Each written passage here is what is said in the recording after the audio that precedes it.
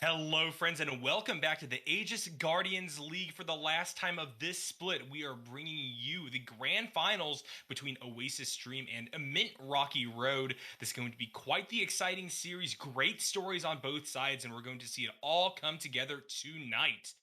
I'm here with Moose on Colorcast, and how are you feeling this time around? Hey, New Yorko. I'm feeling pretty good. I'm feeling pretty great. This is a bittersweet moment. The finale of the winner split for the Aegis Guardians League.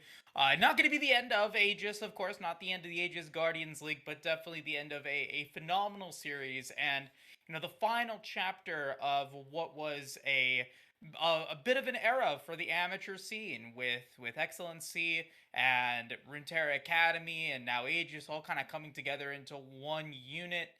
This is gonna be the last time that we're gonna have, I think, this type of I want to say close knit community of players together. I think the next season's going to be a lot more intense. There's going to be a lot more drama that's going to be involved with it. Not to say that the drama this split was anything to scoff at, but really great performances coming in from all the players involved, and really excited to get things started.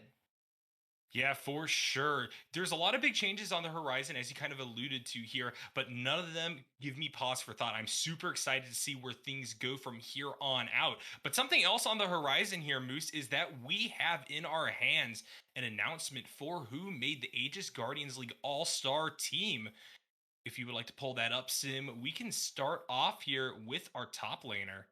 We got Potato Mato 6669 there in the top side, hailing from a Clown Gaming Gotham. This player has been tearing it up on a variety of bruiser style champions. Their signature Aatrox and Mordekaiser, really big threats that carried Clown Gaming deep on into the season. Congratulations to them for pulling out the all-star vote here for the top lane.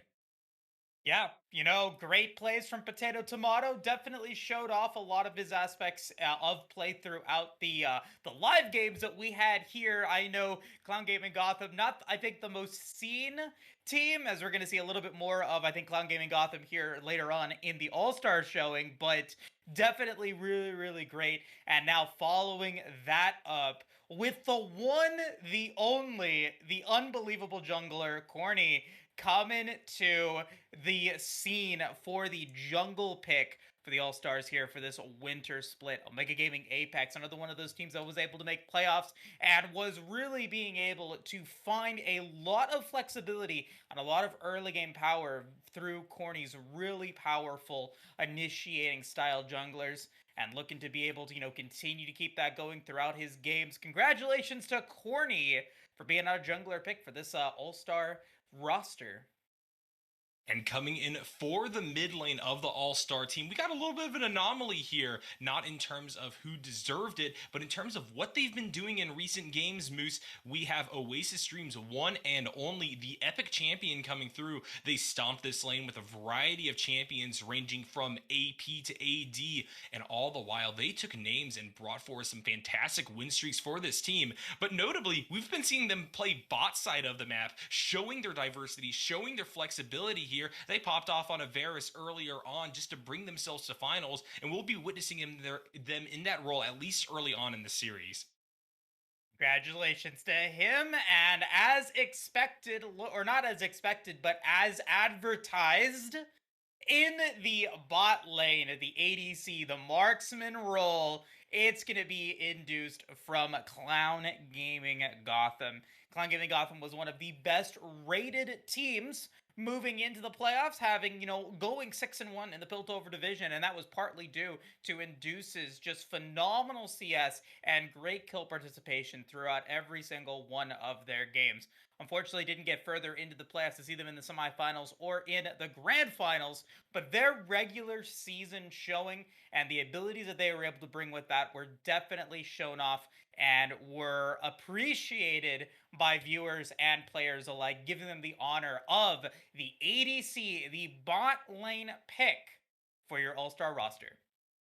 And rounding out that all-star roster, we got another kind of returning team here with Vandrel from Oasis Dream going to be bringing it forward. They had fantastic games on a wide variety of champions throughout this season, Moose, but there was signature champion that Rakan did so much. They roamed across the map, forced fantastic plays everywhere that they went, and really kind of cemented their legacy here within the Aegis Guardians League. Congratulations to them. Congratulations to all of the players that have participated in the AGL this split. We couldn't have made this production work without you guys, but these five stand above the rest for the contributions to the game, for the contributions to their team.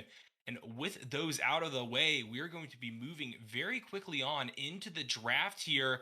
And one thing I want to note, Moose, before we really dive head first, is that I think that this all-star naming kind of shows the dynamic that we have here in the grand finals. Oasis Dream, 2 members strong here in the all-star team. Mint Rocky Road, nowhere to be seen. Kind of a Cinderella story for this side of the coin. They've been doing fantastically, coming through with 3 O's throughout this bracket, throughout these quarterfinals and semifinals, and I want to see what they're able to do here. If they're able to make an argument for, hey, maybe some of our players should have been on that roster. Yeah, Bulrock was robbed apparently. Peas was robbed. I didn't vote. I didn't vote. I have remained neutral this entire split. I have made sure that I have not made my opinions of these teams known, at least off of the mic. So, I didn't vote. I wasn't involved. Had I got this election, I would have picked everyone. So, you know what? You know what? Congratulations again to all the players that were able to make it into the 2022 All-Star roster. It is definitely still well deserved. The Gold Division and Gold Leagues are a wild ride. Mr. Toad's wild ride, if as it were. There you can have one game where you can go 15-0, and the other game where you can go 0-15, and it is really difficult to maintain consistency throughout a league, throughout team changes, throughout player changes, and throughout an entire split. So being able to get onto that roster, being able to get the respect of your fellow players as well, is definitely nothing to scoff at. I'm sure that Ivar, our illustrious commissioner, not the head of operations, not the head of esports development, but our commissioner for Aegis Esports, Ivar, does still have, I think, maybe the second team and the third team picks that we will be hopefully revealing later today. I know I saw those for the ADL, the AVL, and all that fun stuff. But for now, though, still, once again, congratulations to our all-stars. But like you were alluding to earlier, this is the grand finals, the last Aegis Winter 2022 split tournament that needs to be completed. We're a little bit later on the roster because we had that 1 week where we couldn't actually do our games because of that April 1st shenanigans a little over a month ago. But this is the final best of 5 tournament between these two teams. Before we get there, though, I just want to shout out the other winners of the other teams that were involved in the Aegis metaverse throughout this league, throughout this split. Aegis Vanguard, congratulations to Oakland Esports for being able to win in that division, that Masters Plus division, and the Diamond Division Aegis Defenders League, Team Ambition Prime. Apparently getting their 10th ring or something, I don't know. Prots keeps on telling me about how many rings TA has won throughout their tenure, and so definitely, again, congratulations to TA Prime, and one of the original teams that I casted for back in Excellency Light League, VBU, their Monster Mash squad, able to win in the Platinum Division Aegis Protectors League and getting that grand finals win. So congratulations to all of those teams, all the producers, and all of the streamers and all the content creators that were involved in the other Aegis leagues throughout this split. One final shout out, one final thank you that I want to give is to our phenomenal, our amazing, and our consistent producer, Simulcrum.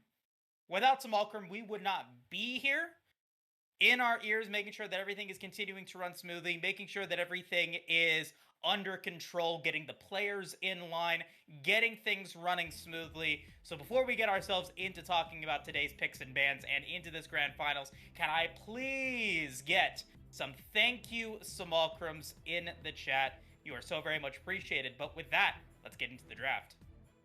Yeah, opening up things here, there's a few things I want to see. Particularly, there's a lot of really interesting choices that I think both teams make that maybe go against a little bit of what we've been seeing develop in the meta. Remember, in these gold leagues, champion familiarity can be a huge factor. So I imagine that some targeted bans are going to come out here. We do have an E-sub for the side of Mint Rocky Road, which means they will lose 2 of these first 3 bans here. Thunder McBuster is going to be taking up the mantle of jungler this time around. And that's something to watch out for. We definitely know that Mint Rocky Road are able to play with this substitute. In fact, they are the person who has been playing consistently throughout this entire playoff bracket here. But losing those 2 bans could be a little bit of a hindrance going forward. We'll see how they'll adapt to it. Meanwhile, on the other side, Oasis Dream going to knock out Fiora as their first choice. Makes sense. Makes sense. Trying to be able to maybe pinch a little bit of what Rindo has been able to bring to the table. I know we got some Rindo fans in the chat, especially in the Discord. Everyone is Rindo #1 fan, getting me confused about who Rindo actually is and all of that fun stuff. But, you know, where's the, hold on, chat. Where's the hashtag Rindo was robbed in the chat? Where's all of that? Do you guys not believe in him? You guys are all his fans, but you don't think that he actually deserves all-stars? What the heck is that? But no, being able to ban out some of the plays that we've seen from Fife, actually, from Mint Rocky Road, as well as the Viego and the Diana. Corki getting banned out as well. You know, that's going to be something that Kanye has played a little bit, but definitely something that Barak has a lot of experience with. Oasis Dream loves to be able to take this game to the late game, and so we'll have that opportunity to be able to maybe show off some other control mages or scaling assassins like that Ari, like that Syndra, maybe even that Victor later on in the draft. Yeah, and Mint Rocky Road starting off strong with the selection of the Jinx. I think that in recent times, this champion has finally started to take a back seat here in the meta game a little bit, Moose. These nerfs have finally seemed to kind of put away some of the scaling power that this champion brings to the table, but Comfort, once this again, goes a long way, and Animantis very, very happy to grab this early on. The Jinx and the Kog'Maw just kind of really defined the way that they approached these playoff games, so I'm happy to see one of them make their home here in game number 1 of this grand final series. It will be answered back by a Trundle and, more importantly, a Blitzcrank to really act as a disruptor in that lane. I think that Slytorque, yeah, is going to have to lock in something like this Leona here. In the past, they really like to pair these champions up with some enchanters, particularly things like the Lulu. So responding in kind, going for something a bit more tanky that can actually, you know, withstand a rocket grab, I think is going to be a huge boon for their bot lane. It's a little interesting for Oasis Dream, like in the playoffs at least. You know, as I was doing my preps, I want to let you guys know I did not take into account any games that happened in the regular season. Regular season is so chaotic, things change on a dime. I look at your consistent playoff performance throughout this split. So your semifinals match and your quarterfinals match, those best of 5 series. I want to look really at Oasis Dream, what they have drafted in the past, and in comparison to what they're drafting now. Looking at their lineups, 5 out of the 6 games that they played, actually 6 out of the 6 games that they've played and won, have included 4 Dragon takes. It has gone to Dragon Soul. They have had some of the longest games and wins in the series, not getting a win lower than 29 minutes, averaging at around 33 minutes a game.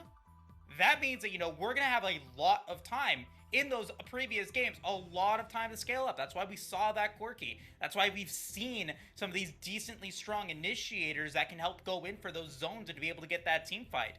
By drafting the Trundle and the Blitzcrank, they're going completely away from that. They are going more towards the early game of the jungle, more towards being able to initiate with that Blitzcrank. This is a very different look for them than what we have seen previously in the playoffs. The Aurelia does make a little bit more sense to kind of counter onto the scaling that the Gwen has come through, but it is a little unconventional, I'd say, so far to see so much early game getting drafted at the first parts of Oasis Dream's first game.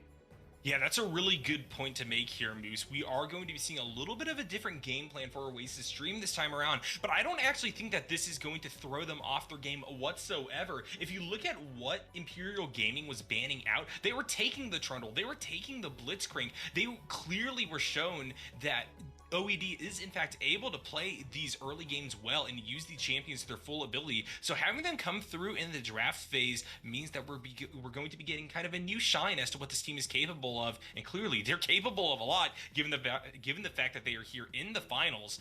As for the second round of bans, we see the Ornn knocked away there from Rindo Kobayashi. The Syndra going to be removed from the pool for Barak, and there is the Zac lock-in to start things off in pick stage number 2. That's an R4. That is an R4 to say the least. I'm a little surprised to see that come into the table here. That does kind of open up, I think, where Trundle can potentially go, where the Zac is going. I think, if there isn't anything scary that changed or anything like that, it looks like, we are going to see a Zac in the jungle, Trundle in the top lane, and then the Aurelia moving towards in the mid lane, which does now force Mint Rocky Road to reevaluate what they want to go for. This is a very spicy pick that they picked an R4. They did not pick this R5, so they have a composition that is prepared for this sort of strange drafting choice. We don't normally get to see a lot of Jack, but having that elastic slingshot, having those really strong strikes to be able to move everyone back in, definitely is going to create a curveball for Mint Rocky Road here in game 1. I'm curious to see what this R5 is going to be, and it's going to be Orianna. That is, wow.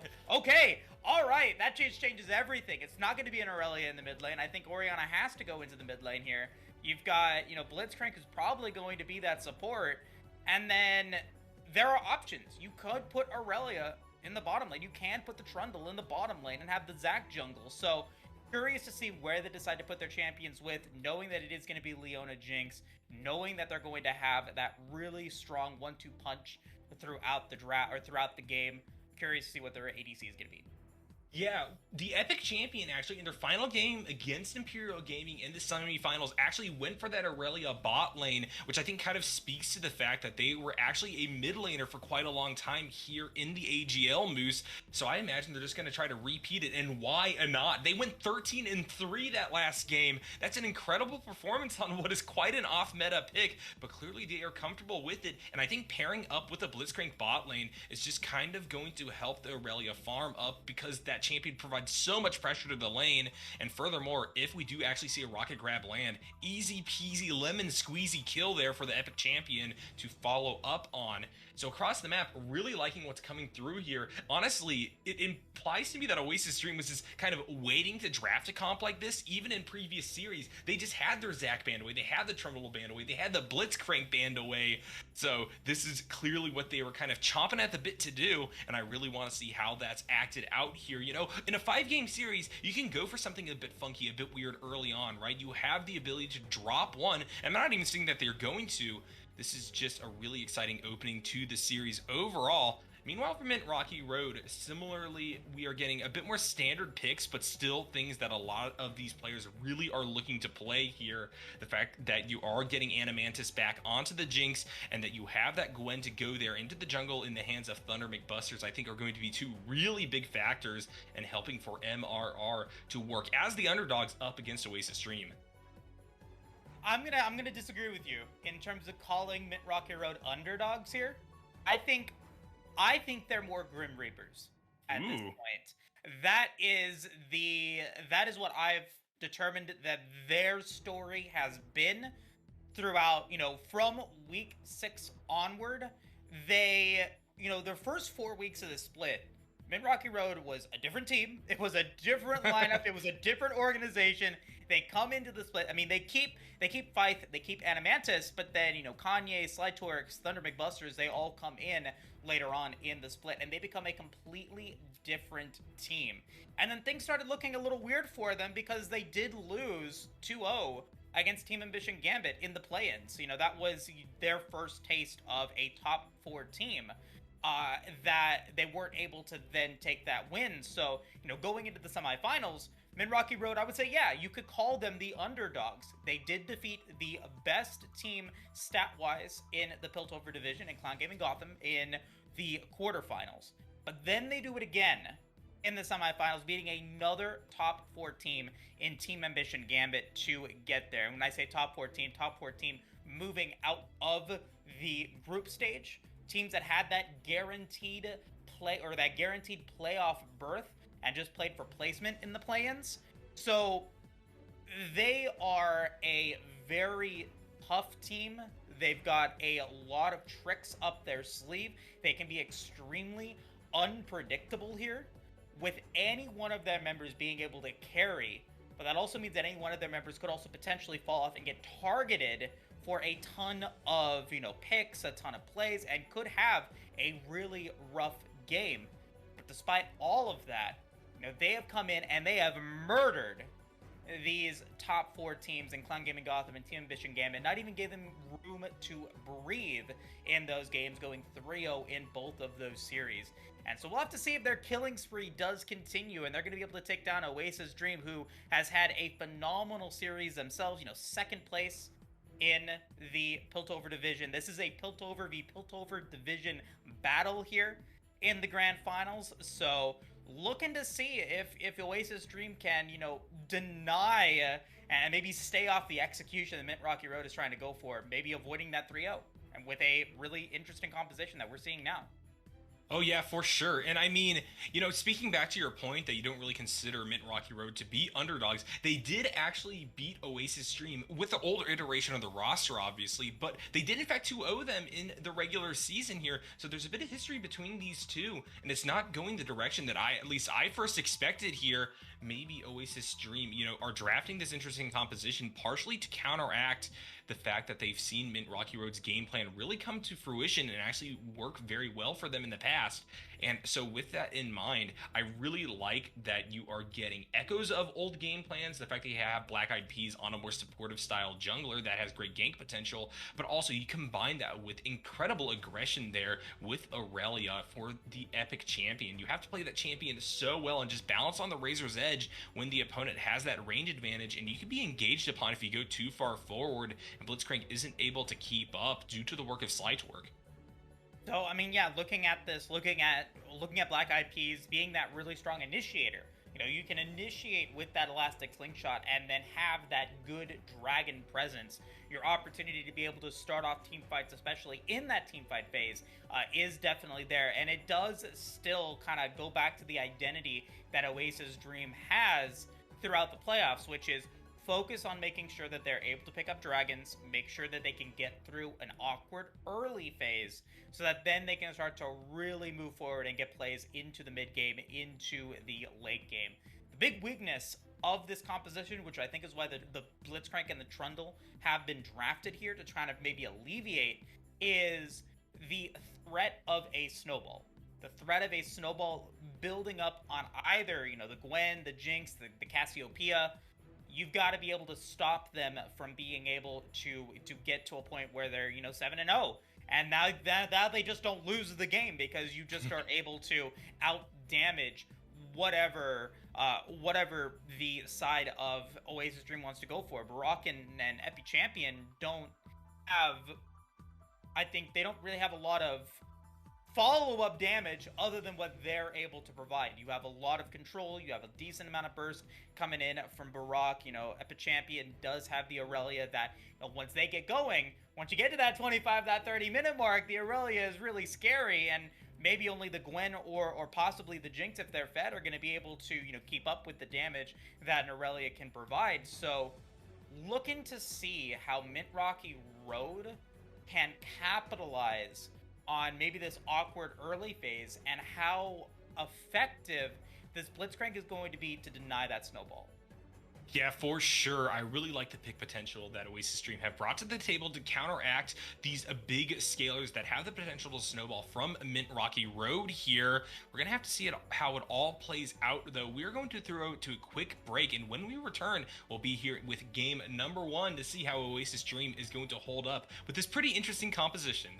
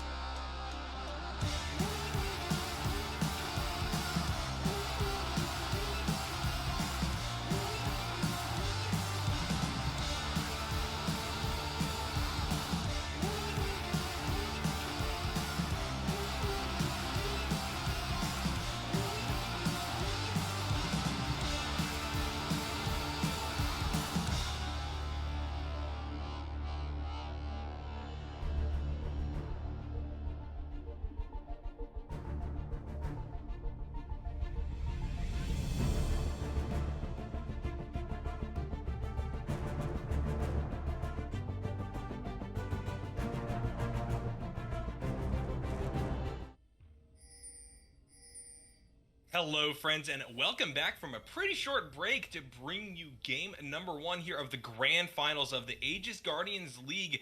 This round is between Mint Rocky Road and Oasis Stream, and we're seeing OED line up as one and charge down that mid lane. We'll see if they'll go for anything in particular, given the fact they got that Blitzcrank in their midst. Yeah, I can always go for that flash rocket grab, maybe try to get the flash out of Thunder McBusters in the mid lane or wherever that may be, but does look like they were sided out, so they don't want to maybe throw game one off of a failed play here, and they'll kind of back away. Well, it would have been nice to be able to get that first blood on to anybody. It's not necessarily the most important thing. You want to be able to still use Vandal in the laning phase and in these team fights to be able to get those rocket grabs, to then be able to get someone out of position and pick up those kills. So, I think it's a smart move. It's a safe move. It's a safe move to not try to go in for a play and just be able to make sure that your Zac needs a little bit of time to ramp up, does stay safe, and gets that good jungle path started. Yeah, totally. I like the fact that Oasis Stream, they had some reservations, and in turn, they were able to play careful enough to not really lose any of their summoner spells by going for maybe an over-eager engage here. So they're going to have all their resources, as will Mint Rocky Road, as we move into the laning phase.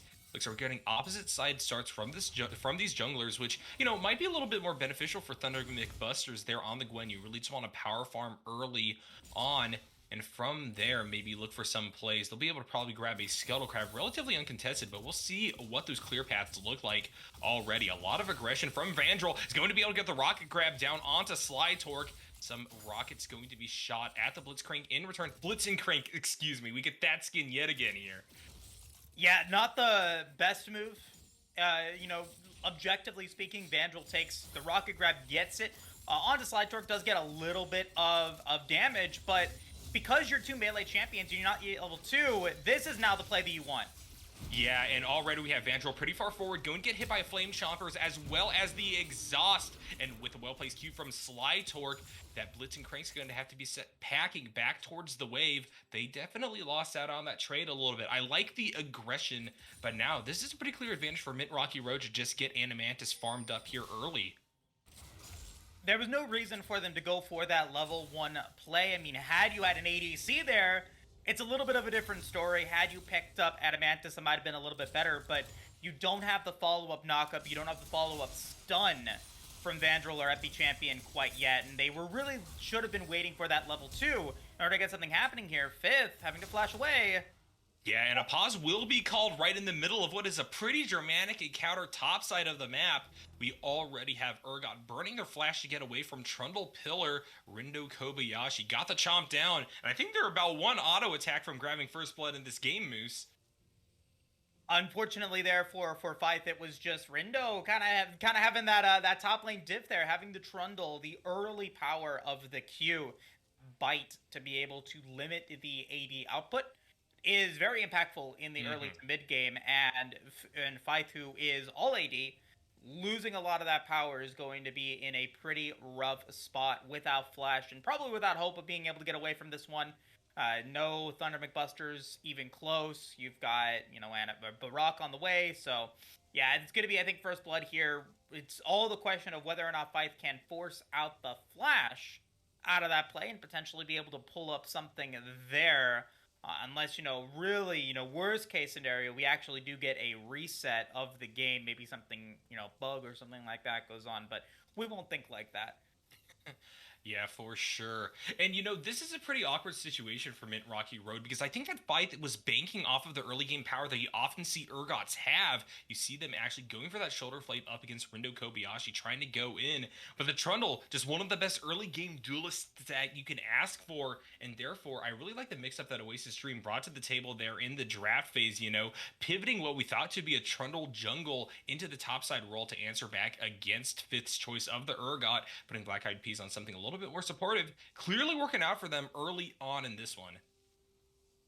Yeah, Fight isn't, I don't think, necessarily the most impactful is the wrong word to say, because they do provide impact in these games, but not the most kill heavy player on the squad. You know, there's Hmm. been a lot of times where Thunder Busters has been the carrier, Kanye or Adamantis, or in the event of a Senna pick, you know, Slitor can potentially play that carry role. Five has been more, you know, behind the scenes, kind of calling the shots, kind of trying to initiate plays for his team, whatever that may be. And so, you know, falling a little bit behind earlier in the game isn't necessarily the worst case scenario. As we do get back to it, it is just going to be easy first blood there for Rendo Kobayashi. We've already got blood spilt on the Rift. We're not even 3.5 minutes in, and we've already got first blood. Yeah, action-packed start to the series. You love to see this kind of eagerness early on. And Rendo Kobayashi going to benefit from a nice little payout there. They have a solid wave into them, so they're going to be able to just farm that one back up and force the teleport, I think, out of fight for them to get back to lane in time. We'll see whether or not the Urgot decides to. Actually, it looks like they're just going to walk towards lane here. We got the lane gank, though, set up for Thunder McBuster's bot side of the map while all that action goes on.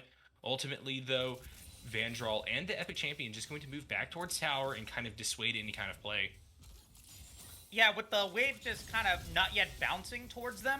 Oh my god, Vandal, a lot of damage. Yeah, Vandral, a lot of damage. Still Oh trying my to go god. for the rocket grab. And there's a flash forward. Animantis only needed the one more auto, and we'll be able to grab the kill against the enemy support here. So it looks like Mint Rocky Road gonna answer back against Oasis Dream. I'm not really sure about that positioning there, Moose. I feel that if you are Vandral, you just start booking it back towards your tier 2 and hope that nobody flashes out you. That rocket grab under tower may be a little bit overeager.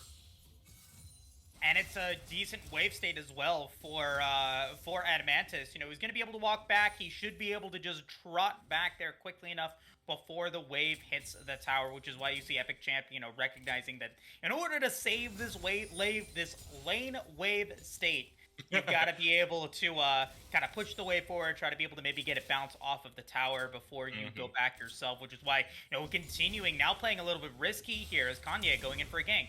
Yeah, Elastic Slingshot going to be used. There is one of the rubber arms catching down onto Kanye. Vandral in the area to help ensure this play goes through. The Cassiopeia will be taken out by Black Eyed Peas. So the score stands at 2-1, loving the rotation from Oasis. And an early rotation as well. So I think we now see the strategy start to take shape here. Vandral can move around the Rift and force Slitork to do the same, going in for these rotations to try to be able to go for plays here to make sure that they can find something. But if you aren't able to get the play that you want, it could potentially not work out very well. Slitork in trouble, maybe.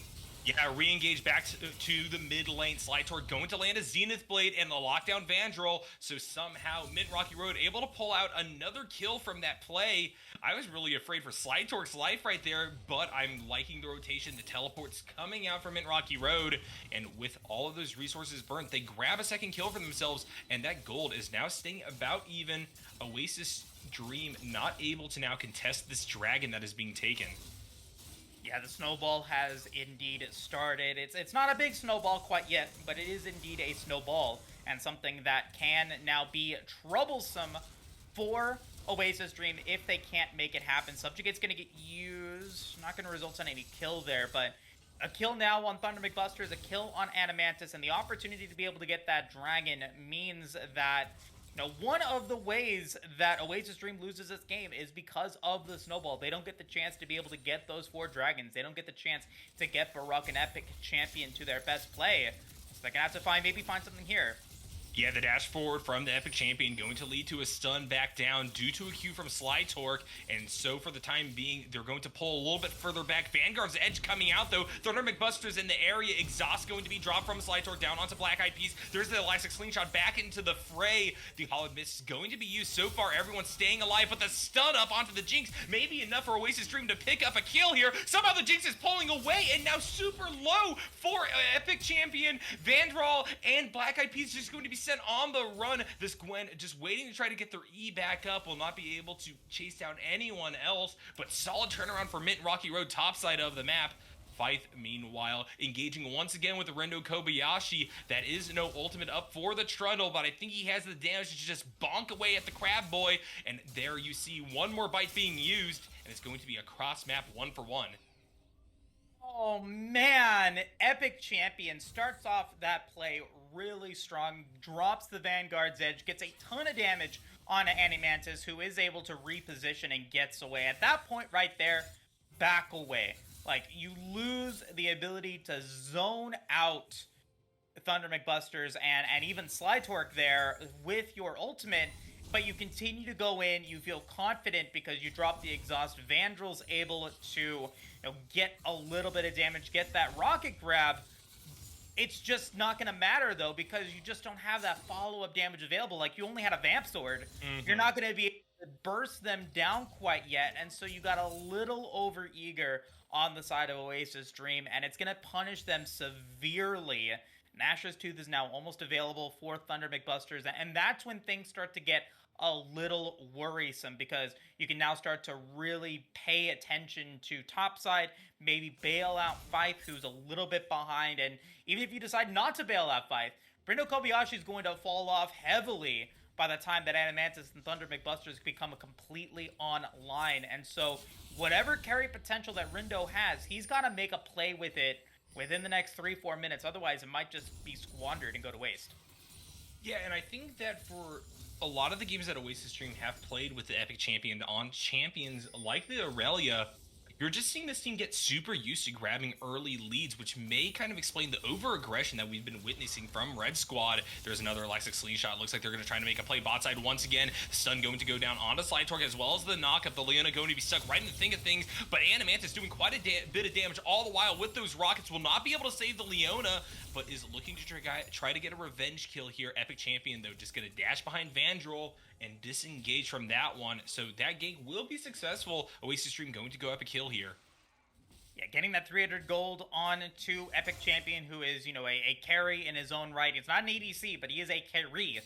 Can bring in the damage and be that epic carry that Oasis Dream requires to be able to maybe catapult themselves off of what Rindo Kobayashi has been able to bring to the table. But because so much time has been invested in this bottom lane, you're still denying what Rindo has been able to do in the top lane. You're not able to take that Rift Herald quite yet. You haven't been able to really capitalize on a not underfed fifth, but a behind the curve fight at this moment. So now let's see if Black Eyed Peas can find something here in the top lane to capitalize on the advantage that Rindo has provided. Yeah, and timing-wise, it's a little bit awkward for Oasis Dream because we are about 40 seconds from the second dragon spawn, and given the pings that we see coming out here, I would imagine Mint Rocky Road want to start stacking those objectives up. Black Eyed Peas up here on the top side, though, that's for sure. Fight going to have to flash back towards the enemy tower now and have to wrap around through Tribush. It looks like Oasis Dream not going to give chase here. They will disengage, and somehow the Urgot will survive, losing their flash in order to do so. But, not giving up more gold towards Rindo, I think, is a huge boon for Mint Rocky Road. And the fact that you now know where the jungler is means that Thunder McBusters is going to be happy to get into that bot side river. I think had Rindo set up a little bit more vision in blue side jungle, top side there, to make sure that Thunder McBusters was not there to result in any sort of follow-up play, that was a guaranteed kill. You had Baruch on the way, you had Black Eyed Peas, and so Oasis Dream just deciding, hey, we're going to try to not fall and give a couple of kills over as they now play for the dragon fight. Yeah, Solar Flare going to be utilized down onto Barak and Vandrel, and now we see Gwen running forward alongside an excited Jinx to try to pick up a kill here against Oasis Dream. It looks like with that flash, Vandrel going to be able to get out with their skin intact. No kills picked up for Mint Rocky Road, but they do grab themselves a second dragon. That is incorrect. There is no skin on Blitz and Frank. It's fur and metal and love. And it's also bad news bears, because right as Vandrel flashes, the Infernal Rift comes up and just denies any usefulness out of it. So a little rough to say the least, the fact that you had kind of waste that there. But now maybe a 3v1. Yeah, the Epic Champion going to use Vanguard's Edge. Not really sure about that one. A Slide Torque will Zenith Blade forward, and it will be Animantis picking up the kill against Aurelia. A little bit over-eager. I think that they were banking on Vandrel being able to wrap around from River, but they did not expect the presence of 3 in the area. So in turn, it will, in fact, eventually be a kill picked up for Mint Rocky Road after that dragon play. I do get it. it just seemed like, a little bit over eager. You said it before, and I'm going to say it again. As Fife misses the Fear Beyond Death, is just going to die. Rendo Kobayashi on a killing spree. It, it seems to me that, unfortunately for Oasis Dream, Thunder McBusters is getting more value out of this Gwen earlier on in this battle, and have been able to really be at the right place at the right time. They're going to be a scary one for sure. Shockwave going to land from Barak, and now both members of Mint Rocky Road in the mid lane are a bit low. That being said, Black Eyed Peas is going to have to get right out of dodge, going super low themselves. And what a fantastic Solar Flare from Slytorque to help secure the kill for Kanye there in the mid lane. As you were talking about before, Snowball, name of the game for Mint Rocky Road, and they're doing a pretty good job of putting kills on these carries. It's grand finals. The pressure is on. This is for all the marbles. This is for all of the glory and all of the opportunity that winning the AGL provides. And I don't know. I don't know. I'm not in the comms for Oasis Dream, but they just might be a little bit over eager. Like, if I was the coach or if I was in there, take that deep breath. Calm down. Like, you have win conditions that can survive into the mid to late game with that champion and Barak, but you're trying to force these plays too early, and Mint Rocky Road has been able to capitalize upon them, and all of that power that Rendo Kobayashi has brought to the table in the top lane has been squandered because you haven't been able to capitalize in the bottom lane. Black Eyed Peas going to come in for a gank, though. Slytorque going to get stunned right up there by Aurelia. But Animantis and the Leona too close to tower for any further fight to occur. Oasis Dream is just going to have to back off right there. And all the while, Thunder McBuster is going to wrap around into the mid lane. Barak in a little bit of trouble here. There's Miasma coming out. Kanye going to stay near the tower, though. So now it is going to be up to the Gwen to try to chase down Orianna. Barak going to get out alive. To be able to get out there for Oasis Dream, but still trying to press the issues, still trying to be able to find plays here in this mid game now. With turret plating falling, the Rift Herald did get taken by Mint Rocky Road. They have the opportunity to go for it, but it doesn't look like the fun has stopped. Yeah, ultimate going to be used by Vandrel early in this one to try to slow down Slytorque and Animantis. Vanguard's Edge also used, but the Super Mega Death Rocket splash damage is going to put so much down onto the Epic Champion that once again, Oasis Dream will have to back off here, cede a little bit of farm, a little bit of priority from this lane. So Epic Champion is still decently behind. Vandrel going in. Yeah, the Hex Splash going to be followed right back up by the approach of Orianna and Zac. Solar Flare going to be used to try to pull away Vandrel, but that well-placed rocket grab is going to mean Slytorque will in fact fall here. It took an overloading of the lane, but at the end of the day, Oasis Dream, they want to grab these kills and will in fact be rewarded for that rotation. Yes, it is Vandrel casting the level 0 cantrip Shocking Grasp onto Slytorque there. That is a pretty bad D&D reference. Sorry, I've been watching some Critical Role recently. But no, but being able to get that grab, being able to take down Slytorque there, getting a small consolation prize and some money back into Oasis Dream's pocket, who, despite the good attempts from Thunder McBusters to be able to get his lanes ahead and build that snowball, have kept an even gold game. They've got great CS in the top lane for Rendo. That's a 20 CS advantage there. They've been able to pick up kills when it matters most and are looking to go again. Fantastic pick right there up against Thunder McBusters. They're just going to be yoinked into a death push. Meanwhile, top side of the map, we got some more action. Fifth once again getting bonked. And look at that attack speed Rendo Kobayashi has packing now. They're going to go up to 4-0. And now with 3 kills on the board in advantage versus Mint Rocky Road, they're going to be able to thunder over, grab this dragon. And I think that they're starting to answer back quite well here, Moose. That aggression finally starting to pay off a bit more. Thank goodness for them. The snowball has, they did give a little bit of a snowball over to Mint Rocky Road. They did give them those kills over to Thunder McBusters, over to Animantis, but as I was saying in draft, they shine in being able to take this game to the very late stages, picking up those 4 Drakes and picking up that power. They just have to get through the awkward early phase that Oasis Dream just seems to have, and this follows in again here in this first game of this grand finals. They had a decent early side from Rindo Kobayashi, who has done their part to be able to shut down Fight. And you know, Fight is not going to be part of this game for a long time. And if they are, it's going to be just for some auxiliary support with the Fear Beyond Death and maybe being able to land an execution. But they have continued to keep the pressure going. And now, as we move into the mid game, things are starting to look good macro-wise, and they're going to have the opportunity to use that zone control, use that initiation to build into potentially their first lead of the game. Yeah, and just look at the CS difference forming in the jungle between Thunder McBusters and Black Eyed Peas. I think it really speaks to the fact that Oasis Stream is putting a heavy emphasis on getting players like the Epic Champion ahead. And finally, that's slowly starting to pay off here. That being said, that snowball, as you were talking about before, Moose, I think is really beginning in earnest for Thunder McBusters. Sure, they got picked pretty heavily right there when they walked into River, but I imagine that in an even keel 5v5 fight, this Gwen's really going to start to pop off with that Nashor's Tooth in their inventory. And so the question is, will Mint Rocky Road still have an advantage even with Oasis Stream beginning to scale up? There were a lot of mistakes there in the early game, and I really want to watch to see whether or not Blue Squad will just be able to kind of ride out these doldrums right now, get this Cassiopeia fed, get this Jinx online, and just kind of pop off with the help of Thunder McBusters.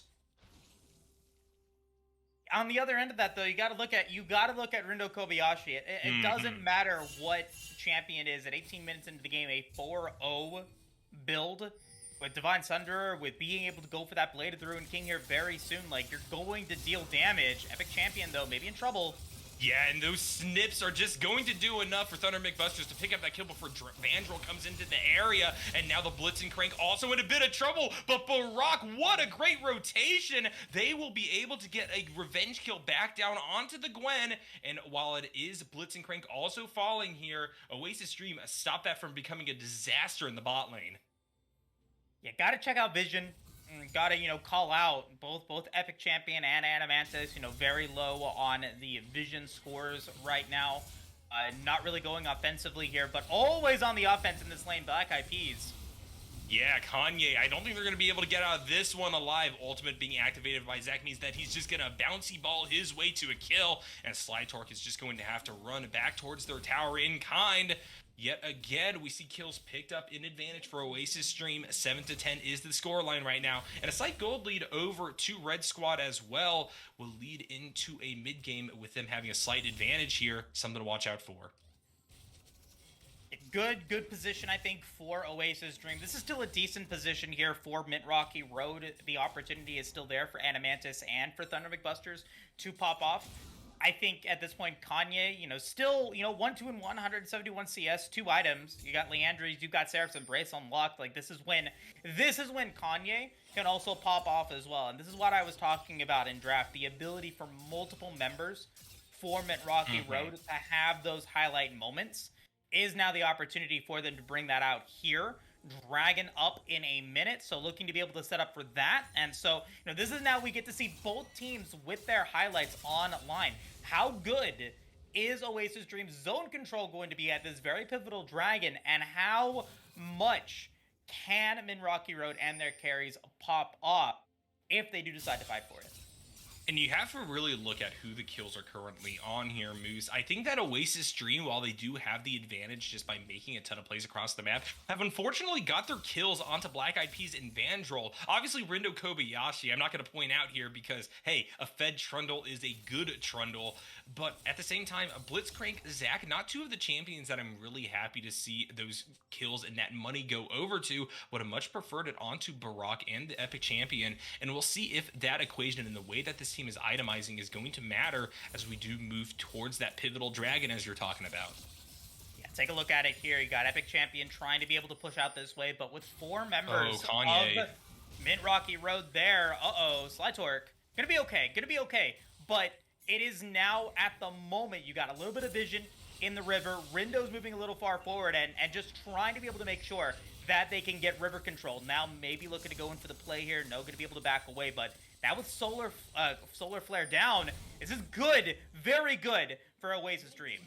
Yeah, I think that was a bit optimistic by Mint Rocky Road. They lose Fear Beyond Death as well as Leona Ultimate here before this fight starts off. In turn, Black Eyed Peas caught out a little bit, and we see the travel forward of Leona on the Zenith blade, going to get some solid stuns down, but this Vanguard's Edge is going to split the fight up quite a bit. Rindo Kobayashi unstoppable, picking up one more kill before falling, and now it is going to be the turnaround.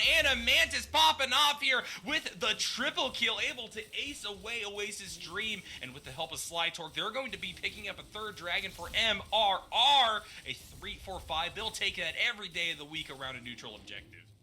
That was such a critical error from Rindo Kobayashi, who thought that they were going to be able to get back and then teleport into the fray to be able to come back in with full HP, looking pretty good, feeling strong, and then that fight would have come in. Barak, amazing shockwave.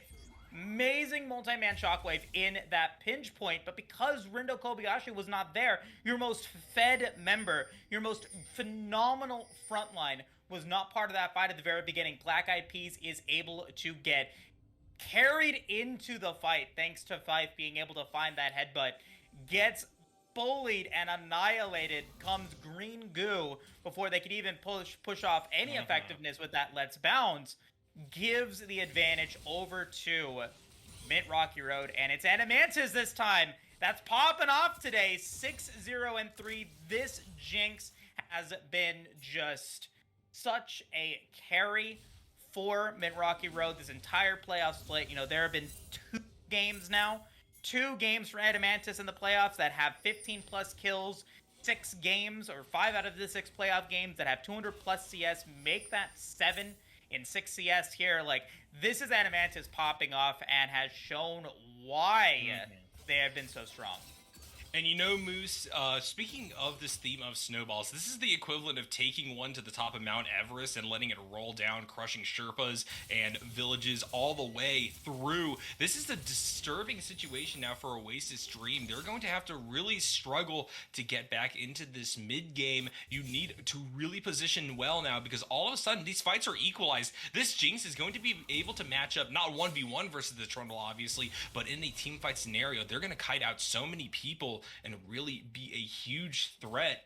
So with that in mind, Oasis Dream, they kind of lost that grace period a little bit. It's going to be a bit more difficult for them to just interact with this team, and one mistake here or there, and that could lead to a Baron.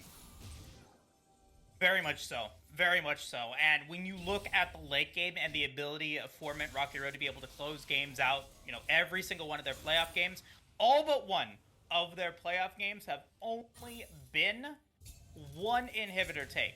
They take one inhibitor and they've been able to clear the game out within the next 5 minutes. They do not want to make these games go on any longer than needed. They want to close these games out. They want to get the towers. They want to be able to get the control to be able to finish this job, as now Rindo may be in trouble. Yeah, Soulfire is going to whiff here, and the Trundle will try to wrap around the long way to get back towards their team. All the while, we got a clustering of Oasis Dream around that Baron. So much pressure being pulled away by Rindo, and this could be the play Oasis Dream needs to really reverse the momentum of that last fight. Yeah, Rindo still has teleport and is going to try to be able to stop the rest of Mint Rocky Road from coming in. Can they get Baron quickly enough, though? Adamantis Kanye can still maybe make something happen. Yeah, and it looks like Oasis Dream is in fact going to peel away from the big purple worm. I really like the fact that you are getting so many people from Mint Rocky Road fed enough that they are able to kind of 2v4 walk up and confidently push away Oasis Dream. And in kind, this is actually going to be Mint Rocky Road trying to pick up the Baron for themselves, hook over the wall to start the fight. Slide Torque going low, going to stay on the back line though. Vandro in a little bit of trouble, but Fife and River going to be killed. It's a 3-for-1 so far, but we have Adamantis still at full health, getting excited, going to help grab a double-double for Kanye here, and now it's an awkward situation for both sides. Mint Rocky Road looking to just kind of pummel these remaining members of Oasis Dream, but they are a bit sandwiched here. Great shockwave, Adamantis at very low health. There's the wraparound from Vandrel, who will whiff the rocket grab, and somehow the Jinx is going to be able to make it out of the sandwich alive here. Rindo Kobayashi just going to have to escape upriver.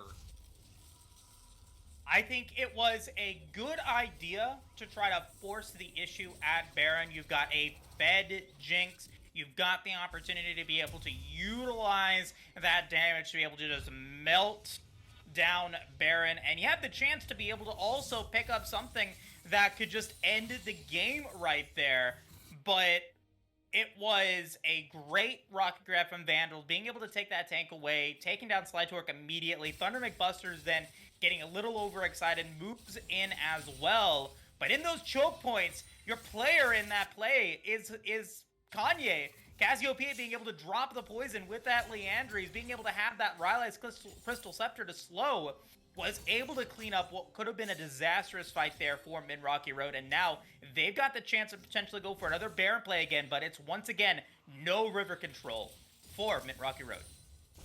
Both sides are going to get their ultimates back up in time for this fight, but Oasis Dream just a little bit faster too. River will be able to stop Soul from being taken here, and now it becomes a question of whether or not Min Rocky Road would just want to try to get the momentum with the fight here. Their Spear Beyond Death being used, and the shutdown against the Trundle could be the only pick necessary. Mint Rocky Road going to take away this blue buff and rotate towards topside. River will see if they will in fact be able to grab this Baron.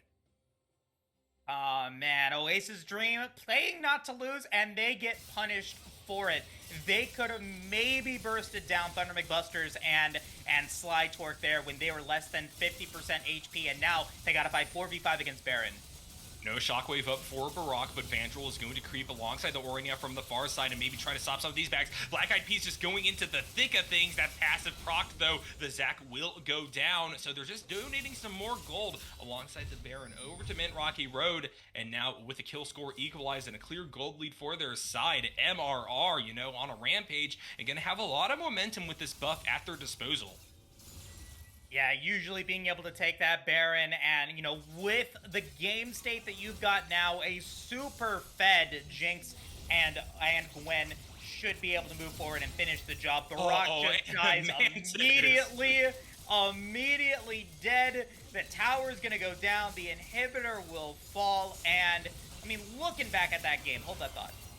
Yeah, Rindo Kobayashi coming through. There's still a chance for Oasis Stream to stay alive here. The exhaust going to go down onto the troll as he's going to have to book it towards Inhibitor Tower here, and the push will continue for Mint Rocky Road all the while. One Nexus Tower gone, and another one is coming as well. Thunder McBusters trying to zone with Needlework. Here is the entry point for the Epic Champion, but they'll be immediately taken out, but not before they grab an Urgot kill for themselves. And a Mantis, though, so excited right now. There's the ace, Moose, and please finish your thought as we finish this game.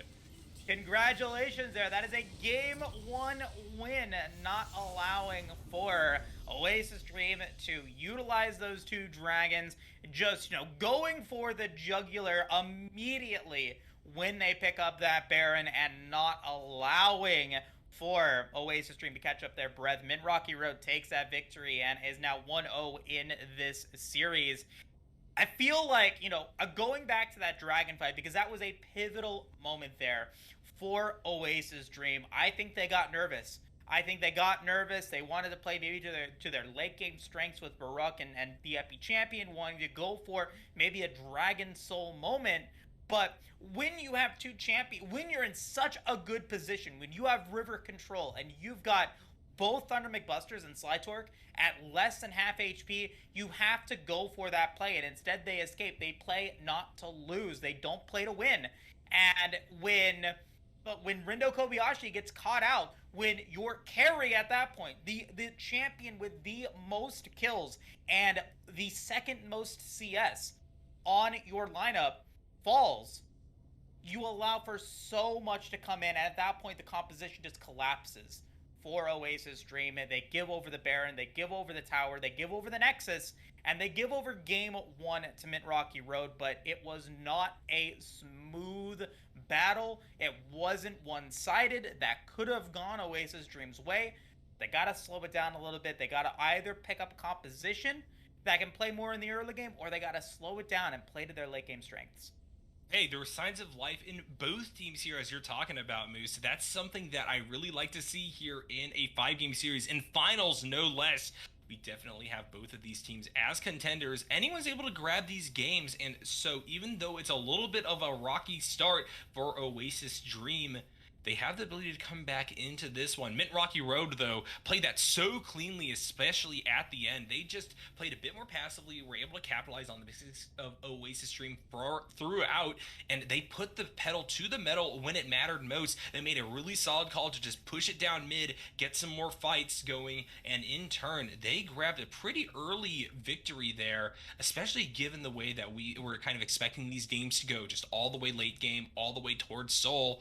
So I like that change. I like that shift, and I want to see more of it as we move on into game number 2. We're going to throw it to a quick break, but don't go anywhere. Everybody panic! Hold on. I'm about to say something really cool.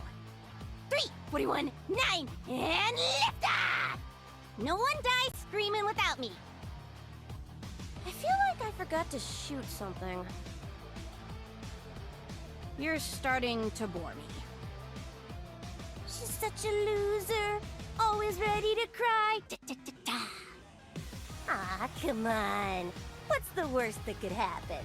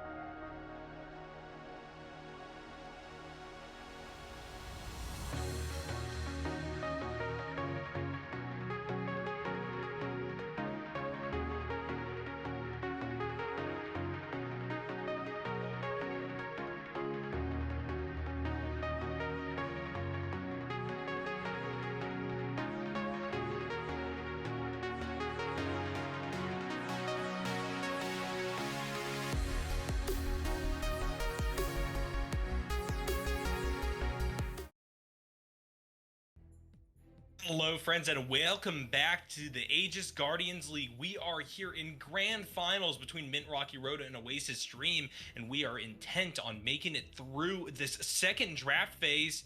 We're going to be seeing how teams adjust after a Mint Rocky Road victory that showed them really capitalizing on the early aggression that Oasis Stream tried to bring forward. Moose, what are you looking for here? You know, yeah, Mint Rocky Road had strong performances from Thunder McBusters and obviously Adamantis going deathless in that game, not falling a single time. You know, adding another one of those deathless games to their playoff stats throughout the AGL this winter split. So, I want to see if in game number 2, Rindo is going to have that same level of success against Fife that he did in game 1, and if he does, or if, you know, Oasis Dream is thinking that way, maybe they put him on a carry champion rather than the Trundle. Oh yeah, I mean, we saw really incredible performance out of Rindo there, and I think that their death that we saw at that final Dragon fight was really what kind of set up Mint Rocky Road to just grab the Baron and grab the victory.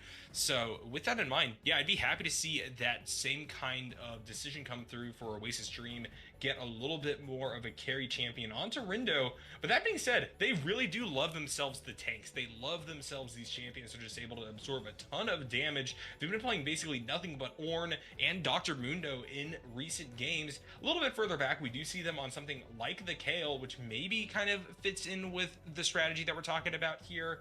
But yeah, it will take quite the alteration, I think, for Oasis Stream to move in that direction.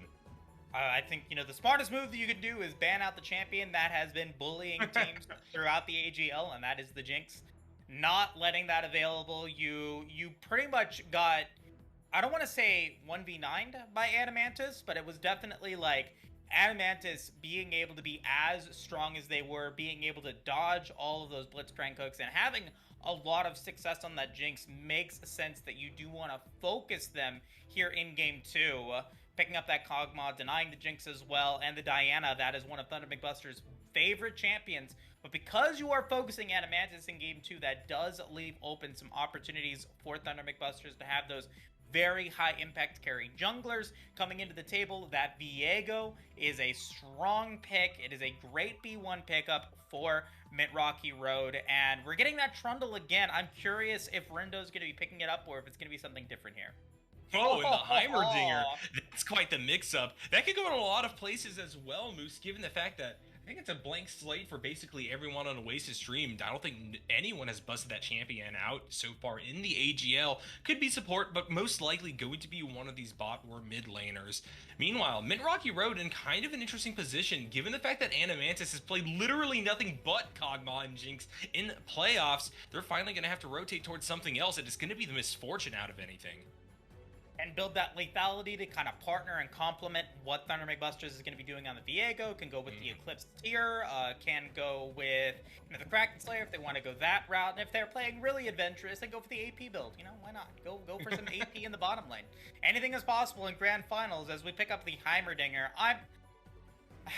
I mean, if it's a comfort pick and if it's something that everyone enjoys playing, then hey, go for it. But because you drafted it so early in your draft, you are now committed to a Heimerdinger composition, something that can utilize the zone control that Trundle Heimerdinger can provide, because that is what Heimerdinger is, right? You get so much zoning potential out of the upgraded turret, the bouncing stun bomb, the actual just massive damage that the rockets with, you know, the upgraded version of that can provide. So you have a ton of zone control available for them, which means that you're going to have a lot of priority at the Dragon, at the Baron, and you're following up with a Trundle and an Ornn. You've got a front line ready to go. So I want to see either a support ADC, or if Heimerdinger is going bottom lane,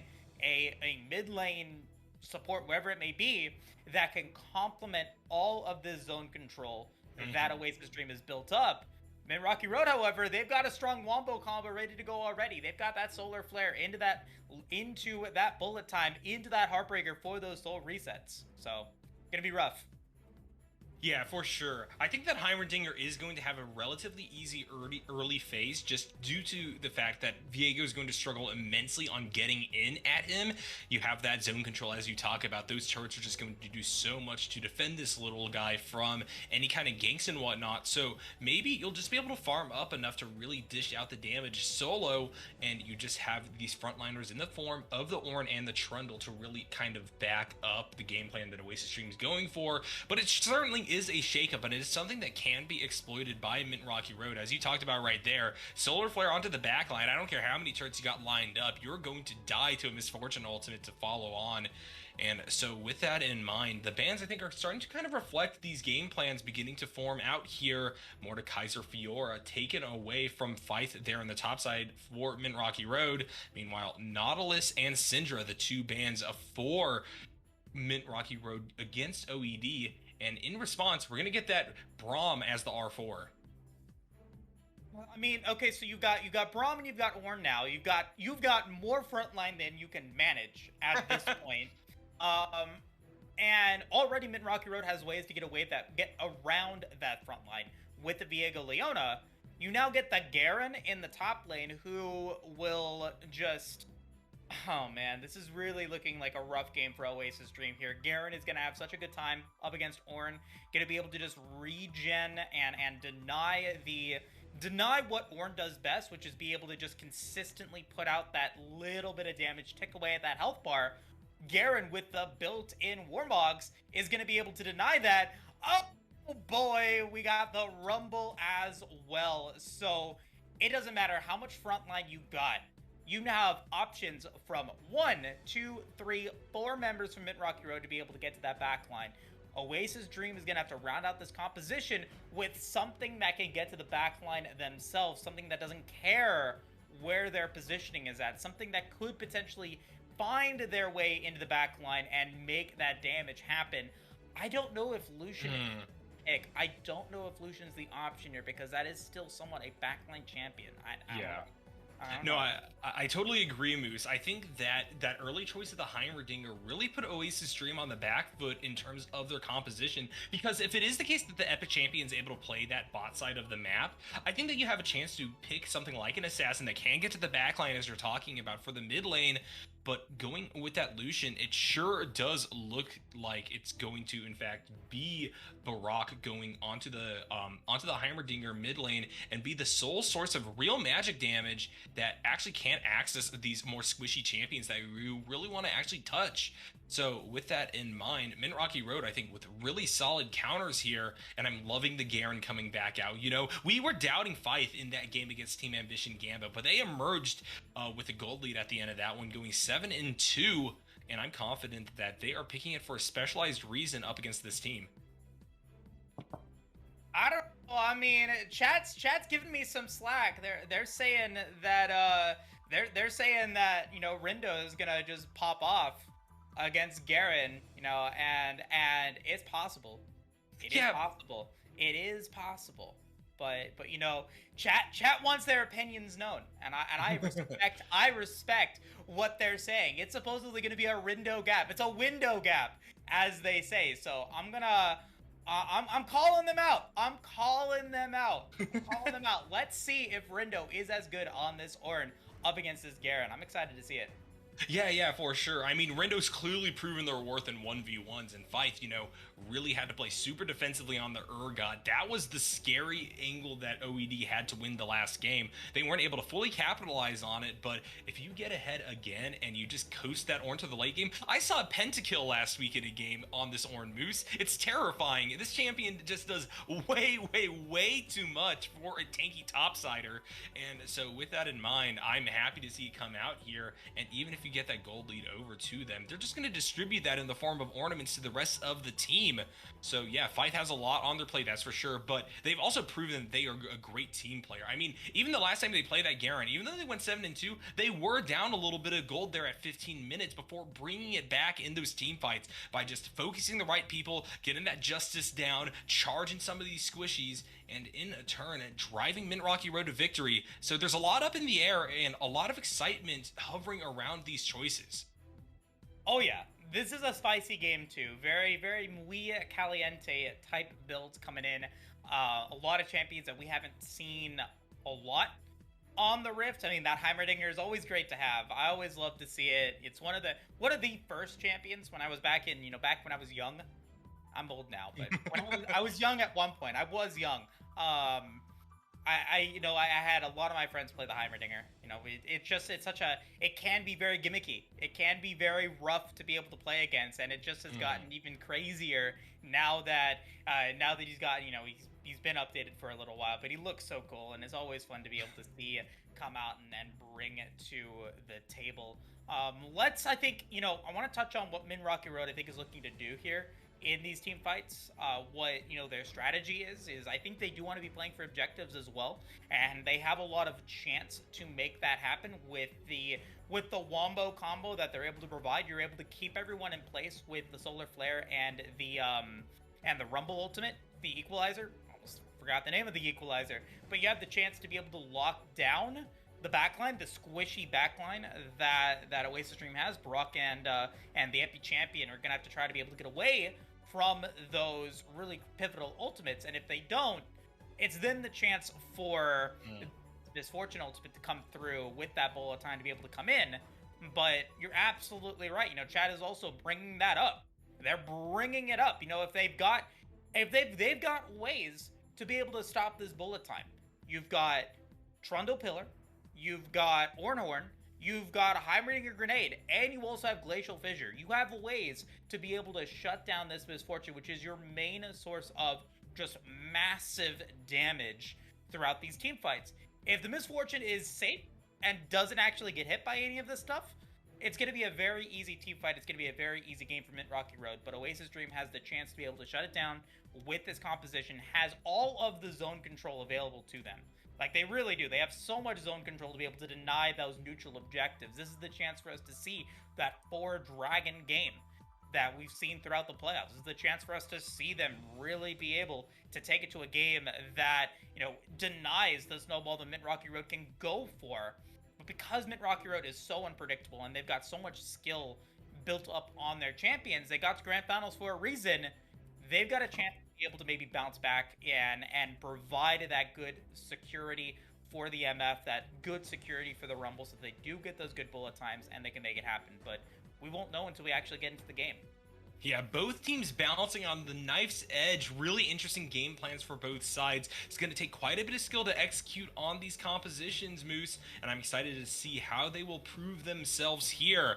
It's going to be a question of whether or not Rocky Road's going to be able to go up 2-0 and really get the people on their side, get that advantage and momentum in this series, or if Oasis Dreams in it for the long haul is going to be able to equalize that score at 1-1 and bring us deeper on into the series. We're going to throw it to a quick break, but when we return, it's going to be quite the game.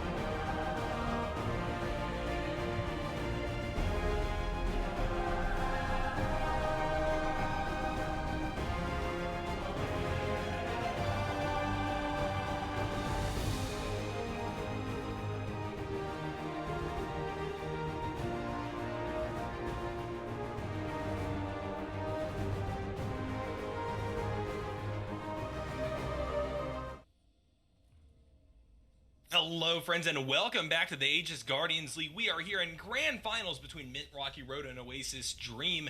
Mint Rocky Road claimed game number 1, and they're staying on the blue side as Oasis Dream, hoping to bring it back, will stay red. Looks like it's just going to be a classic 5-point this time around. There's no Blitzcrank to be found, and so the pick potential just a little bit lower for both squads. One thing I want to note here, Barak is actually on the Lucian in the mid lane, Epic Champion, going to be taking Heimerdinger bot side. Hey, you know what? I'm okay with that. Epic Champion does play mid lane as well. Barak, Lucian is a very flexible pick and can go either way. And, looking to be able to utilize, what power Lucian can bring to the mid lane here. It looks like maybe it's going to be Kanye. And it has to be, I think, Kanye here in the mid lane, unless they just decide to do that lane swap and bring the Rumble down to the bottom lane with Slidetorg, and so then it's Adamantis Barak there. But this is an opportunity for Epi Champion to be able to show us what he can do with the Heimerdinger coming out with that Conqueror. It's gonna be a really epic game too. Yeah, I'm really excited for this one. I love Heimerdinger. I know that we don't see him a ton, especially in coordinated play, as he very much thrives in those disorganized environments where you can just kind of cheese kills with your turret setups. But I think there's still a lot of potential for this guy, and I want to see him pop off here in the hands of the Epic Champion. One thing to note whenever you take one of these mages like Ziggs or Heimer bot side of the map, you are losing out on one of those utility summoner spells that can be utilized during team fights here, as we see the teleport come out for that champion. Vandrel going for the exhaust, and that means that there's just one little tool over for Animantis and Slidetorg if they want to try to play aggro early. Yeah, and chat was bringing it up as well. You do lose that synergy with the Lucian Braum having the stacked passive, be able to use that aggressively, to be able to be aggressive in this laning phase, because you're not. Yeah, already some action on the bot side. There's the stun coming out. You don't necessarily need Lucian to get those stuns from the Braum passive right there. The Epic Champion just going to throw a few wrenches in the way of Slidetorg, and in turn, we'll come out with a little bit of a favorable trade. Things are just going to stabilize, though, as a potion is drank, and things will return to normal. Meanwhile, top side of the map, Rindo Kobayashi doing what they do best, which is apparently taking really solid trades up against their lane partner, Fife, sitting there, slight CS disadvantage, and now he's getting ganked by the Black Eyed Peas on the Trundle. There's the Chomp, the spin and flash through comes on for the Garen, but the Pillar is going to allow for this Trundle to just pour so much damage down onto this top laner. Mint Rocky Road eventually going to be able to get Fife out and away, but it's at a disadvantage of a ton of gold and a ton of priority. We're going to see if anything can be answered back here with a Thunder McBusters on the Viego. Sitting about half health from their clear. We'll see whether or not they'll actually have an opening. Meanwhile, Fife just trying to get back towards that wave. Yeah, the best case scenario there for Black Eyed Peas, Rindo Kobayashi is going to now, have a little bit more advantage here, and going to continue to have attention towards Fife, making sure that he can't continue to push forward. I mean, that's going to be your power. You don't want Fife to be able to just get that guaranteed passive health regen, and then at that point, it just is really difficult for Rindo Kobayashi to be able to keep up with the damage that he needs to output in order to make that happen. So staying back there a little bit, Fife's going to be able to regen back to full HP. I mean, that's the strength of Garen, and that we're seeing right now. It's up to Rindo to be able to continue to keep that damage up so that he can't actually get that regen necessary. But on top of that as well, because you got that flash, you do give a little bit more of play to Rindo, which is what you need. You're not going to be able to dedicate all of this time up to the Ornn, who needs to scale up to the late game. Like, that is the strategy here for Oasis Dream. They want to be able to develop into the mid to late game to have that power. Yeah, and here's the approach once again from Trundle. W going to go down, which will just speed the troll up a bit and Fife. They don't have the flash this time around. They're going to actually utilize their Ignite to try to zone off Black Eyed Peas, but they're just going to eat up that Summoner spell and get First Blood over to Oasis Dream. And now without Teleport, Fife is in a little bit of trouble. Yeah, very ambitious play coming in from Fife. Knows that Rindo could still have the support of Black Eyed Peas. I think he was not expecting Black Eyed Peas up there because he spent so much time. He spent so much time in that play and is now way behind in terms of jungle clear. 9 CS in the lead here for Thunder McBusters, but it's kind of 5 kind of bailing him out there. Being able to get that first blood, being able to get that 300 gold, he's going to be about even in terms of advantage. A little bit in advantage, I would say, because it's that extra 400 in terms of gold there. So a little bit of a misplay coming in from the top laner for Mint Rocky Road. But all in all, we'll have to see how the jungle pathing and the clearing works out for both of these junglers as we move into the next couple of minutes. Yeah, for sure. And, I'm really liking this rotation of strategy from Oasis Dream because we saw so much effort by Black Eyed Peas dedicated towards that bot side early on, while Rendo Kawabayashi was just popping off top all alone. And I kind of wish that they pushed a little bit more of the advantage that the Trundle was able to get them in game number 1. And now we're seeing that they are seeing the balance of power really is aligning with Red Squad on the top side of the map. And so Black Eyed Peas actually going to go up there early on. Now, though, hovering bot side river, just going to grab away that Scuttle Crab and maybe look to finally get some priority for Vandrel and Death Champion. Yeah, I'm hoping for a Cloud Soul. I'm hoping that was my prediction game 1. It was my prediction, it's my prediction now for game 2. I'm hoping that I will eventually be right and get it. I predicted Cloud Soul now 7 games in a row and haven't gotten it. So, this is, game 7. That I'm hopefully going to be seeing that Cloud Soul come through, but for that being said, if it is a Cloud Soul, whatever soul that may be, it's a win condition for Oasis Dream. Right, with quite the roam here into the mid lane, taking a tower shot in kind though, so Kanye going to have to step up and just use her flamethrower for the trade onto Barak here. That's a lot of advantage given up to Rendo Kobayashi topside of the map. Five basically just saying, hey, I'm looking for these roams and I'm looking to support these other lanes. I'm not going to be the win con, not at least for another 20 minutes or so at the very least. Yeah, first dragon going to get taken there. I don't want to say as expected, but, as advertised for Oasis Dream, they are not looking to be super ambitious in the first stages of this game. They want to be able to level up to be able to get, Epic Champion Rendo Kobayashi online. So, it is a very tough balancing act going in from mid to late game. You got to be able to make sure that you get the snowball going once Barak hits that level 9, is able to really start putting in the damage with his Relentless Pursuit, with his passive. That's when he starts to really become available, and then you got to be able to move into something, but you can't die here. Yeah, Zenith Blade going to go down onto Vandrel and onto the Epic Champion, who will flash away, but the Viego in the area is just going to be able to help pick up that kill, still the body, and with the ultimate being channeled, that bullet time is going to help grab the double kill for Animantis, answering back in a big way this game. Yeah, no vision there. Control ward gets dropped. Unexpected play.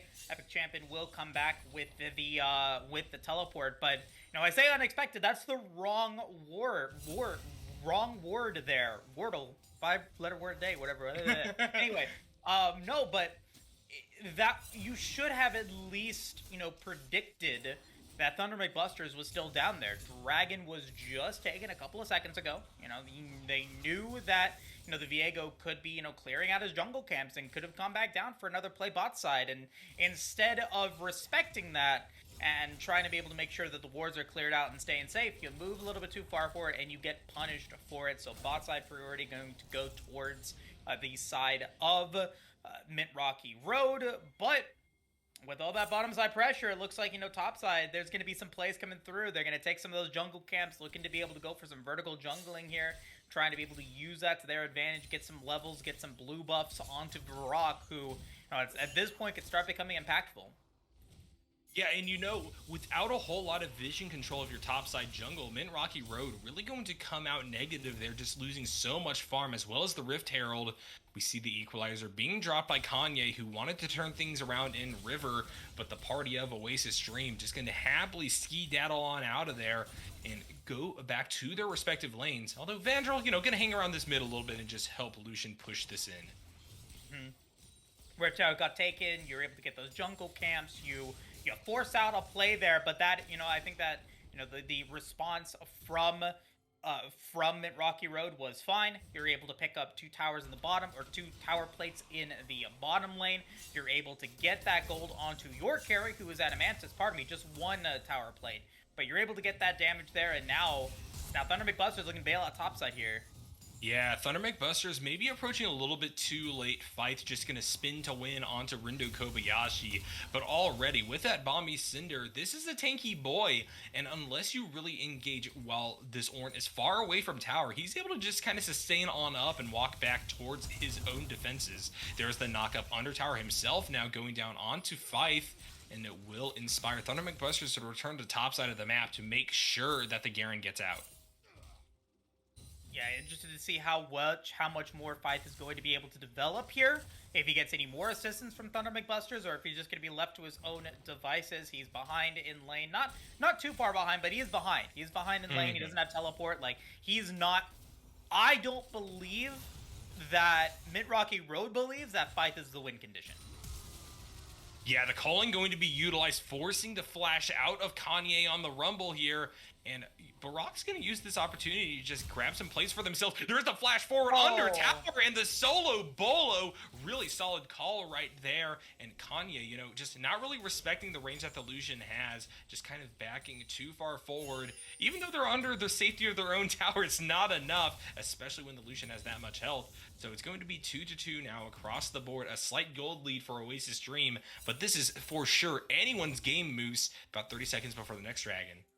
Yeah, Barak gonna pass go with that flash and collects 300 gold off of Kanye with that egregious back play, and now we get to see what that power play does capitalize with it.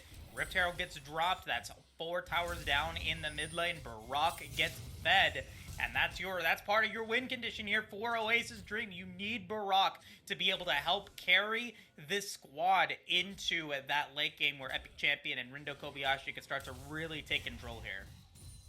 Yeah, we do have a teleport up for Rindo Kobayashi, but is not yet unleashed, so it might be a little bit awkward for him to join this fight. And with that in mind, Mint Rocky Road going to be able to reestablish control over this river. Kanye up in time in order to do so. And now it's going to be really scary for Oasis Dream to try to move through these choke points, especially against a champion like Animantis' MF. Yeah, and they need that zone control. They need that positioning, but they don't have it yet. Solar going to be utilized alongside the ultimate from Misfortune. Solid blocks coming through from Vandrel, though, with his E. That being said, the damage is too much for Oasis Dream to deal with. It's going to be 3 dead so far. And Black Eyed Peas also, without Flash, is going to have to hightail it on out of there. That being said, Rindo Kobayashi once again going for a solo kill topside of the map, and that will be at least one thing answered back. But when you lose a dragon and when you lose those 3 kills over to these incredibly strong carries that have proven themselves in previous games as well, Moose, you got to be a bit scared as an Oasis Dream fan. Yeah, you were able to block some of the damage of that bullet time thanks to a great shield from Vandrel, but you don't actually cancel it out, and you still just get melted thanks to Equalizer and thanks to bullet time. And then Thunder McBuster is just able to clean up. Not only does he get the dragon, but then they're also able to pick up those kills as well. And like, I don't know what Oasis Dream is thinking. They know that they've got to set up. Like, they've got to be able to set up Epic Champions so you'd be able to drop those turrets. He's able to get that, that control necessary to be able to get something in. So in order for that play to work, you needed to be in the river first, and you just weren't. And, trying to force a fight that you cannot win doesn't work out very well for them. You now have a 3-0-2 Animantis who, once again, is having a stellar performance, looking to be able to stay deathless here, and is now on track to be able to do it once again here. Fully channeled culling from Barak mid lane going to force Kanye out of contention yet again. No kill secured, and, without Flash and Kanye having learned their lesson, I don't think that Barak's going to be able to make a play as to what we saw earlier on. But, these champions are strong, Moose. That's the thing. Oasis Dream had the resources by which to take an even fight, but they just gave up a bunch of ground there in the river for no reason, and in turn, they had to work back through that choke point as we talked about. Solarflare came down alongside Bullet Time and the Equalizer, and everyone was just all controlled up. And now Mint Rocky Road, they have that advantage. Got a bit of a gank here in the mid lane as well. W going to land by Thunder McBusters onto Barak, but the dash back forward. You cannot deny the damage, that Black Eyed Peas and Barak bring to the table by their powers combined, and so they will be able to kill the Viego and grab themselves the turret in the mid lane. I mean, this is Black Eyed Peas spiking on that Trundle. This is Barak really ramping up here, and that's, exactly what they were able to do. That is exactly what they wanted, and that's the play they should have gone for. That's the play they should have gone for. There was no reason to try to force the issue at Dragon. Rendo Kobayashi is having a great time up against Fife, really being Window Kobayashi here against him. 1-0 and 1.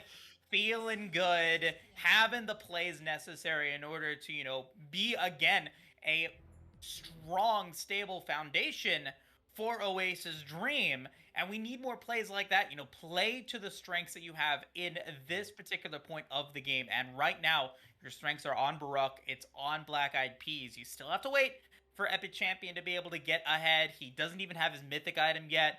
Gotta continue to play safe there. Rendo Kobayashi, level 11, is continuing to ramp up nicely, and will look to, get those ornaments out sooner rather than later. So you can still get to the late game, but you gotta play patiently. You gotta calm down. Take that deep breath.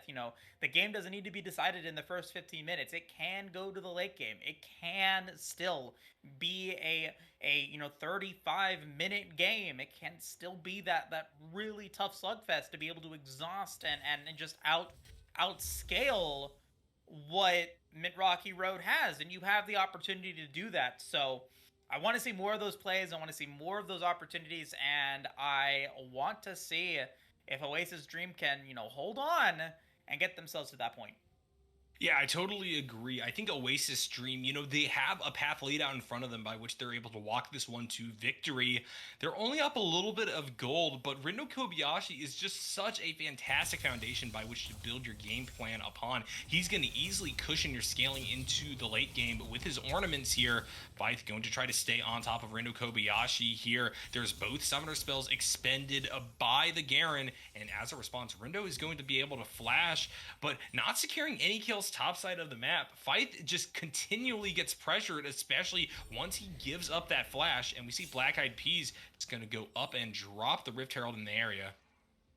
Yeah, not paying attention to the map, not paying attention to the announcements that are on the Rift.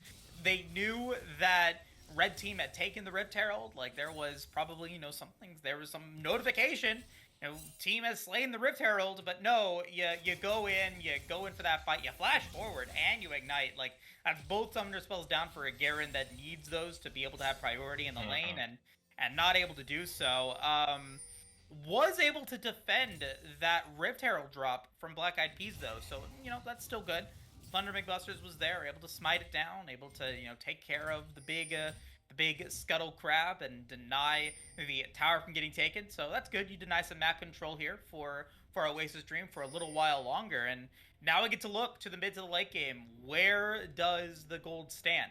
It's Adamantis, 3-0 and 2. Kraken Slayer has the last whisper, almost being able to go for that Lord Dominic's. Gonna feel pretty good about that. Dragon spawning in 30 seconds. If you want to take this dragon, if you're Oasis Dream, you got to be able to get to the river first, and that's exactly what they do.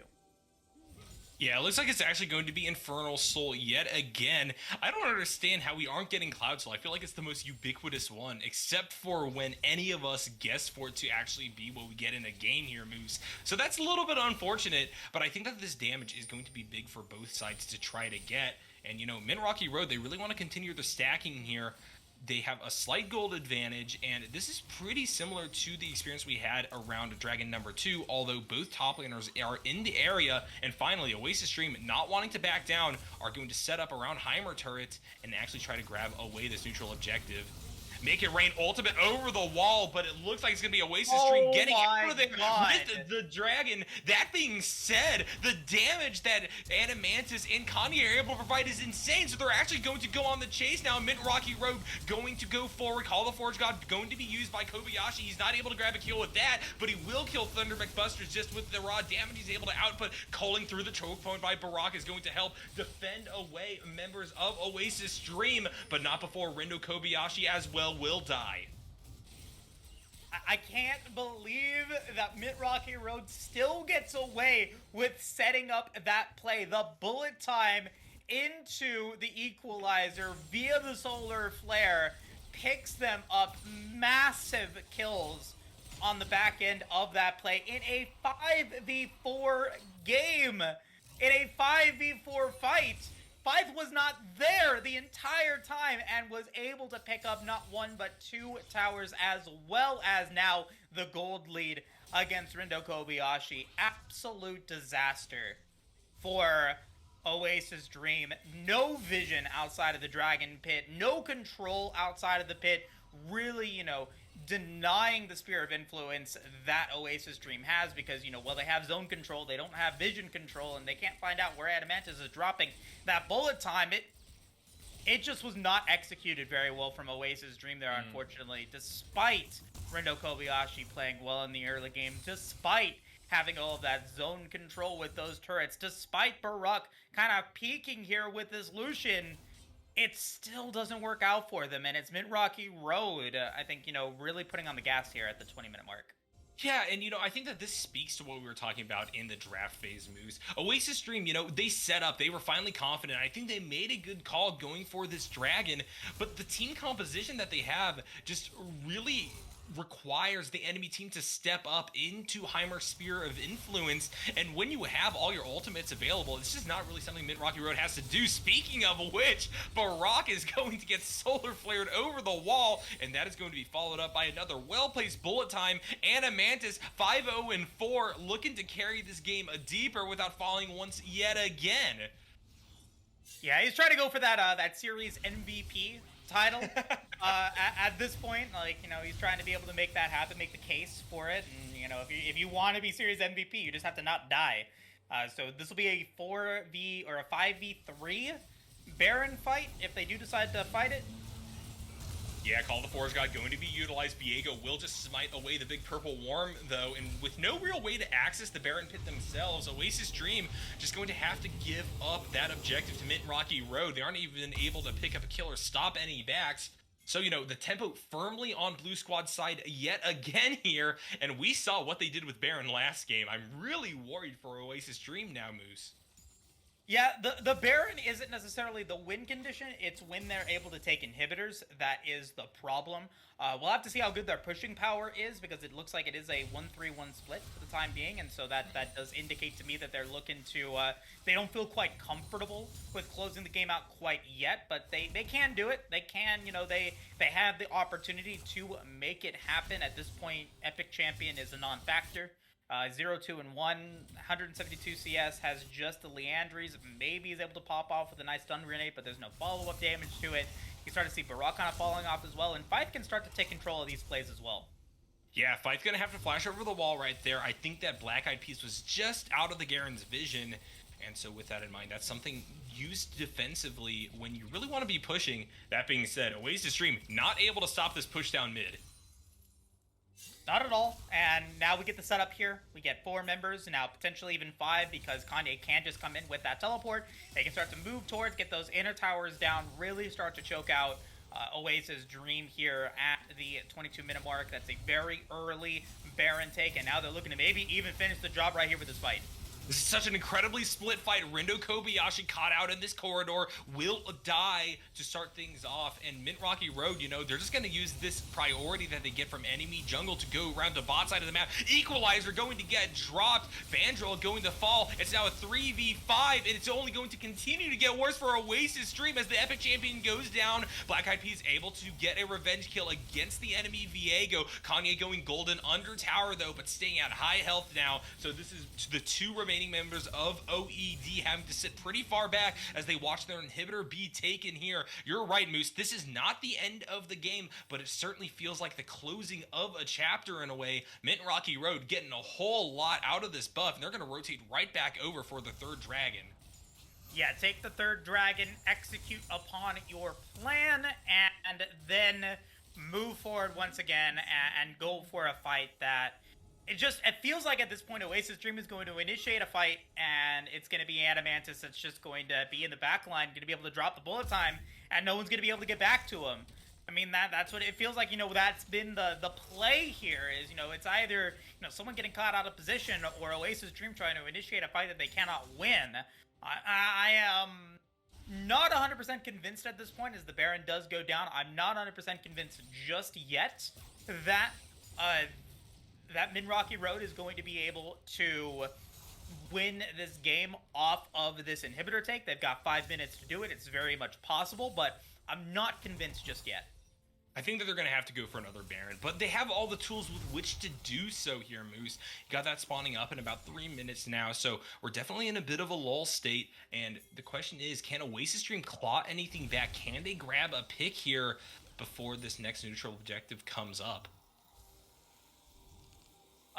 Okay. Rabid Swamp Donkey asks, what do we call Rindo when him getting picked is why they lose? It's the, it's the Dwindo Rindo Findo or something. Rindo Findo. There we go. Rindo Findo. You're finished when Rindo gets finished or something. I don't know. Chat, you can help me out with that one. But getting to the pause in the game, I hope that that's not the issue that we're seeing. I hope that that's not the reason why things are, the problem. I hope that it's just something that can just get solved really quickly with a small, technical fix. But it's not looking good for Oasis Dream, for lack of a better word here in Game 2. The Heimerdinger has not worked. It hasn't given them the advantage that they wanted.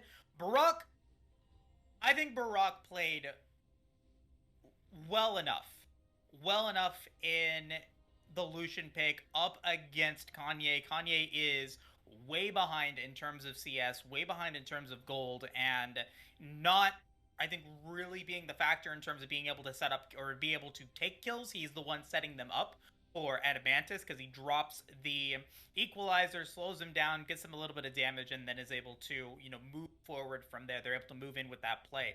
That's what happened last time is, Vandrel's just so far behind as a tank. Like, he's got, a Locket of the Iron Solari and plated steel caps. Like, he's not going to be able to survive the amount of damage that Adamantis and Thunder McBusters are going to be bringing to the table AD-wise because he does still have that shield, but it's not going to help with everything, and it's not going to take out all the damage against him, so he's just going to fall. So, if Oasis Dream wants to win this one of their biggest strengths is them being able to set up picks and be able to find those opportunities in brushes, at objectives, and if they're able to do that, they do have a shot back into this game. Yeah, you have a Heimerdinger on your team, the king of bush cheeses, You set up around one of these objectives early, and you try to go from there. That being said, might be a pick topside against Fife, as we see the shutdown go over to the Trundle. All the while, though, the Solar Flare down mid lane will kill the Heimerdinger. They're going to try to grab a second inhibitor over to themselves for Mint Rocky Road now. They will be able to successfully do that in exchange for Garen's life. And with 2 of those down and 3 minutes on the clock before the next Dragon, this is going to be a lot of waves continuing to push in even when the Baron comes back up, even when the Infernal Drake and the Chance at Soul comes back up. So Mint Rocky Road pretty happy with the scenario, and that's only going to continue here as we see a bullet time get channeled down to the remaining members. That's going to be followed up by an equalizer. Rindo Kobayashi shielding up, going back in, will die in doing so though. Black Eyed Peas, meanwhile, just going to work as a front line and whittle down the side of Mint Rocky Road in a turn. It's going to be a 2-4-1 at the end of that fight, finally coming back up. But I would take 2 kills any day, or 2 deaths any day on Mint Rocky Road for another inhibitor, and you are just continuing to feed on Adamantis. I mean, you do get some gold back up over to Oasis Dream. You have a very fed Lucian. Barak, 10,000 gold comparatively to 8,400 for Kanye. Like, that is one of the richest persons on the Rift. A really strong CS as well. And our Epic Champion is still a 2-item Heimerdinger at 0, 4, and 2. Does still have that Leandres and now has completed that Zonia's Hourglass. And so has that available to be able to, utilize some extra protection with the Zonias, be able to get that nice, dot damage with the Leandres. So, it is still not over yet. It's just looking very grim, in my opinion, at least. Yeah, because while I do agree you are picking up some solid kills here and there, and you don't have everyone incredibly far behind in this game, Oasis Dream has traditionally in this round struggled around these team fights, and with the things on the board being Dragon, being Baron, which Mint Rocky Road is going to just try to start up right now, these are things that you've had trouble approaching in the past, and if you just continue to give the gold over from these objectives and continue to give buffs over, I just don't really know if even Barak being fed is going to be a deciding factor.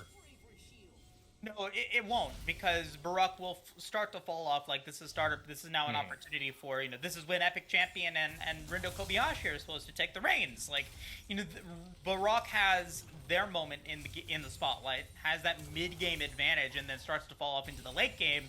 Adamantis is just so far ahead that he's going to be able to have damage them ADC to ADC, and with one inhibitor tower now available, there are several options for Mint Rocky Road to be able to close this game out. It's going to take some precise coordination and some good initiation to be able to stop that from being a 2-0 so far for Mint Rocky Road.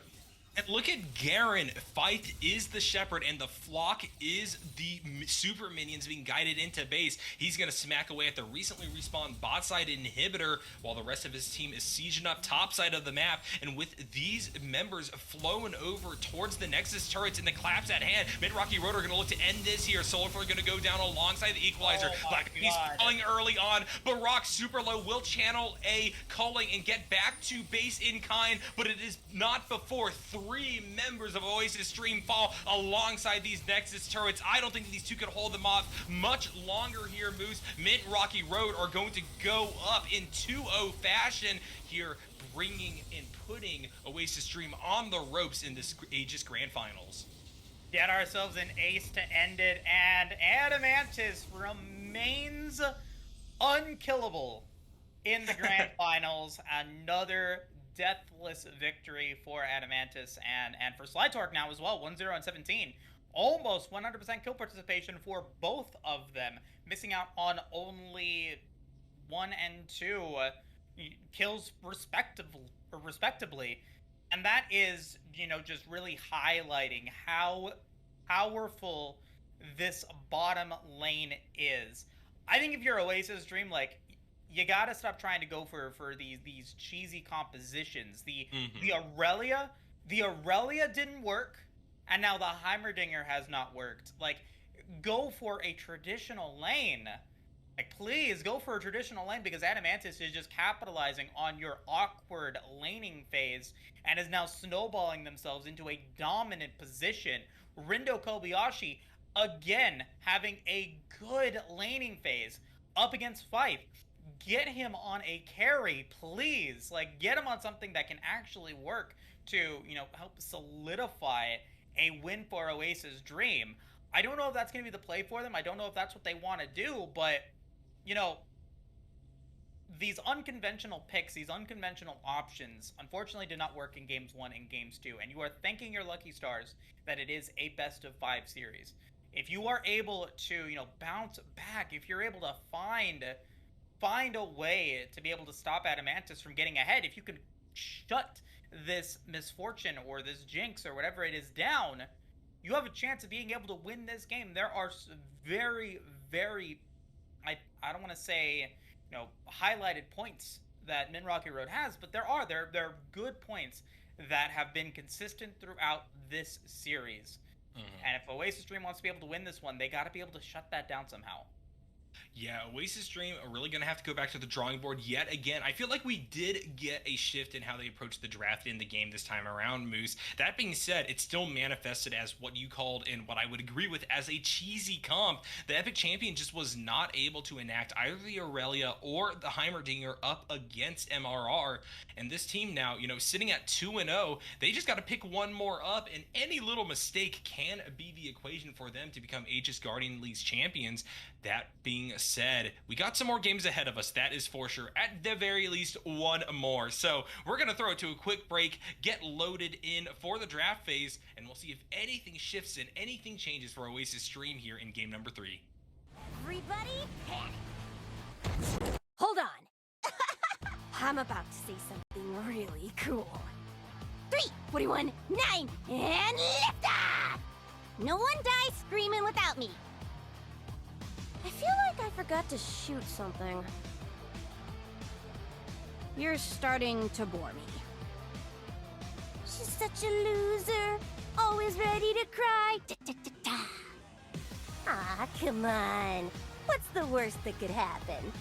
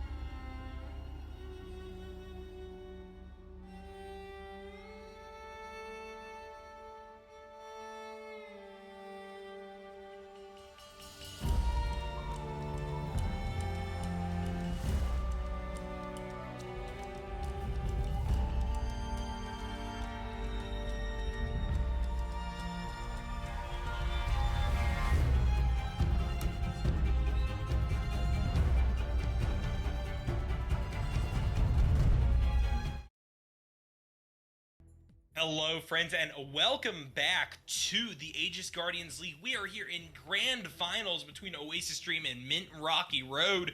We're finally seeing a side swap here in this series. Mint Rocky Road going up 2-0 so far, and they're looking to close it out in dominant fashion here. Oasis Dream, meanwhile, there's definitely signs of life. Don't get worried just quite yet. We'll see what they decide to mix up here in the draft phase. Remember, Mint Rocky Road, they are down 2 bans, and this could be a deciding factor in how these team compositions line up.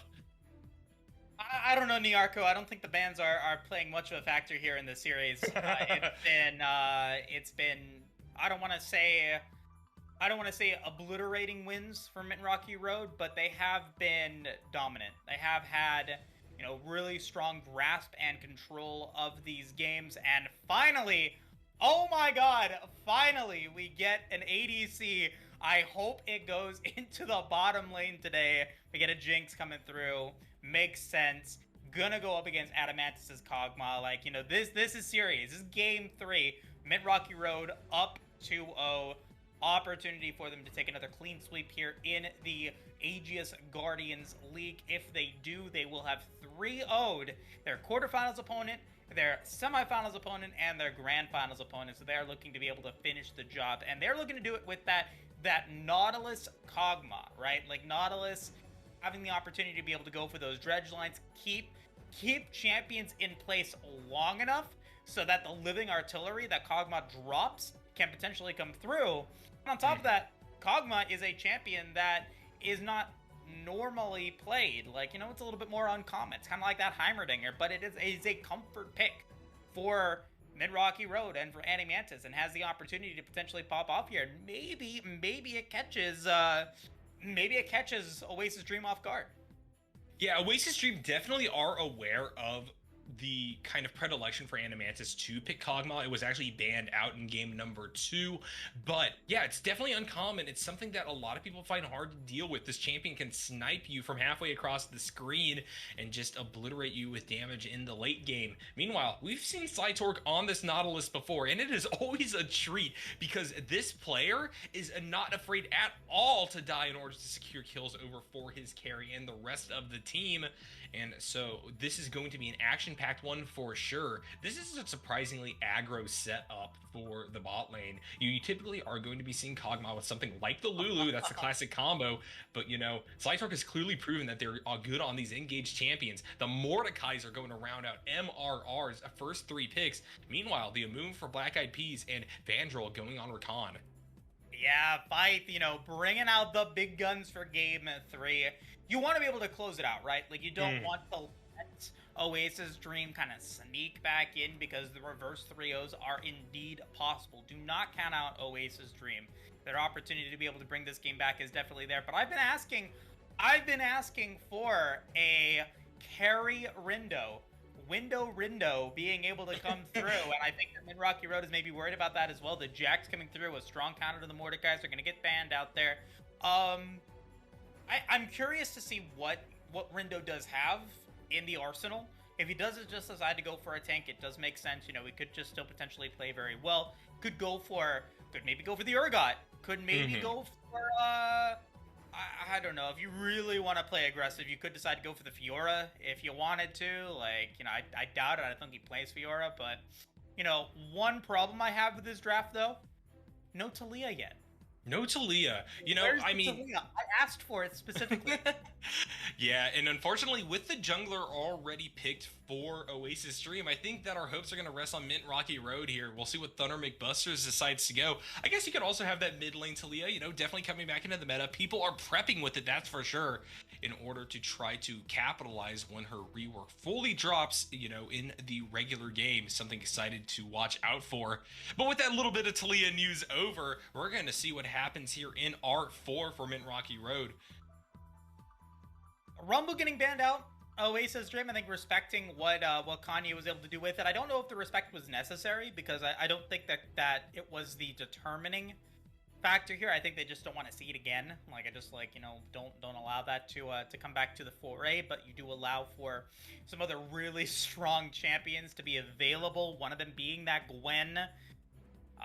Okay, Dr. Mundo does also make sense. That is a very strong, very tanky boy. That's not going to be a problem if he goes into the Death Realm. He'll be just fine there, and has the opportunity to play neutrally against Mordekaiser. So I think it is just going to be a lot of Rindo saying, hey, I can outplay Fight once again. You know, first 2 games, Fight has been outplayed in the top lane. I don't want to say pretty aggressively, I don't want to say, you know, it was 100% all Rindo, but it was pretty, you know, pretty good. I cited pretty good advantage towards what Rindo was able to do, and we finally get a scaling mage that is going to be able to scale up with the Jinx. This is the identity that I've been looking for from Oasis Dream all series. The ability to be able to scale up and build into a late game composition. This is a late game composition. This is a composition that can get to those that Dragon Soul, those 4 Drakes. Okay, Yasuo, though, playing over to Mid-Rocky Road strength. They're looking to be able to snowball. They're looking to be able to get into a winning state early on, outskilling their opponents, and then being able to outscale them into the late game. So, you know, regardless, I think we're going to late game here. I think we're going post 30 minutes here in game 3. I totally agree. I think that Oasis Dream are really going to try to dig their heels in on this one and get the victor ahead alongside the Jinx to just pop off and finally trade back all the damage that Mid-Rocky Road has been doing to that team throughout these first 2 rounds, Moose. The Yasuo, I'm pretty surprised to see. Kanye has played this champion to perfection in the past, don't get me wrong, but it's almost always with the Diana in the hands of Thunder McBusters. So with that banned away, I thought that dream was dead, but no, they will be triumphantly returning turning down into the mid lane, hopefully getting a relatively easy early game off against the victor in the hands of Brock, and maybe from there they'll just be able to scale up and match the damage that OED is looking to output. And hey, also don't count out the Kog'Maw. Never count out the Kog'Maw. Oh no, Adamantis, wanting to go deathless in this series. If they do win Game 3, there is the opportunity for him to do that. But, Oasis Dream has the chance to get to that backline using the Grand Entrance from Rakan, using the Bandage Toss into the Curse of the Sad Mummy to be able to set up for kills onto Adamantis. And then once you do, the composition doesn't completely collapse, but it does, get hindered quite significantly. Especially if Kanye and Thunder McBusters aren't 100% online.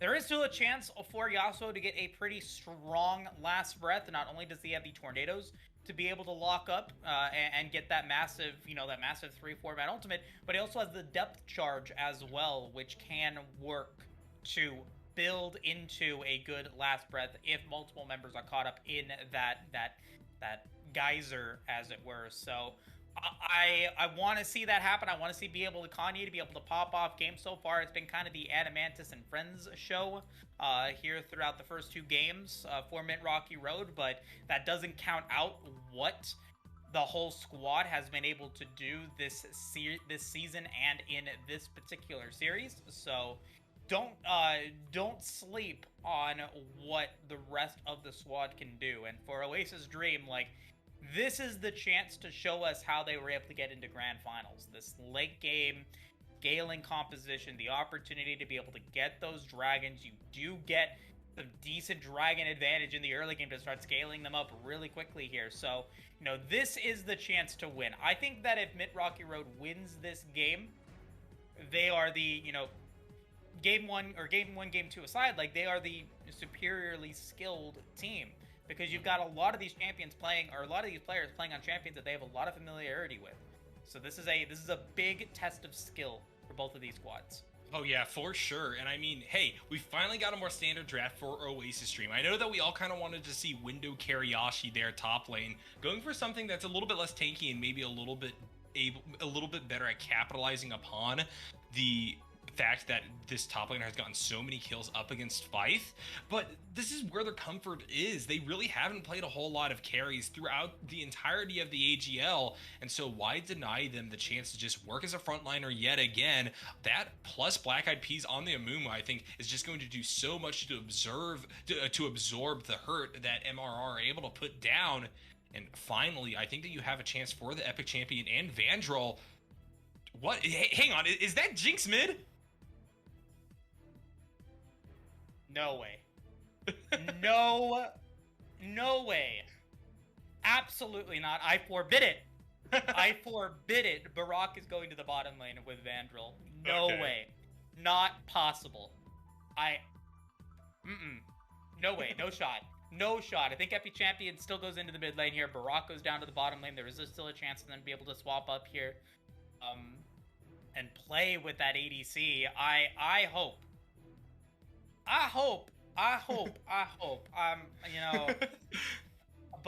But anything can happen. Anything can happen in Gold League, and anything can happen in the Aegis Guardians League. So, if it does end up being Barak going into the mid lane and doesn't actually rotate down to the bottom lane, then we'll discuss that matchup from there. But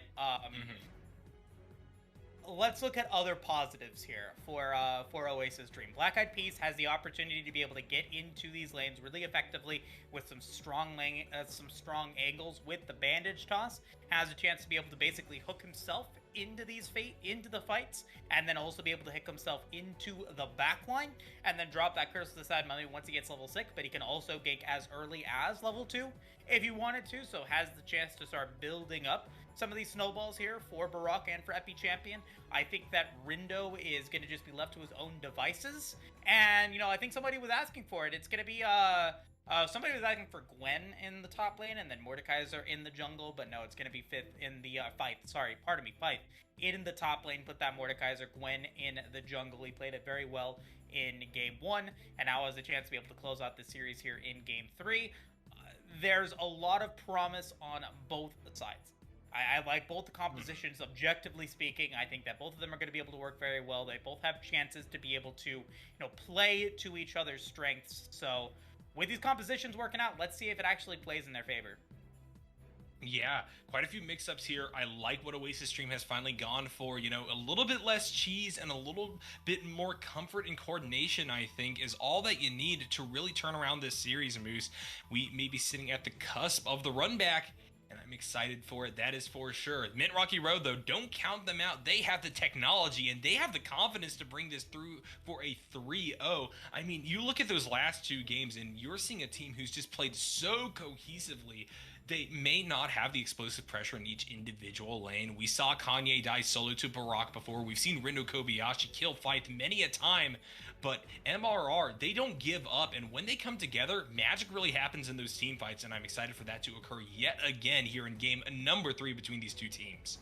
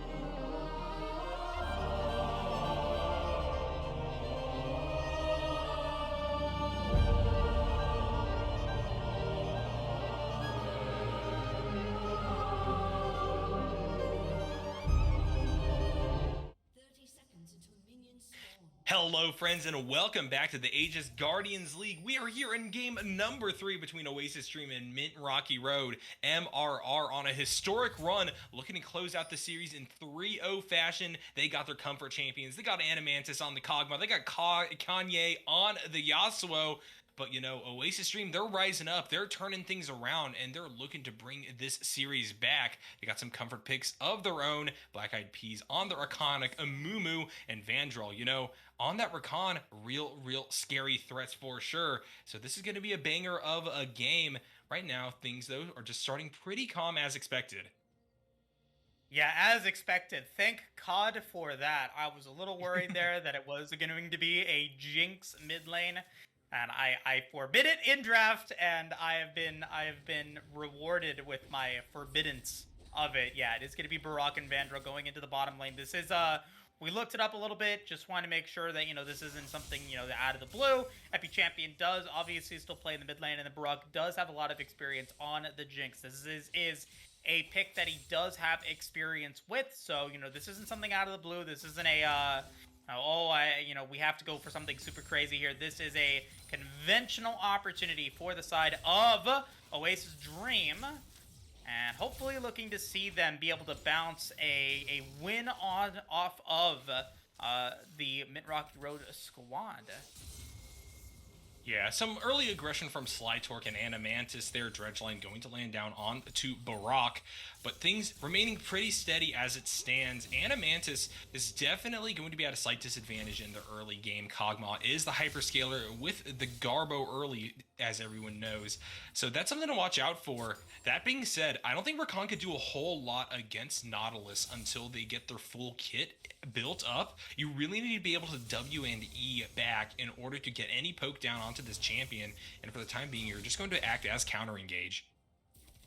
Yeah, I don't think you're looking necessarily for kills. There's no ignite on Slytorque. You're looking to, you know, be able to use that exhaust later on in the game and then be able to shut down Barak or Epi Champion, depending on who gets fed here. But, you know, just trying to be able to push forward, just trying to be able to deny any real, you know, aggressive plays from Barak and Vandrel, and making sure that they have to, you know, farm under tower. That's going to be, you know, it's a test of Barak being able to CS and Vandrel to be able to use that Relic Shield really effectively. So we'll see how long that continues to get going, how much more aggression we'll get if Slytorque decides to play a little bit more, you know, a little bit more around his mid lane, or, you know, wanting to roam up, looking to be unlocked himself. So, you know, there are options here for Mint Rocky Road. And as for Oasis Dream, they gotta worry about potentially a gank here from Thunder McBusters. Let's see if they find it. By Slytorque walking in confidently, just going to be dredge lining the wave though, and that's really good positioning from Barak and Vandrel to prevent anything crazy from happening. By top side of the map, forced to flash away as the counter gank comes through from Black Eyed Peas. Rindo Kobayashi, you know, has that pressure once again, is down a little bit of CS, but will answer that back in kind now that the Mord is going back towards base. Yeah, reveal of both squads' junglers on opposite sides of the rift, going to make both teams feel a little bit more comfortable where, you know, their jungler is not. They can move forward a little bit, they can reset, do all of that fun stuff. Fife, you know, now playing as that Mordekaiser, having to flash away, that is going to be a rough for him to be able to, you know, find those aggressive plays topside, because now he doesn't have that strong play coming in through with the with that flash into the Obliterate, into the Drag, into the Death Realm, whatever he wants to decide to go for. So being able to continue to shut down Fife here, who is playing somewhat of a carry split pusher, can be good for Oasis Dream if they're able to capitalize upon it later, but it looks like we could be seeing a 2v2 in the mid lane. Yeah, Kanye gonna run pretty far forward here and immediately kind of nope out of the way as Black Eyed Peas shows himself. Slytorque going to come into the area, exhaust being dropped down onto Epi Champion, who's caught backwards, closer towards Mint Rocky Road's side. That being said, First Blood will go over to Black Eyed Peas. Epi Champion flashing away from the might of the Nautilus, and there is a fantastically placed bandage toss. Victor able to get out with just a sliver of health left. Perfect for Oasis Dream. You get a little bit of gold onto Black Eyed Peas, and because Thunder McBusters does not have Ghost, and because Slytorque does not have Ignite, they are unable to finish the job, and Epi Champion survived. Less than 50 HP there, and that's going to start off the snowball and the potential momentum play. But, you know, with Epi Champion very low, they're not going to be able to respond to this dragon, and if they do, it's risky. Yeah, Slidetor going to work as the front line here. Dragon going to be picked up by Mint Rocky Road, but this is a ton of knockdown and lockdown against Thunder McBusters, who will E over the far side wall and try to get out of dodge. Back going to be channeled for Black Eyed Peas, and I think the Gwen's just going to execute themselves. Yeah, you know, playing to win there, and might actually just be able to get away. Might actually be able to find themselves out of this play. I think they maybe moved a little bit too far forward. Let's see if they can get back. If not, Black Eyed Peas is going to be able to pick up a kill. Black Eyed Peas is going to be able to pick up a kill there. Yeah, Thunder McBusters not really sure what they were going for. I think that they probably sustained through the damage long enough to just get shot under turret and go back that way. Unfortunate for sure. Oasis Stream now going to go up 2-0 versus Mint Rocky Road. Real change this time around. Yeah, this is exactly what Oasis Dream needs. Rindo. Oh my lord. Yeah, there you go. There we go. This is Oasis Dream finally waking up to play in this series. Now warming up in games 1, games 2, and now have finally given themselves the opportunity to make plays happen. Yeah, Epic Champion going to get sandwiched in the mid lane once again. Slidetorque staying in the area. Knockup going to go down alongside Last Whisper from Kanye. The Victor trying to kite back towards tower will not be able to get out of this one alive. Chaos Storm drop down. Only going to tickle away at Yasuo. They're going to stay at stable enough health to continue to push this wave out with the assistance of the Nautilus.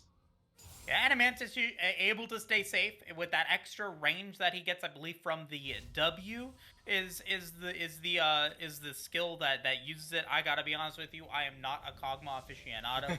I don't know the names of the skills there for Kog'Maw, but you do get that extra range, you do get that extra attack speed, and the opportunity to be able to play aggressively in this lane up against Vandal and Barak, which does kind of unlock Slidetorque. This is the second gank of the game to be able to go into the mid lane, and actually almost bails out Epi Champion there because he actually drags him over to his side with that dredge line, and Kanye is going to have to pop flash in order to secure that kill. But now you've got Kanye on the board, 1-1-0. Adamantis has not been able to set up shop just yet, has the Berserker's Greaves, so understands that he's going to be the one that maybe needs to be playing in this solo 1v2 lane, which actually works out really, really well here for, I think, for Oasis Dream, because now you get the chance for Barak to kind of scale up, have that damage, move forward.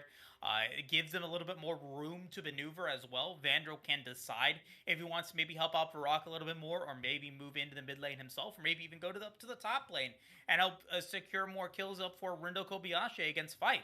If they're able to shut down the snowball as quickly as possible and deny it from even coming through, they're going to be able to melt through this game and give themselves a much-needed first win in this series. Yeah, you're going to turn around right now, but I think that you have the tools with which to do it. You got a slight gold lead for the time being, and Adamantis, you know, it's going to be hard for him to just kind of match up to Vandal and Barak early, and it really feels like Slidetorque is becoming the playmaker for MRR. So I imagine that they're going to continue to send the Nautilus abroad, and that will slow down the extent to which Adamantis will be able to scale up and get ahead. So I'm really watching out for that dynamic, and we'll see whether or not the investment of the roaming support from Mint Rocky Road will be enough to kind of set them up in the long run. Right now, though, they're down 2 kills. I think the test for Adamantis is not here yet. You know, he's still studying up. He's still, you know, he has the opportunity to kind of get some more plays coming through, trying to CS as best as possible. But, you know, it's not his time quite yet. Adamantis still has a little bit of room to grow. So we'll see if he can continue to keep it going as we get a 3v3. Yeah, Thunder McBusters is going to spot out Black Eyed Peas there in the bush. The fight is split now. Vandal going to have to just E back towards Barak. And while Gwen is doing damage, Black Eyed Peas is taking quite a bit of it back up. Slidetorque going to try to walk forward. Flash from Adamantis will help get the shutdown against the Amumu. And now Vandal's all alone with no charge by which to get back to Barak. A double-double for the Gwen. And all of a sudden, Mint Rocky Road back on the board. Yeah, and I mean, that was really telegraphed too there from Slidetorque. Like, goes in with that dredge line, and, you know, I think that it just, the name of this series has just been overconfidence moving into a little bit of arrogance coming in from Oasis Dream throughout this series. That's where I'm going to get used. Hold that thought. Yeah, Fife really trying to claw back here, but Rindo Kobayashi has been so great in the 1v1. He came in with the health advantage, but finally, with utilization of Death Realm, Fife will be able to emerge alive and maneuver their way back towards base. They force the flash out of the Dr. Mundo, and that definitely is a start for this lane. Yeah, agreed. I think, with Fight, there are those 1220 buffs to Mordekaiser, which is why it's a good pickup here. So I think, solid performance, just be able to go ult for ult there. You even get the flash as an extra little consolation prize, so you're feeling good about that play. But I want to move back bottom side. I think that Oasis Dream has continued to go in for fights that they are not ready, they are not prepared to go for. They do not win in that 3v3. They don't. Gwen is immune. Gwen is too powerful. And so they're going to repeat this play. They're going to go for it again. Yeah, and the Gwen has the Gnasher's Tooth as well now, so these plays are only going to become more and more viable. And Min Rocky Road, they've gotten first dragon yet again, and with the continued presence of Gwen bot side, this is a lot of priority by which they could try to leverage into more stacking, more setups. They haven't claimed a full soul because the game just ends before that it's happened so far, Moose. There's the dredge line getting used by Slytorque. Ultimately, they're just going to have to walk right out of there due to recon shielding. But that is now 3 members of Mint Rocky Road pushing up into River and ready to set up for the Infernal Drake. I don't care who takes this dragon. I'm just guaranteeing a Cloud Soul. I'm guaranteeing it right now.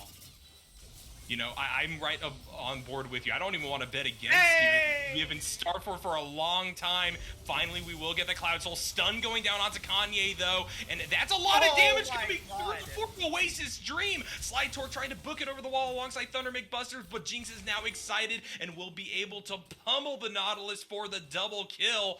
3 deaths from Mint Rocky Road means Oasis Dream don't get Dragon, but they get a whole lot more. Yeah, a much different team fight there for Oasis Dream. Vandrel finally has the quickness. Curseless had Mummy available, as well as the Chaos Storm. That is the wombo combo play that you are expecting. You get the quickness into the Grand Entrance, into the rocket damage, and even the Hollowed Mist. You skip and you snip to try to get away from Black Eyed Peas, but he was just in range to be able to get that bandage toss, which then sets up for even more plays and action coming through here for Oasis Dream. Strong early game, the best early game that we've seen from them so far. Yeah, you have a clear advantage now. Oasis Dream going to leverage that as a death ball, going to grab the Rift Herald for themselves to hopefully extend that gold lead even further now. We'll see where Black Eyed Peas decides to take Shelly. All the while, Animantis, really starting to lag behind in terms of CS up against Barak. And given the fact that we saw the double kill come through for the Jinx, this is going to be a pretty big damage output gap, especially until Kog'Maw is able to get online. And that's something I want to watch out for. I don't think Min Rocky Road can actually take team fights for the time being.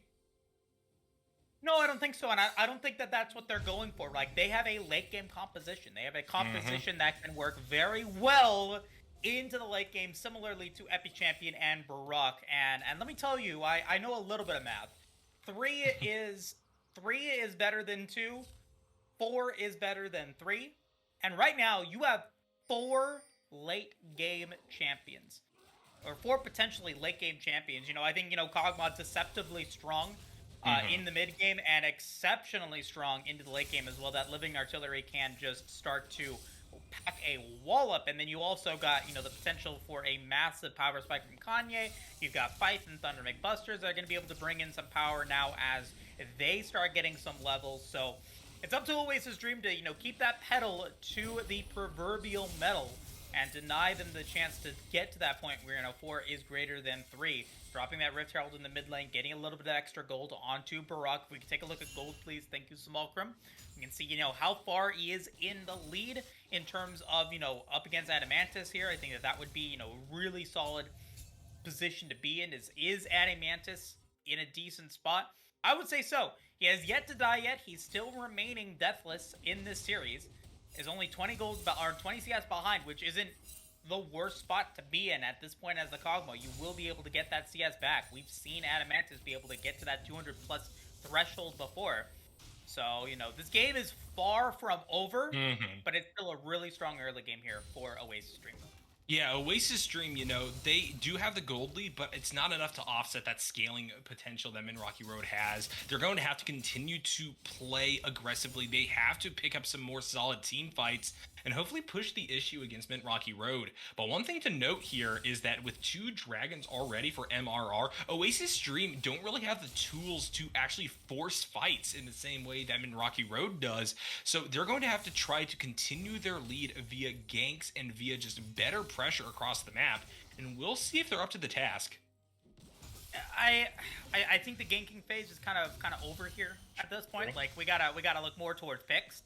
So I want to see vision start to come into play a little bit more.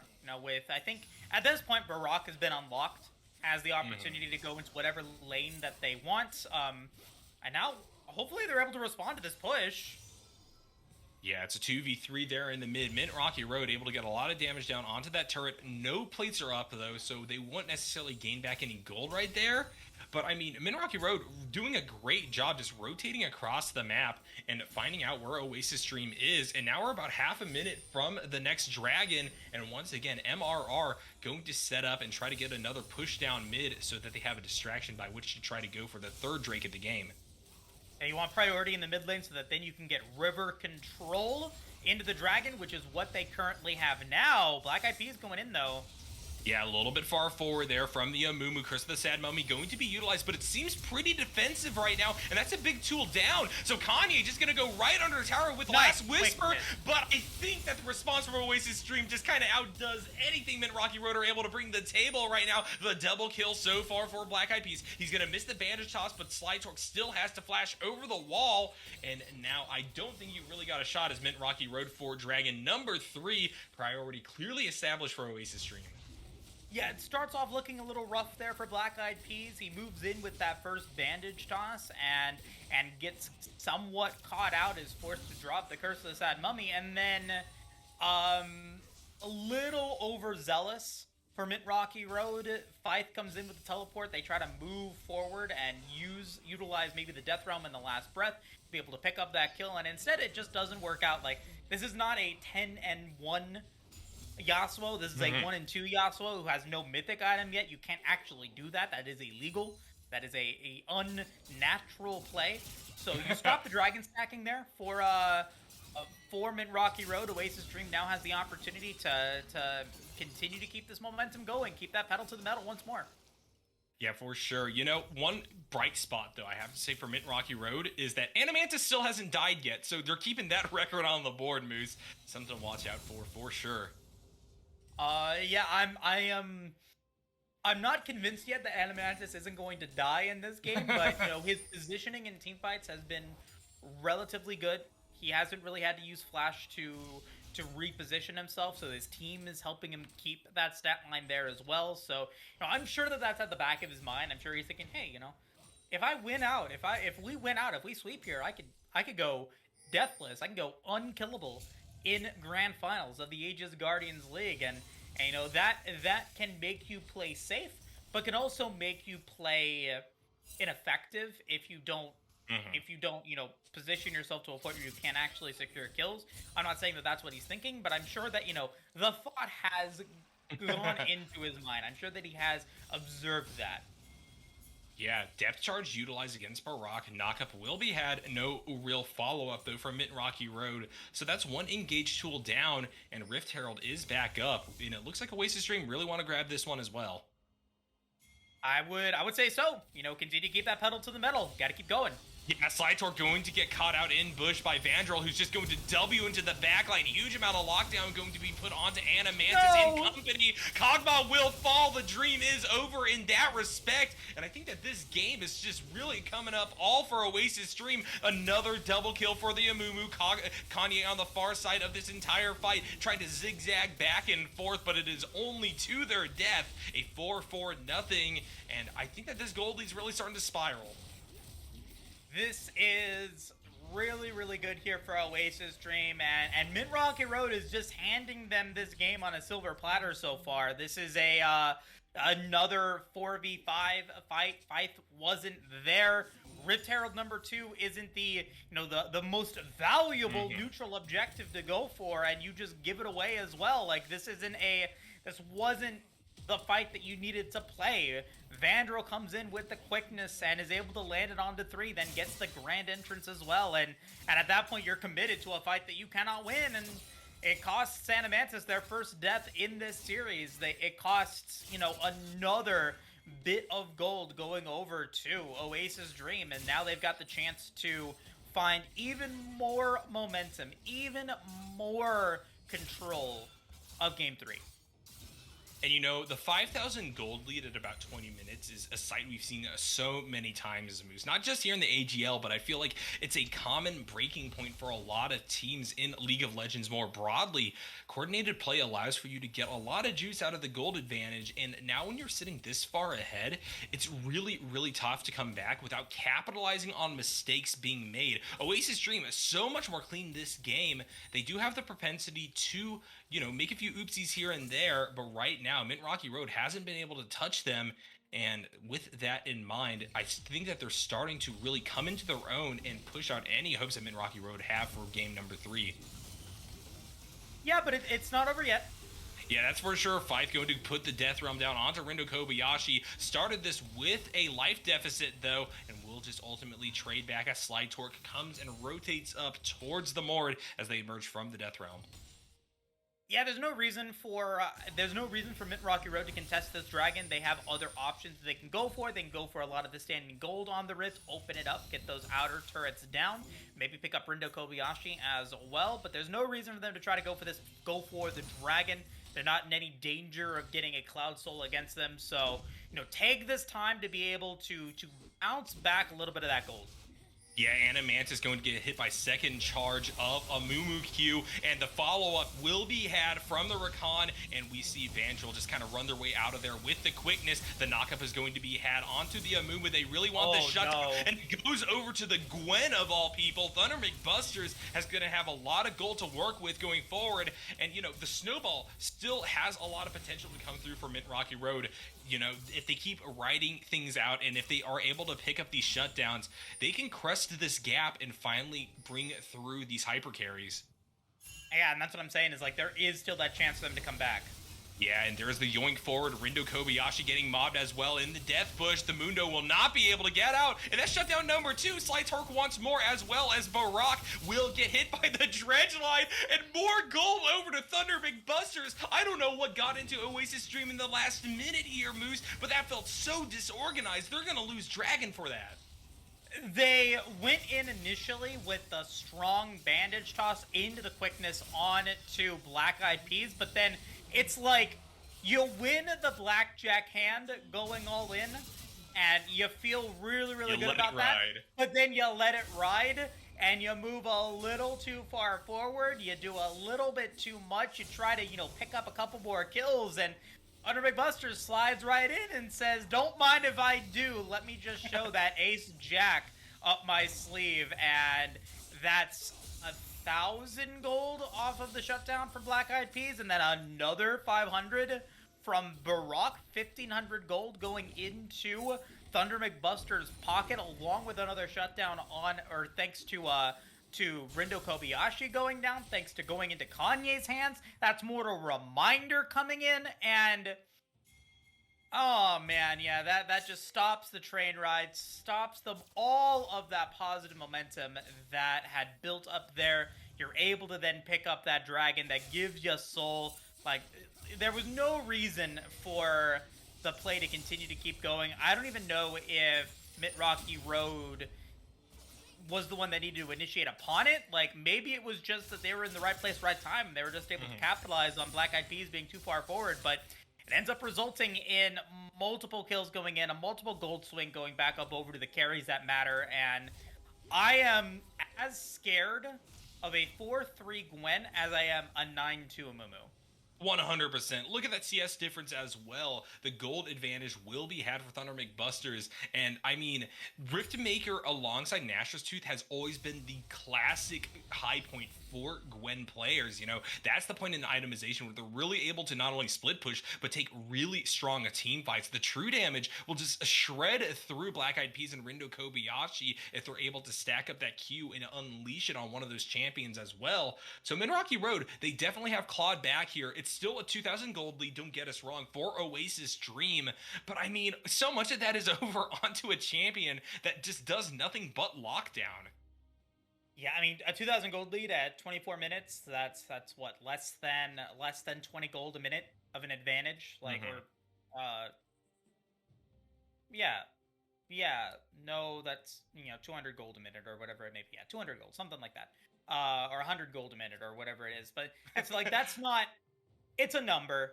It's not a lot. Like, 2,000 gold lead at 5 minutes is not, is more impactful than a 2,000 gold lead at 24. So, because of that play, this has now begun the Mint Rocky Road phase of this game. Yep. This is the chance for them to start to, utilize their developed pieces on the board to maybe eke out this win against Oasis Dream. Oasis Dream had such a strong early game. That's exactly what they needed, with Black Eyed Peas having some really strong bandage tosses, really good quicknesses coming in from Vandrel. You don't give it all away. You still have the chance to be able to bounce this back, but you now have a bit of a rough spot here. Yeah, missed bandage toss means that Kanye will try to get their way out, knock up against Black Eyed Peas, though it's too much to resist as they will last breath back in, but the mobbing is far too much and Thunder McBusters is too far away, so that will be Kanye falling up there on the top side of the map. This Yasuo is strong, but, they have now died 5 times, and that's quite a bit of gold given back over to the big players of Oasis. I mean, Rindo Kobayashi is just so solid. They have been such a consistent force for the team, and sitting at 3 kills, they're going to want more, as we also see Thunder McBusters give up the Ghost top side of the map, not able to trade anything back in kind, and with 2 off the board, this could be Oasis Dream's move towards the Baron. Yeah, I mean, it's just a repeat of the other issues that we've seen here from Men Rocky Road in the past this game is they're going for plays that they cannot go for yet. It's illegal for them to be as aggressive as they are. Yes, they got some gold back, but you give it back up immediately thanks to Shirelia's quickness on Thunder McBusters. You can't actually deny this Baron take. You give it back up over to Oasis Dream. And just because they gave up a lot of gold back up over to Thunder McBusters, that doesn't mean that they're not, not a formidable threat in this game. And they get punished for it. Baron now gets taken. You have objective control for the next 30 or next 3 minutes here, moving into the dragon that spawns in 90 seconds. And unless you're able to get a good pick and a good play like you were, 5 minutes ago, Oasis Dream is going to be able to take this dragon. They're going to be able to stop that Cloud Soul, and they're going to be able to ramp back up and potentially get Barak to the point where they are the unstoppable force in this game. I feel like there hasn't been a bigger caster curse than waiting out an entire pause talking about how Mint Rocky Road comes back into this one, just for as soon as the game resumes for 2 of the big players to fall down there and Baron get taken by Oasis Dream. But yeah, across the board, you once again have reset that gold lead very much in Oasis Dream's favor, and they're going to have the priority by which to slow down Mint Rocky Road's roll. They are not going to be able to grab a soul this time around, barring some incredible play. And it really looks like Oasis Dream just want to play so far forward to prevent that from ever occurring here. Slide Torque going to work as the front line. Animantis may be a bit caught out as we see Curse of the Sad Mummy come down. Kog'Maw will fall. Cathian Surprise still up for the champion, but I don't think they're going to be able to run forward and get any damage onto Oasis. So now in a 4v5 with the siege at hand, Mint Rocky Road just got to turtle up and wait. Yeah, with Baron still up, and now in a power play, 20 seconds until Dragon spawns, you could potentially get this inner tower to go down. You're not splitting the lanes up. You're not splitting up the champions here, so you're not necessarily getting the most value out of this Baron, but you still have the chance to be able to get this tower. But you're not really sieging that effectively here, right? Like, you can't move that far forward against a Mordekaiser Gwen Nautilus combo, so you don't really get the best out of that play. Adamantus does come back online. You're not going to be able to stop the dragon from getting taken. That will deny Dragon's Soul for Mint Rocky Road, but they can still maybe make something happen here. I don't know if I advise it, though. Yeah, I'm not sure about Min Rocky Road deciding to go in here. Five going to Death Realm, Black Eyed Peas into the back line, but the Epic Champion will kill Slytorque in kind, and Fife will emerge, almost killing the Amumu, but it's not quite enough, and in fact, this is a kill delivery system over to the victor now. I personally would have preferred if you just died in the Death Realm to the Black Eyed Peas. Hey, you know what? You turn back the clock a little bit more, that death timer where Thunder McBuster's Fife and Adamantus just become too powerful for Barak themselves to be able to solve, for Barak and Epi Champion, to be able to solve here. So, because you've given up a couple of these free kills, you've given a little bit more breathing room here for Oasis Dream to come back into this series. Yeah, and this is a tough situation for Mint Rocky Road, not just in terms of the macro plays being had, but the mental game that is being waged by Oasis Dream, Sitting at the cusp of victory, going up 2-0, it's really disappointing to grab back an advantage in this game and then lose it once more. You are finally in a situation where you have to play defensively, and that can just really kind of shift your approach to the series as a whole. Oasis Dream looking for another kill now onto Slytorque, who's just trying to get vision of the river. Yeah, I mean, just trying to harass, saying, "Hey, I'm here. You can't actually do anything against me." And Slytorque saying, "Yeah, I know. I'm just here as well. I'm just looking for some tower play. I'm looking for some vision.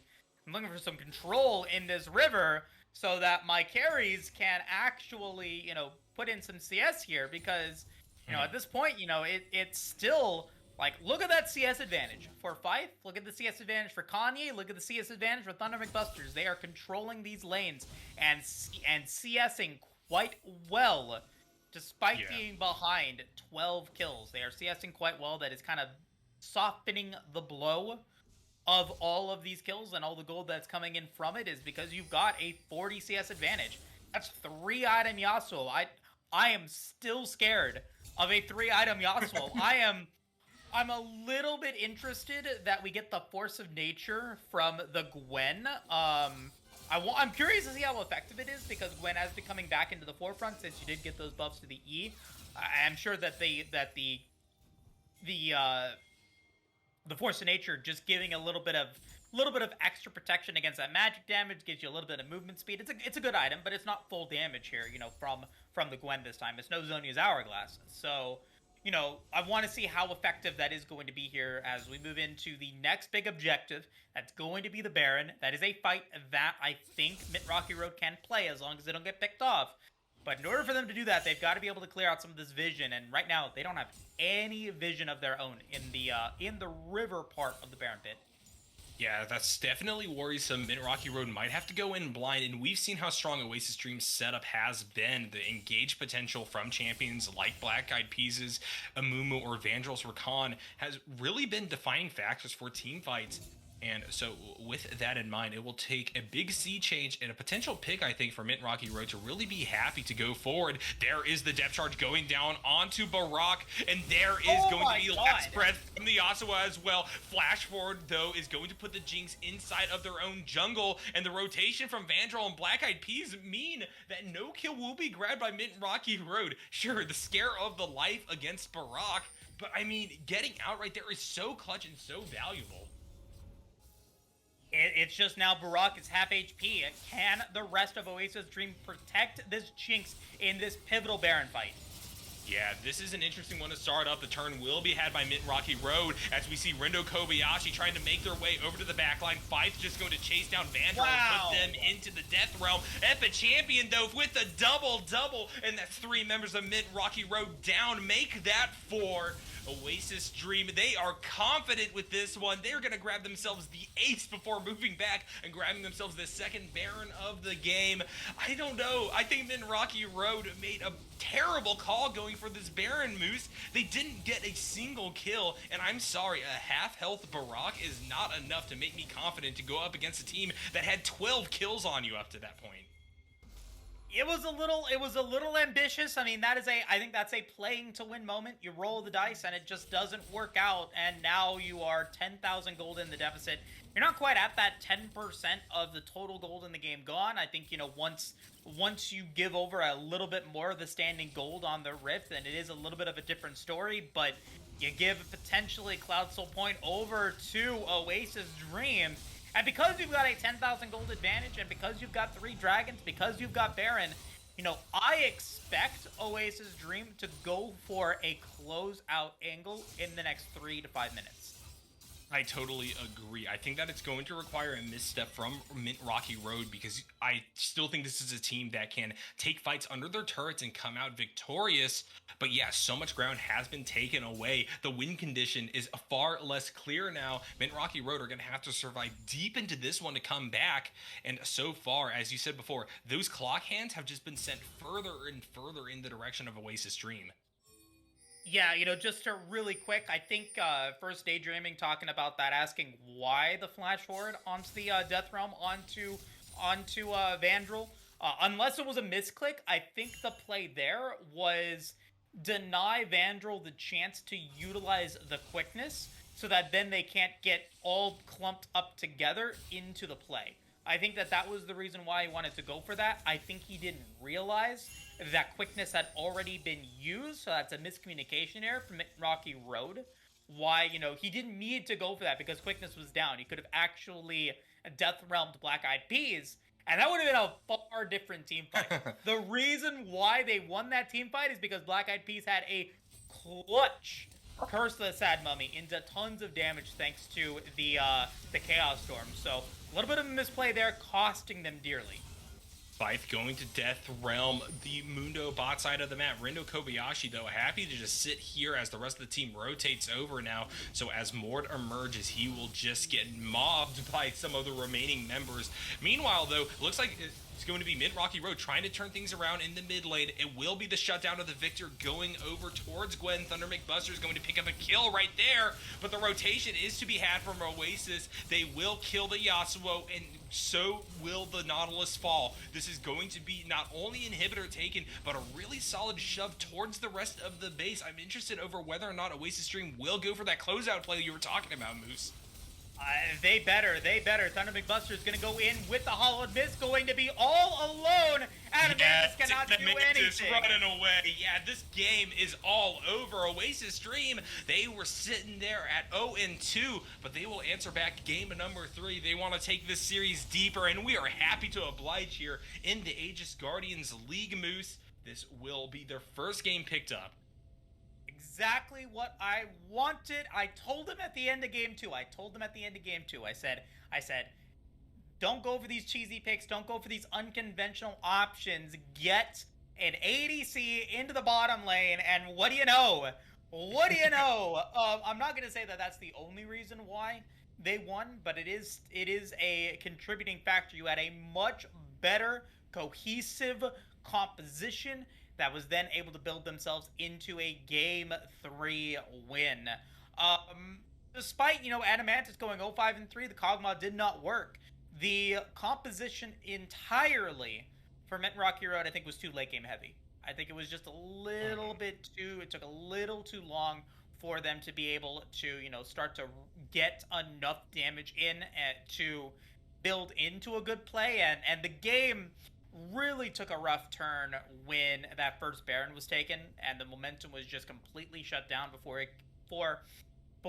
when it started up, before that play, was able to really take hold. So good on Oasis Dream to recognize that they still had control of the game and utilizing that advantage to build themselves into enough of a lead to where they were able to drop the wallet and win the game. They end up taking this game. I think, game number 4, they got to, play somewhat similarly to what they were doing in game 3 and build a conventional composition, something that works out really well that can carry them into the late game so that then they can take Mint Rocky Road to the potential game 5. Yeah, I mean, Oasis Dream proved that they have the chops with which to do it. Mint Rocky Road this time around, they were on their back foot and never really recovered. There were a few bright moments here and there, but I feel that those just kind of infused in them a fire and desperation that was immediately punished yet again by Oasis Dream. I'm thinking of the fact that Thunder McBusters and Kanye decided to die topside of the map. You just got to watch out for those plays. You could have maybe kept your scaling composition online long enough to really come back into this one. But as you gave away more and more gold, that possibility eventually faded away into nothing. So with that in mind, I want to see some changes up here. Mint Rocky Road definitely had the potential to win in 4 games. But now the question is, can Oasis Dream ride the momentum of this one deeper on into the series? We're going to throw it to a quick break, and when we return, it will be the draft for game number 4. Everybody, panic! Hold on. I'm about to say something really cool. 3, 41, 9, and lift off! No one dies screaming without me. I feel like I forgot to shoot something. You're starting to bore me. She's such a loser, always ready to cry. Ah, come on. What's the worst that could happen?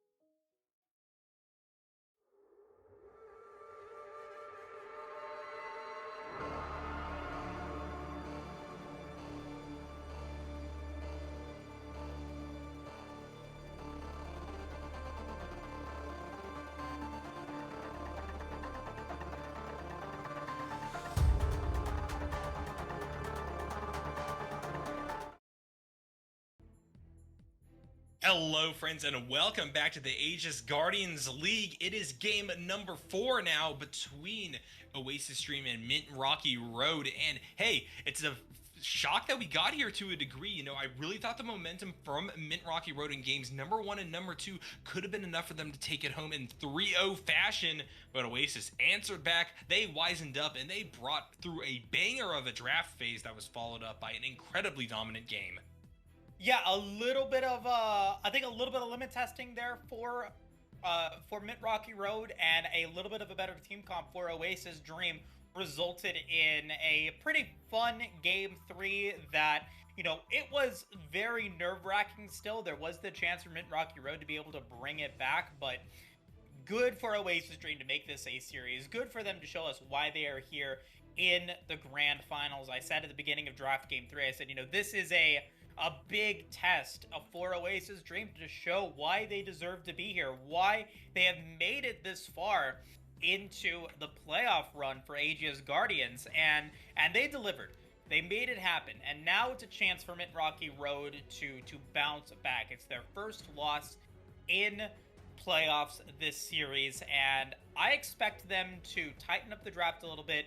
I think the Kog'Maw's off the table for the remainder of the series, so we'll have to see how it plays out here.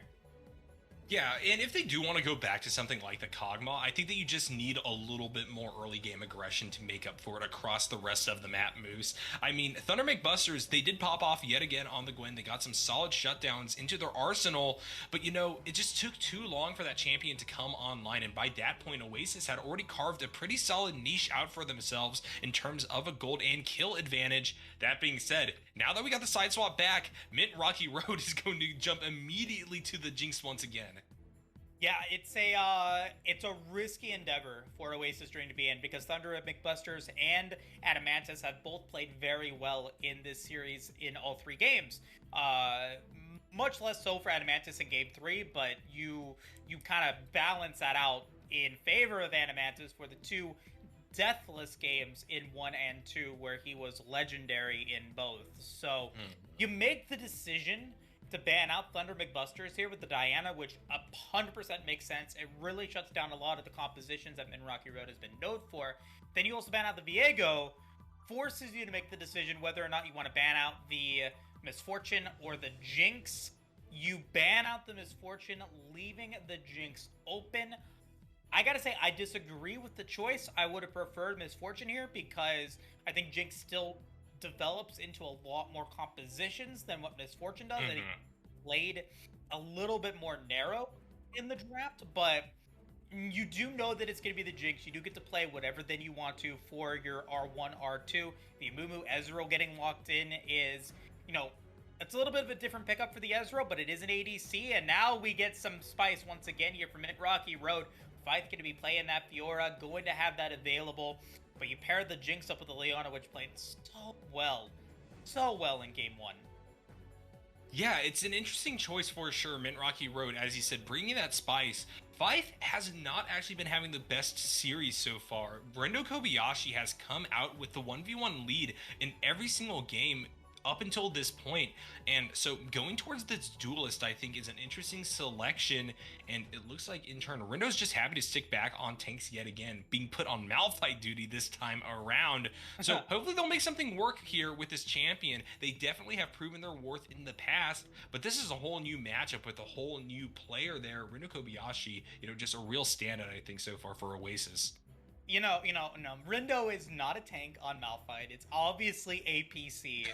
Obviously APC Rockman against the Fiora. And there's been some chatter. There is some chatter here in the draft from Densho Show talking about this Rengar pick that apparently has 100+ hours of coaching. It, of course, can't go wrong. So, with the Fiora, with the Jinx, I don't know. It's possible we could see some Rengar here. We can manifest some Kitty in this game. But regardless of that, you do now have some strong follow-up initiation with that Unstoppable Force into the Curse of the Sad Mummy. Ezreal, a little bit more poke compositions, so I'm not necessarily, completely on board with it yet. I want to see some good burst damage coming through from Oasis Dream in the mid lane that can capitalize on the lockdown. Orianna would, or Epic Champion, if Orianna wants to play, if Epic Champion wants to play Orianna, go for it. If he wants to play Syndra, go for it. Yeah, I guess that there is a potential that the Epic Champion is going to go back into the bot lane for this game and be on the Ezreal, but that new kind of dimension of flexibility that clearly worked out for Oasis Stream, I think is something that Min Rocky Road is going to have to give pause for thought here in game number 4. That could go into anyone's hands, but I'll tell you what isn't going to change. It's going to be Vandral going to be able to pick up one of their favored champions there on the Recon. Worked out really well. You're layering on that CC.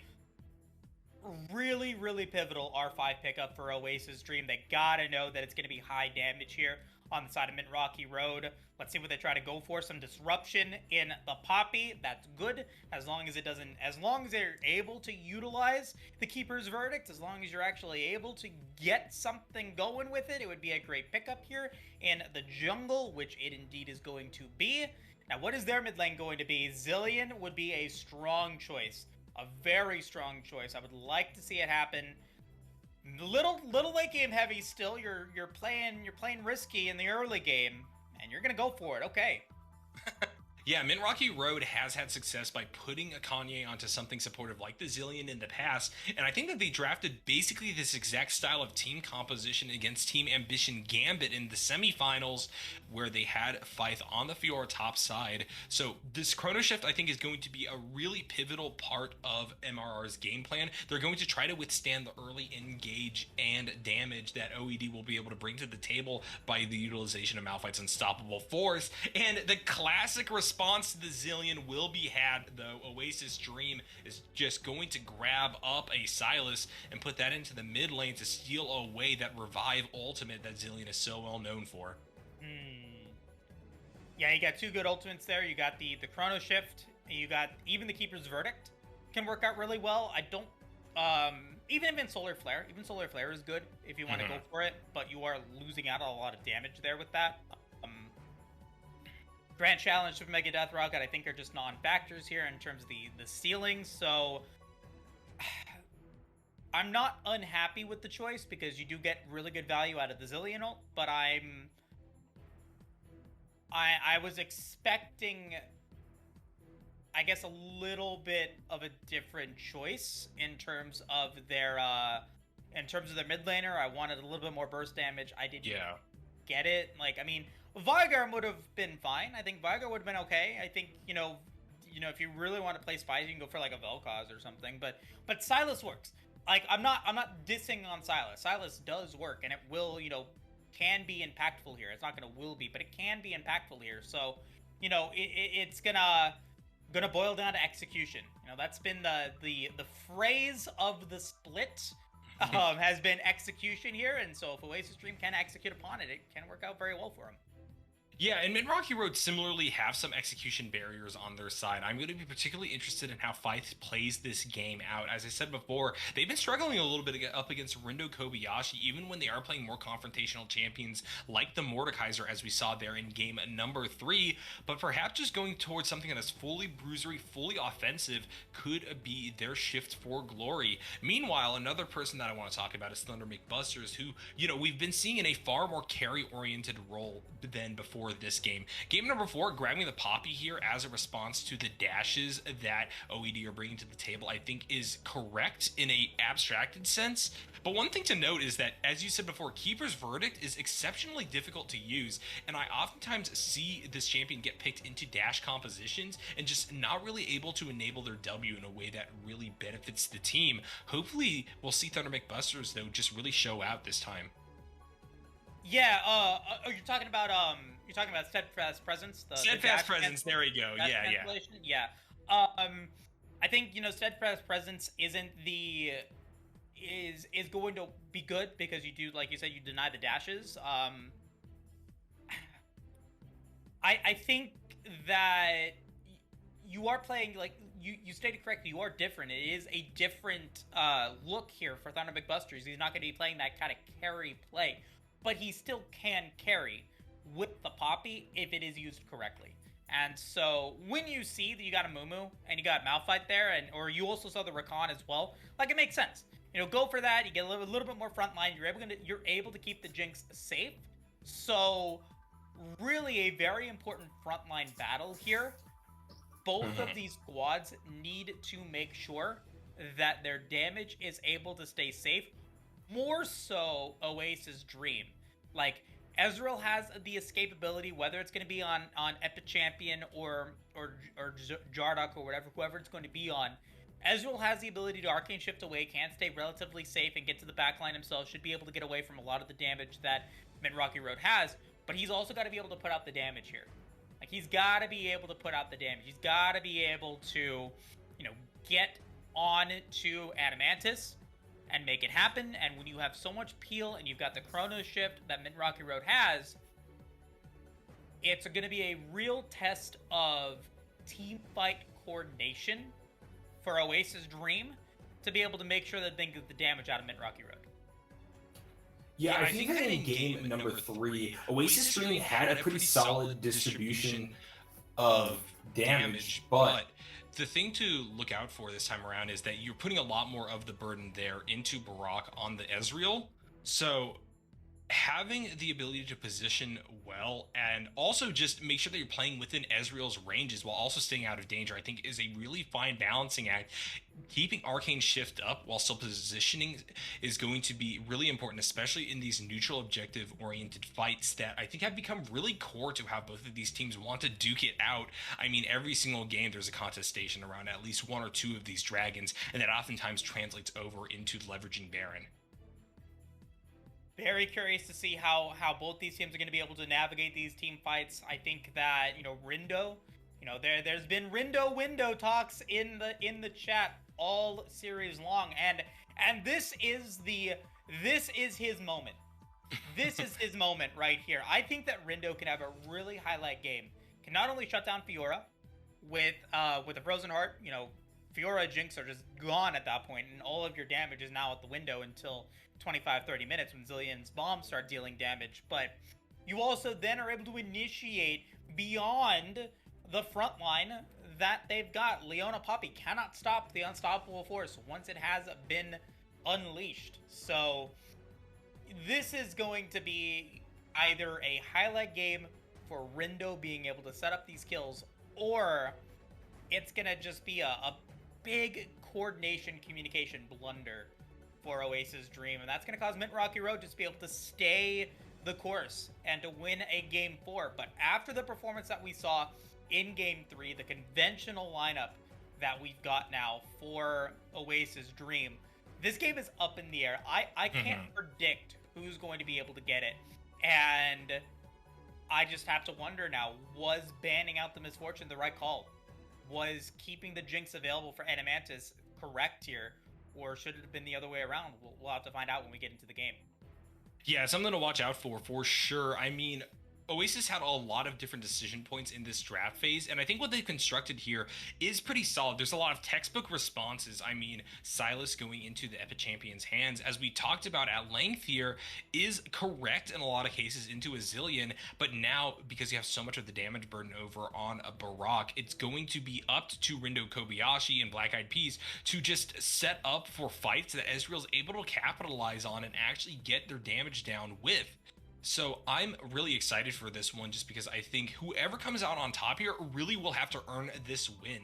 And I mean, this could be the narrative that Mint Rocky Road really wants to kind of have. They've steamrolled all the way up until this point in these series, Moose, and going 3-0, I think, in grand finals could have cemented them as truly a cut above the rest. But I think there's a lot to be valued by just saying, hey, Oasis Dream brought their best as well. They are a dominant team, and they pushed us to the brink with these games.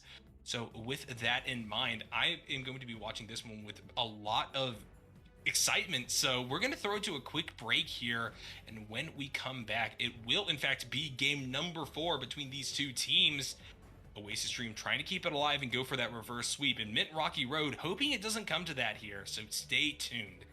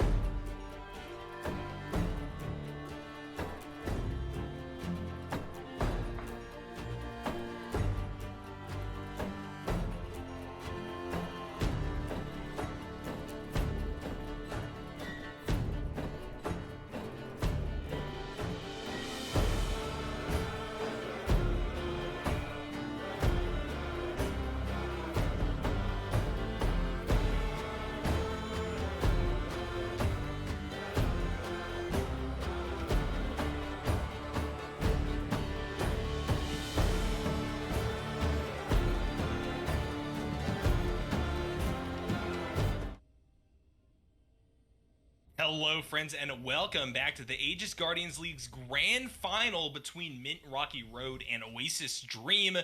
We saw Oasis Dream get their act together, change some things around, and come through with a dominant round 3 performance here. And they are looking to continue that trend for game number 4. Mint Rocky Road, on the other hand, have their hopes high that this won't come to a Silver Scrapes moment.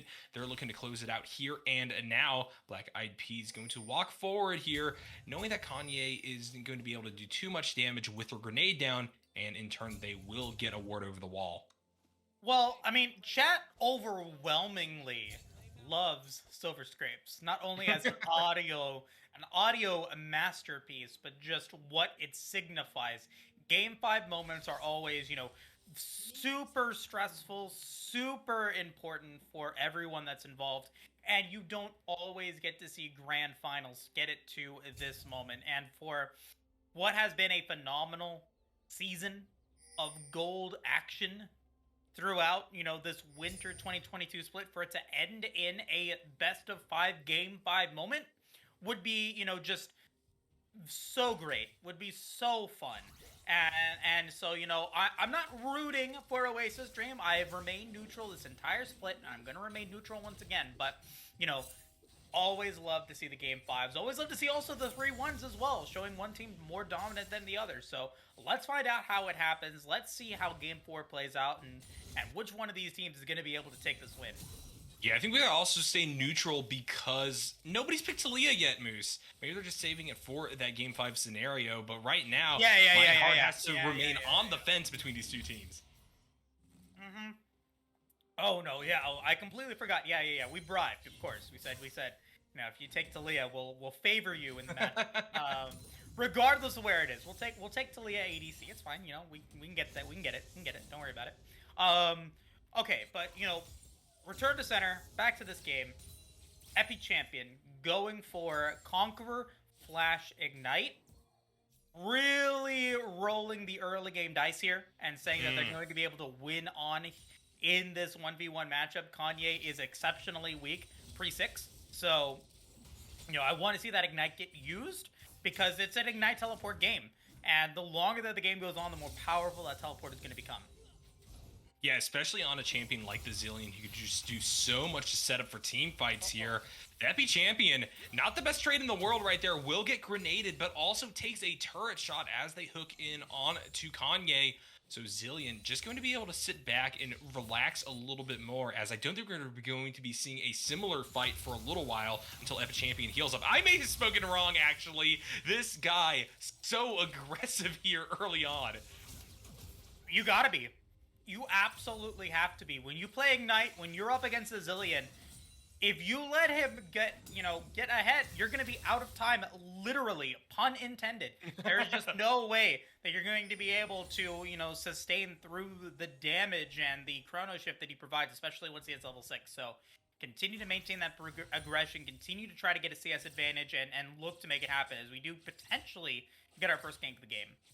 Yeah, Black Eyed Peas going to approach top lane and look for a way onto Fife. Will ultimately just decide to rotate back down and grab themselves a Scuttle Crab. Thunder McBusters, though, going to follow down to the bot side of the map, is in fact going to be able to catch out the W from Vandrel, and in turn, Barak is going to fall. First blood of the game going over to Mint Rocky Road. Oasis Dream, you should have banned out the Jinx. The Chompers land onto both Vandrel and Barak there, forcing out Vandrel's flash. Even with the flash, the root still lands, and you pick up first blood on your Jinx. That is exactly what you need to do. And, without vision on the river, it's going to be a lot of damage onto this Oasis Dream squad. Yeah, Thunder McBuster is a bit too overeager, trying to grab the Gromp from the bot side jungle of Oasis Streams, is forced to flash away, and even that's not enough, as a revenge kill will be had up against the Poppy.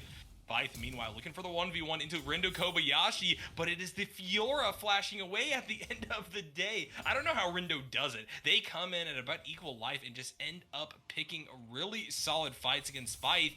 And in turn, they have forced out the flash here. And now we have a Mumu waiting topside. I think they're just going to back, but this shows the dive potential that this team has.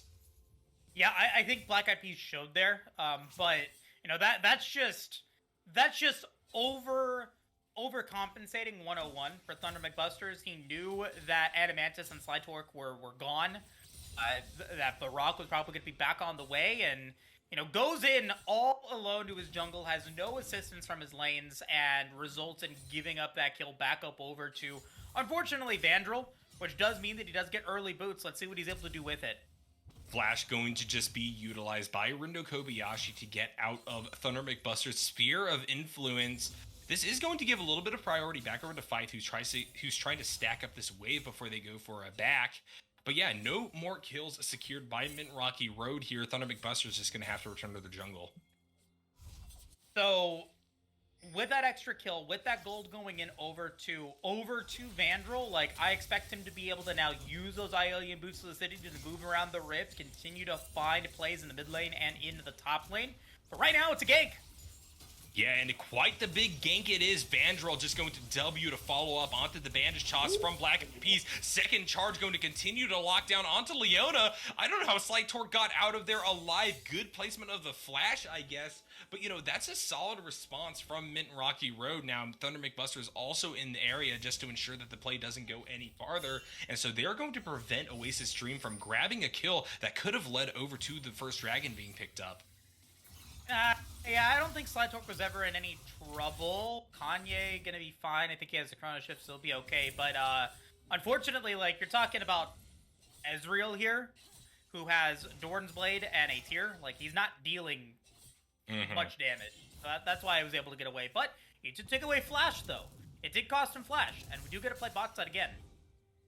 Yeah, we'll see how that stacks up. Meanwhile, in the top lane, Fight's just going to continue to push stuff in. This lane, I think, is going to be locked down for the time being, as so much attention will be devoted towards mid and bot. That being said, Ultimate is going to be procced by Fight.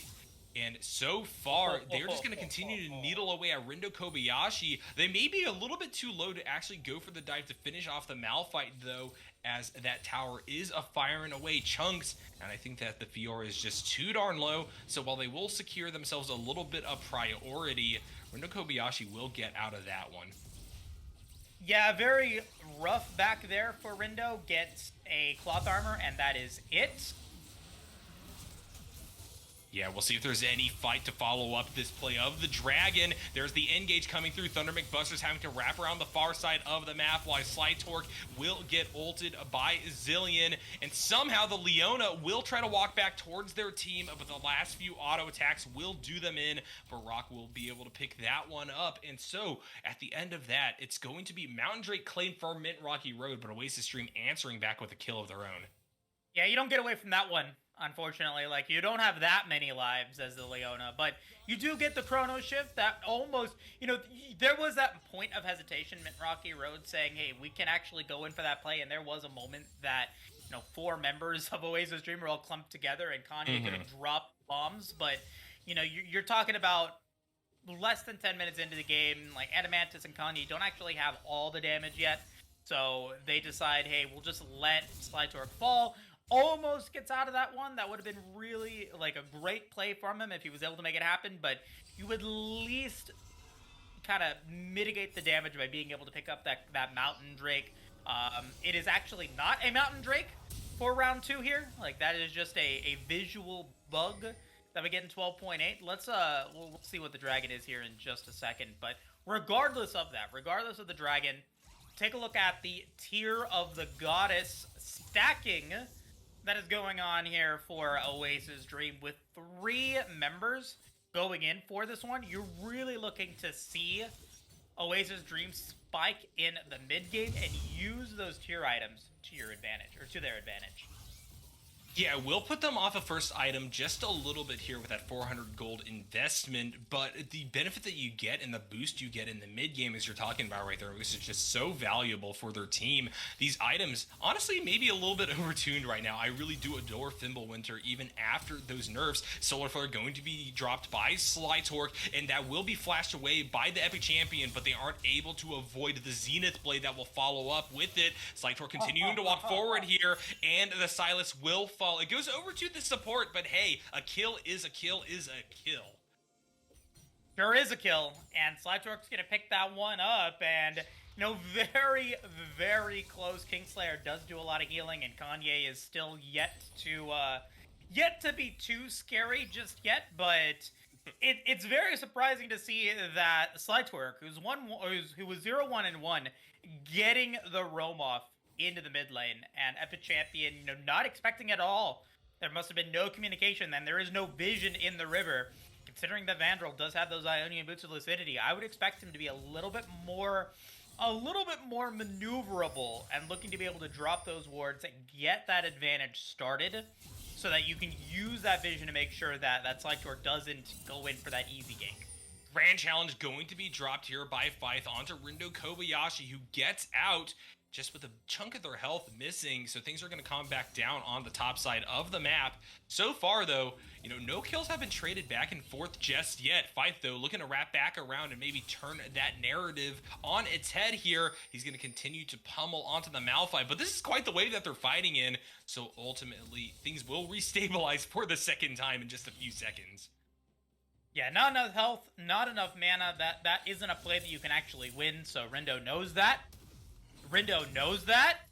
Oh my goodness. Rindo now on the chase down. They had that Q landed in a slight slow on Fife, and they do have Unstoppable Force in their inventory if they want to try to charge on to the Fiora. So far, though, they're just being judicious with the utilization of that ultimate, maybe waiting for a better setup. It's also notable that Shelly has spawned in that topside river, so maybe he's just waiting to set up for a fight around that. Kanye in the mid lane, just going to get engaged upon yet again by the Epic Champion. We will see a stun come through from the grenades, but that will all be dwarfed by what's happening bot side of the map. Slytorque going to have to use the Solar Flare on cooldown in order to pin out Black Eyed Peas and company, but that's not before Animantis will fall. Meanwhile, top side of the map, Rindo Kobayashi gonna flash forward onto an overstaying fight and pick up the solo bolo into the Fiora. Oasis stream, they're churning and burning through this one. Yeah, with no follow-up from Thunderbig Busters, I mean, the Fife should have known that the Poppy isn't going to be topside and played exceptionally greedy there and got punished for his efforts. Had no health, no mana, and gets flash ulted. It is the easiest kill for a Malphite. This is why it's such a hard matchup. Bot side, Vandal goes forward, doesn't even have to use flash. There he uses those boots and that movement speed, that cooldown reduction to be able to get in with the quickness into a strong Grand's entrance, into the follow-up from Black Eyed Peas, being able to pick up the Curse of the Sad Mummy onto both of them, and Thunder McBusters isn't a carry and didn't get there quickly enough to be able to defend Adamantis, which will result in a kill going over to Baruch, and who's now 2-1-0 with that Essence Reaver. Pretty strong start here for the side of Oasis Dream. They've got advantages in the side lanes, which gives them priority at this Rift Herald. Maybe not as much priority as they want, but they're looking to be able to, get to that power spike, that mid-game power spike, as quickly as possible so they can use that to deny the late game play. Fife going to fight with Rindo Kobayashi top side of the map, but Vandal finally putting those boots to good use, is going to quickness in and get the knockup down onto the Fiora, but a well-placed Q back towards tower will mean that Fife gets out of that one alive. I'm liking the pressure that we're seeing Oasis stream focus back towards the top side again, though. Getting more kills and shutting down the potential snowball from the Fiora, I think, is going to be a huge boon towards their game plan, and Rindo's been doing a great job of setting up their team for that goal. I mean, yeah, now you've got the Frostfire Gauntlet. That's not going to reduce the attack speed, but that is going to slow Fife and be just even more of a nuisance up against him. He's only got Divine Sunder. He doesn't have movement speed to be able to get away from that. Rindo's slightly magical boots have indeed unlocked as well. So you've got some good plays coming through and ready to go here for Oasis Dream, who are going to continue to try to ride this early game wave that they've created for themselves. It is Infernal Soul for Game 3, so there is still a chance for that dragon stacking to become impactful here as we get another play from the side of Oasis Dream and Mid Rocky Road. Yeah, Black Eyed Peas going to walk forward. There's the deny of the bandage toss. But that being said, Fife is going to go down, so it's going to be a setup of a 2v2. Amumu has to get out of there, though. The burn coming through from Thunder McBusters and company. And finally, Rindo Kobayashi will be taken out. It was almost 2 pickups for Mint Rocky Road, but as things stand, a 1-for-1 at the end of the day, and maybe slight priority for Blue Squad. I told you this could be a highlight moment for Rindo, and I think that he is delivering so far as this Malphite, really shutting down Fiora, who is Feast or Famine, and has made it happen here and continues to be a, star player. The most consistent, I would say, of any player here on the side of Oasis Dream.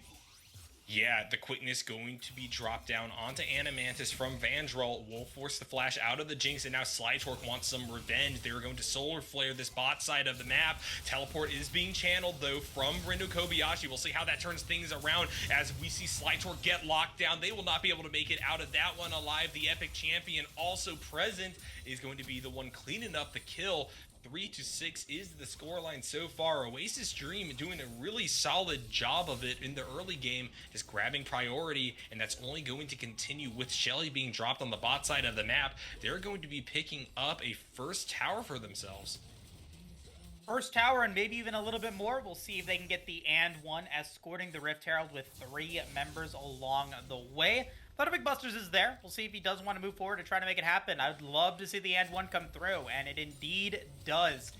Good play there coming in from Oasis Dream. Mint Rocky Road unprepared for just the advantage that I guess having an Epi champion there, having a Silas in the lane was enough. And with the teleport coming in from Rindo Kobayashi, they're able to get enough damage to come through, as we also get our fourth Tear of the Goddess to come in. You're really going all in on the mid game here if you are Oasis Dream, which I don't think is a bad play here.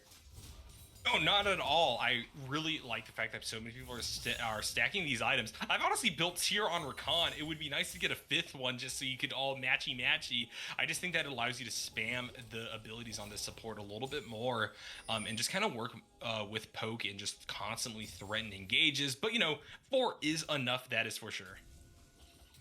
4 is enough? No, you want the 5th one. I do want the 5th one, but I'm wanting satisfied. I'm satisfied. You're satiated, or whatever the cool kids say now. You're fine. your tears have been wept, as it were. But dragon spawning in 15 seconds. This is not a dragon that Mint Rocky Road needs to take. Oasis Dream has the opportunity to just take this one, but you do want to maybe commit to go for the soul point take here. I'm curious if it will work out. Teleport is ready for 5th, but he is just pushing forward into the top lane. Yeah, Fife has been on a split push like this before, and if Mint Rocky Road is actually able to get a play started here, this could be a huge pivotal turnaround. That being said, Chrono Shift is going to be stolen by the Epi Champion, and we see Rindo Kobayashi run for it as well with Unstoppable Force, forcing the Solar Flare out of Leona. Animantis too heavily engaged upon in the back line, and that will be Black Eyed Peas picking that kill up, but now the revenge is at hand. Rindo Kobayashi is going to fall to 5th, but a well-placed Everfrost will continue to lock down Mint Rocky Road. So many of their members are going low here, as it will be a 4v3. That being said, the mid tower still standing means that Mint Rocky Road are able to peel back. So while this is priority established for Oasis Dream over the Dragon, it isn't going to turn into a huge snowball. Leandrius might take Epi Champion, though. Very close to him falling. Ends up being a 2-for-1 special in favor of Oasis Dream. They also get to pick up the champion, or also get to pick up the dragon. But the big development there is that Fife did not die, and also was able to get solo gold onto the top tier 1 tower and the top tier 2 tower. So that's about 1,000 gold in their pocket as well. So can that equate into enough of a momentum, enough of a swing for Mint Rocky Road to be able to bring themselves into that late game? Because remember, they are looking to be able to get to the late game in order for them to really start spiking Barak and Vandrel, and even Rindo Kobayashi will start to fall off the longer that this game goes on, and Adamantis and Kanye will just get stronger and stronger. So, does Fife now have enough in the tank to be able to force them to that late game point? Yeah, it could certainly be the case that happens. I think that Fife has occupied quite a few different roles in these games, but ultimately, even on champions like the Fiora, once he gets to split off, he oftentimes decides to go back and play with the team and acting as a little bit more of a support for the hyper carries that Mid Rocky Road so often decides to grab for themselves. And so that could just be the case here once again. The Fiora might look for those 5v5s and might look to help Animantis crest this edge. That being said, Rindo Kobayashi deep in enemy territory, gonna get a good schmack there down onto Kanye. Yeah, I wanna point something out really quick. Hey, we've got a Caulfield's Warhammer onto the Epic Champion. That does, that should signal a Muramana here. That also is gonna signal a Baron attempt from Oasis Dream. A little risky and on vision. Yeah, Thundermeg Buster's going to channel their ultimate and knock away Black Eyed Peas, but there's the pull back in. Thundermeg Buster's trying to get out of this one alive. It's a split fight once again. The Epic Champion is going to Chrono Shift themselves here. Slytorque, meanwhile, trying to get some lockdown, but will just fall in turn. The Epic Champion now on a killing spree. It is a 1-for-0, but hey, at least you got everyone from Oasis Dream off of that Baron. Mint Rocky Road able to just breathe a sigh of relief for that fact. Yeah, it was the it was the attempt of a lifetime. Play to win, right? Play to win to go for that one, but you lose out in that trade. You get one kill onto Slytorque, who is relatively, not worth a lot of gold comparatively to somebody like Black Eyed Peas or Kanye or Adamantis or something like that. She's 1-4. This Leona is worth a little bit less than some other champions on the Rift. Mm-hmm. You give 600 gold and an extra 200 to your team over to Fife, who picks up second item. It's Ravenous Hydra now available. That split push has continued to come through, and the Rift is far more open here for Mint Rocky Road than it is for Oasis Dream. They have the chance to continue to split push that forward, and while I appreciate the attempt of recognizing that Fife could not come in with that teleport, you don't really capitalize it effectively enough to say that was worth it. You actually lose out in gold. Yeah, and now I really want to see blood here, Moose. Fife is so strong. They've gotten so much gold funneled over to them with these solo towers going down. And so now if they do in fact decide to go for some duels, I think that they have a really solid shot at just setting up, winning those, and continually becoming a thorn in the side of Oasis Dream as we move forward deeper on into this game. We're at about a minute before the Infernal Drake spawns. Both teams have claimed at least one dragon over to themselves. I think Min Rocky Road, though, would be very happy to leverage the pressure that Fife is currently getting to set up for a teleport and maybe a 5v4 here down lower in the game. We will see Slytorque going forward here, will drop their Solar Flare. It's not going to land onto anyone, so that is a tool down that Min Rocky Road could use as an engage, but they're continuing to posture and pushing in this mid-wave to boot. So this is perhaps a way for them to get in.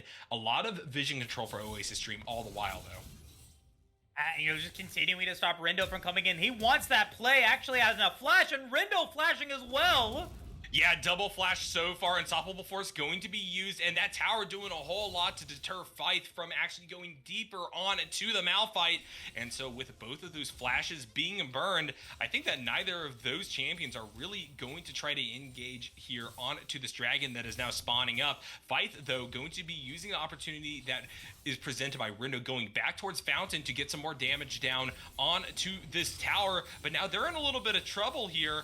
We see the teleport being channeled, Kanye in the area, double knockup being had against Oasis Dream, and they've been so many people up against the wall with the utilization of zillion bombs that it will be a triple kill to start this one off for Adamantis. They're excited, they're running forward. Slytorque going to try to Zenith Blade down onto Israel, but they just decide, screw it, let me just drop my ultimate. Solar Flare utilized, and everybody but Rindo falls on Oasis Dream side. Mint Rocky Road back into this one in a big way. Absolutely disastrous, expertly played by Mint Rocky Road. Rindo Kobayashi forced to pursue Fife, forced to stay up there in that top lane, and without the massive force that Rindo is able to bring in with that ultimate, you lose out on so much control of these team fights if you are Oasis Dream. And the fact that he was not there for that fight equated to bombs going off, rockets getting launched, and Adamantis coming out of that one with 3. And the Dragon gives them Soul Point. That is a beautiful set. Mountain Drake, Hextech Drake, Infernal Drake, like, they got everything and a bag of chips out of that play. They knew exactly what they were doing, and now they're in the driver's seat. Yeah, for sure. Eyes are going to be focused upon that Baron. We'll see what kind of pressure Fife is going to continue to drag towards themselves as they work on this split push yet again, this time approaching the bot side. Reno Kobayashi so far has been able to handle these shoves in just by virtue of being so darn tanky, but from here on out, I think that you really have to look at the 4v4 and recognize without Malphite Ultimate as a way in, Oasis Dream really is going to struggle, especially with so much gold flowing over to Adamantis. Who now is almost at IE, and at that point you start to think that Barak, even with the Muramana, is not going to be as as effective as a 3-item Jinx. Like that is now this is now the late game. This is the part where Oasis Dream has to start worrying about how much damage Adamantis and Connie can put out. That's 1-0-6 on a Cosmic Drive. Leandri's Anguish, those cooldowns, those bombs are going to be dropping down super quickly here. And I'm assuming rune-wise, he also built into some more cooldown reduction as well. So, like, he's going to be able to drop that Chrono Ship potentially twice in a team fight once he hits level 16, and he just continues to help scale up here. That, like, even now, Rindo Kobayashi can't contest with Fife because he's just too far ahead. They have let this Fiora fester in the 1v1 for too long. Yeah, and now look at this. With Silas also being pulled into the area, Mint Rocky Road are going to dogpile on to the Baron and try to grab it up for themselves. There's a teleport also being channeled by Fife to actually come into the area and further work as zoning. True Shot Barrage will be utilized by Barak, but it is not going to deny away this big purple worm. Buff going to go over into the ready hands of Mint Rocky Road, and we'll see what they're going to translate this into.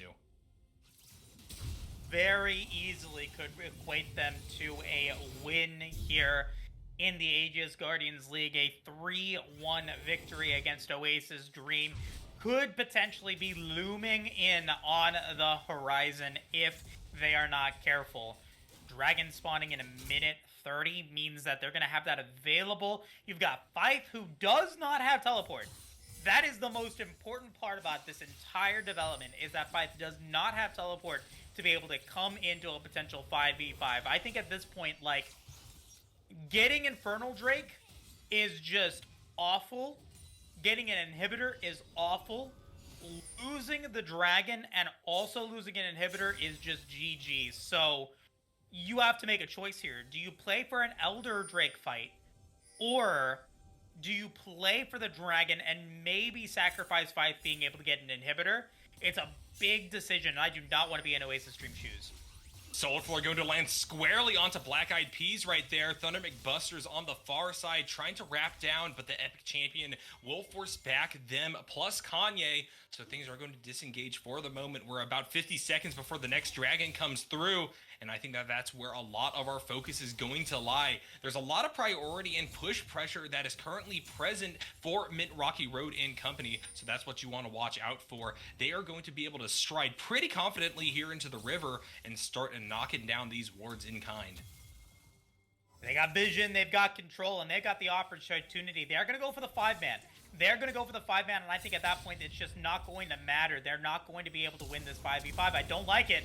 There's a flash forward, and it looks like Unstoppable Force by Rindo Kobayashi was attempting to start off the fight, but it's not going to be enough as we see the Malphite get punted away here already. Vandral is going to fall. Fight will kill Black Eyed Peas as well, and now the rest of Oasis Dreams is Scatter and Afraid. Animantis going on a rampage, utilizing their passive to run up and kill the Silas. Barak is going to have to book it all the way back towards the tower, and even that's not enough. Those rockets being placed deftly by Animantis will mean that it is everybody but Rindo Kobayashi dead. This bot lane has been paved into a highway for Mint Rocky Road as they are going to try to ride this advantage all the way into the Nexus, into the enemy base, and into the annals of history as Aegis Guardian League champions. Congratulations to Aegis Guardians League winners, Mint Rocky Road, or should I say Mint Gaming Rocky Road, as they are able to take the 3-1 victory. Wow! What a play. Rindo trying to go for the heroics, trying to initiate with that Unstoppable Force, and I saw it happening, and I was just like, please don't go for it. Please do not go for it. There's no reason for you to do that. You don't have Baron, you don't have vision control, you just don't have a prayer of making that work, but you go for it, and it costs you so much. That initiation right there costs you the game. Unfortunately, here in Game 4, you got outplayed in the team fights, you got out-macroed on the map, and you just unfortunately got outplayed. You were never able to get to that mid-game advantage because you fell off. Oh my god, they fell off so hard in that mid-game. They just were never able to recover. Yeah, and I mean, Oasis Dream had a pretty coherent and clear game plan, but as you said before, it was a macro deficit, I think, for their side. Mint Rocky Road played them like a fiddle. Fight, you know, they struggled a lot in those 1v1s. We talked about that before, but you just keep letting them split. We saw this happen on the Garen, and now it happened again on the Fiora. When you're dumping a 2,000 plus gold advantage over to that champion, I don't care if you miss every single riposte, you are going to be a huge point of tension for Oasis Dream, and we saw Fight just play that mid-game perfectly. They pulled away tons of pressure, allowed for Mint Rocky Road to establish dominance across the board. They grabbed the Baron, and they translated that into forcing out desperation plays like that flash engage from Rindo Kobayashi that eventually allowed for them to push forward and grab the win here. Fantastic game number 4, really proving that they deserve this victory in this series. And I mean, Oasis Dream, like, they didn't have to go for that play. That's really what I want to reiterate here. Is like every single time that Oasis Dream, you know, has fallen in this series, it was plays that they didn't have to go for. They didn't have to initiate onto that last fight. They didn't have to, you know, force some of these engagements when it wasn't necessary. They made the choice, you know, going back all the way into draft, they made the choice not to ban out that Jinx. And you have to look back at it now, you're saying, like, man, you know, when are teams going to start to realize that, you know, if a player is good on Jinx in Season 12, you need to ban it out. You have to. You have to. Unless the champion gets nerfed to the ground and we get a new meta. Like, what was... Chat was telling me something? Chat was saying something? Like, what, 13-0 on Jinx now? Like, that's really, really good. It's really, really good. And so the choice to ban the MF there is, now you question that a little bit. You say, you know, is that part of the reason why you lost? And I you know, objectively speaking, yeah. Like, like that was, you know, you had the choice to ban out the MF. You had the choice to ban out the Jinx there. I'm fine with the Viego and the Diana ban. But you gotta ban out something. You gotta be able to make sure that Adamantis isn't able to carry with that Jinx, and unfortunately he was able to this time. Not to, you know, not to take away what Oasis Dream has been able to do in this entirety of the split. You know, second place in the Piltover division, playing exceptionally well throughout the entirety of it. Really, really putting in a great effort throughout this entire split, just unfortunately unable to pull through in these crucial moments here in the grand finals. And that means that Mint Rocky Road are your Aegis Guardian League's champion for the winter 2022 split.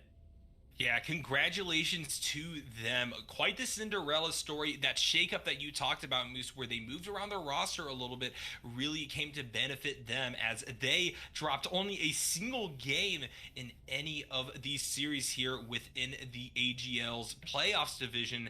And so with that in mind, I think that this is a well-deserved victory for them. Oasis Dream, they also played great throughout the entirety of the season. And I think that we've been seeing why Vandral and the Epic Champion were so high in voting there for that all-star team. You can't take that away from them. They have shown very bright spots here, and we even saw great plays even in these losses. Oasis Dream, I'm really excited to see what they go for in the future. I'm going to be keeping an eye on them for sure. And I hope everyone will keep an eye on Aegis Esports going forward. We have a lot of fantastic things planned for you in the future. This does mark the end of this winter split, but we got far more seasons ahead of us and far more games of fantastic League of Legends content.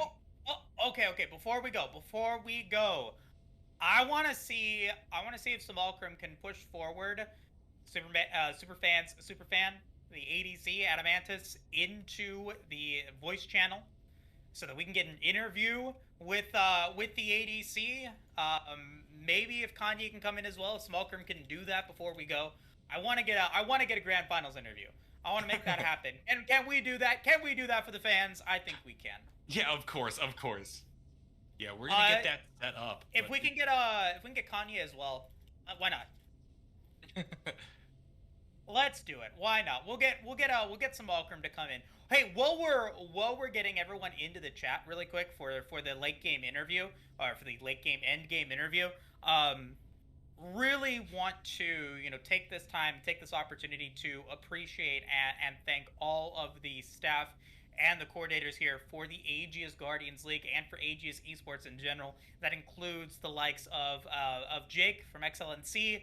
You've got Opal Ivar, the Omega Gaming COO, as well as your commissioner here for Aegis Esports. You've got Simulcrum. You've got Simulcrum, which is our producer and content manager for the Aegis Guardians League, as well as everybody else that's involved in terms of admin and Twitch stuff and all that fun stuff. Like we couldn't have done it without you. And with that being said, I think we are ready for this interview, Simulcrum, if I'm correct. Is that what you said?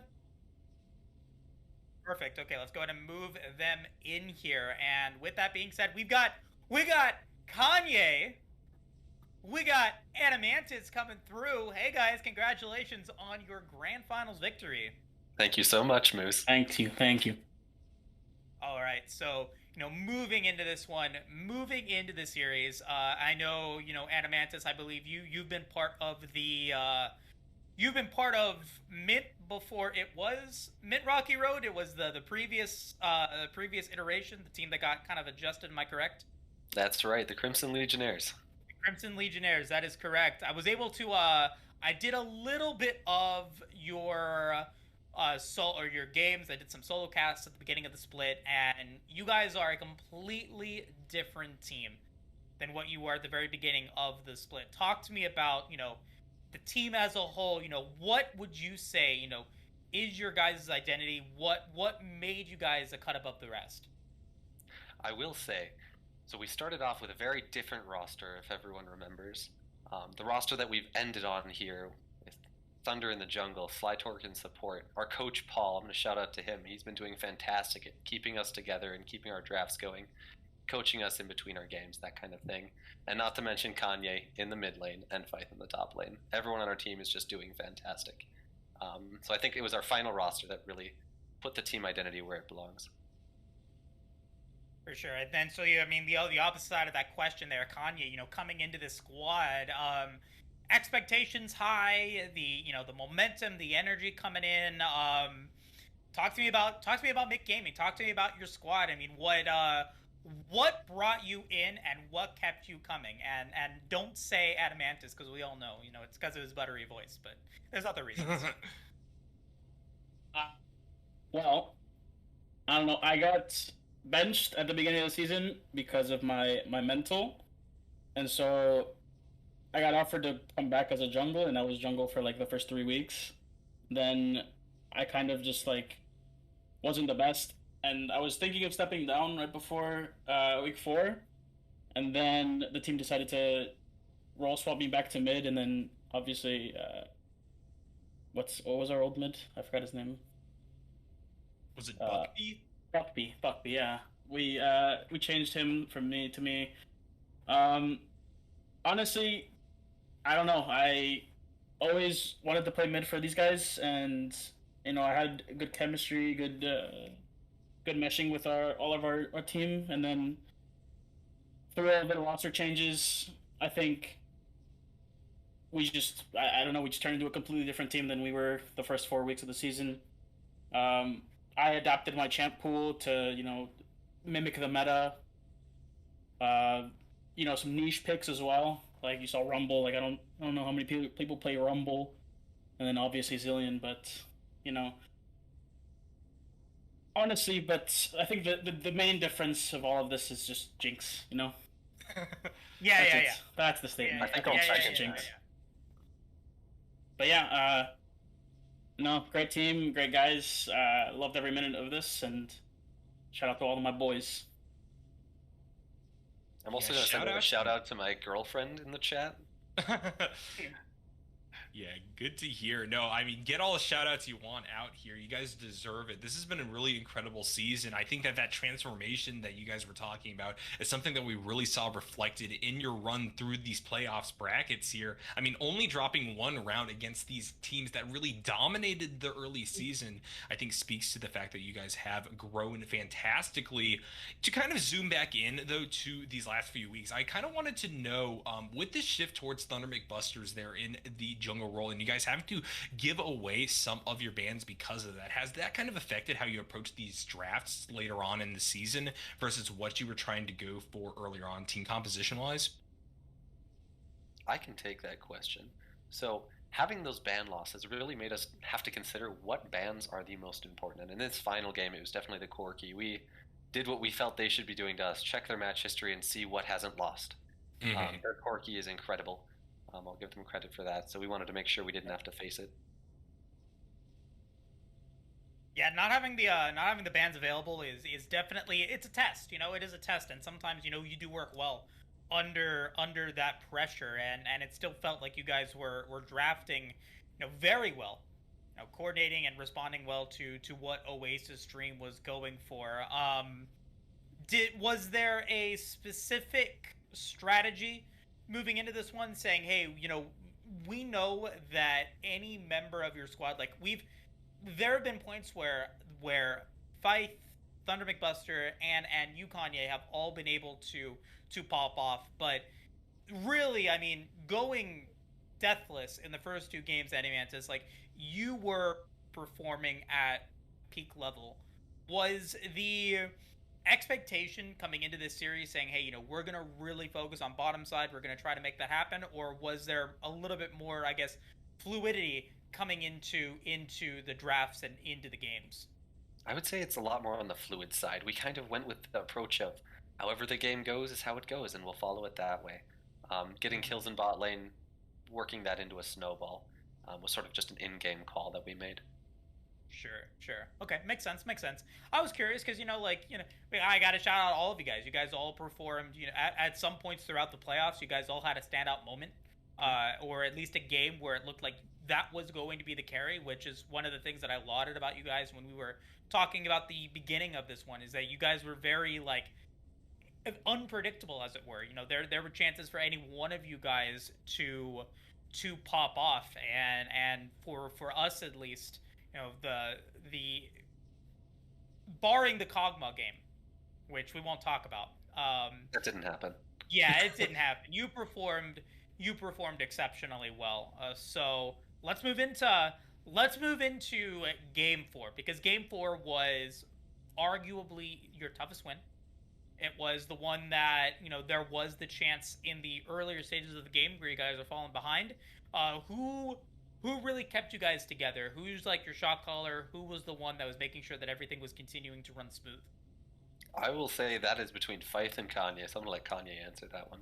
Yeah, Kanye, let's get your thoughts on that. Realistically, depending on the game state, if I, if I'm on a champion that requires me to, or the team just to play around my champion and what I bring to the table, I would usually try to shot call as best as I can. Otherwise, I'm kind of like uh, more quiet, like on the quiet side. But no, it's Faith and me. It's kind of like a combined. Well, it's really a combined effort from everyone here. But mainly, I think it was Faith and me just making sure we don't overextend, we don't go too far in, just throw our leads, and then make sure that we don't throw the leads we had, and then push our leads and just everything in general. Yeah, I definitely feel like a theme of this last series was Oasis stream getting some leads here and there, and you guys just playing a little bit safer and able to capitalize on the mistakes and confidence that I think OED brought to the table. So shout outs to you guys for really keeping it together and keeping that line of communication really solidly on the table here. One of the things that I wanted to ask just a little bit more generally was that I was interested in the fact that you, Kanye, talked about the fact you adapt your champion pool to fit the meta a little bit, but you've played a wide array of champions here throughout this series, not even to mention the fact that you were there in the jungle role. Do you think that, do you have any specific champion or specific moment that you really want to call out on one of these picks that you had? Well, I mean, I didn't play a lot of Zillion, but I'm just saying I'm undefeated on Zillion. You know what I'm saying? Huh. But yeah, I beginning of the season, like entirely like when I started comp, my champ pool was pretty condensed. It was like Yasuo, Victor, Corki, and then I just started to realize like they're not as pick ban as they used to be. And obviously Yasuo is really niche. You have to draft around it. You have to make sure it's not into a bad matchup or has too much CC on the other team and I just can't do anything. But yeah, I picked up Zillion. I picked up Cassio, Syndra.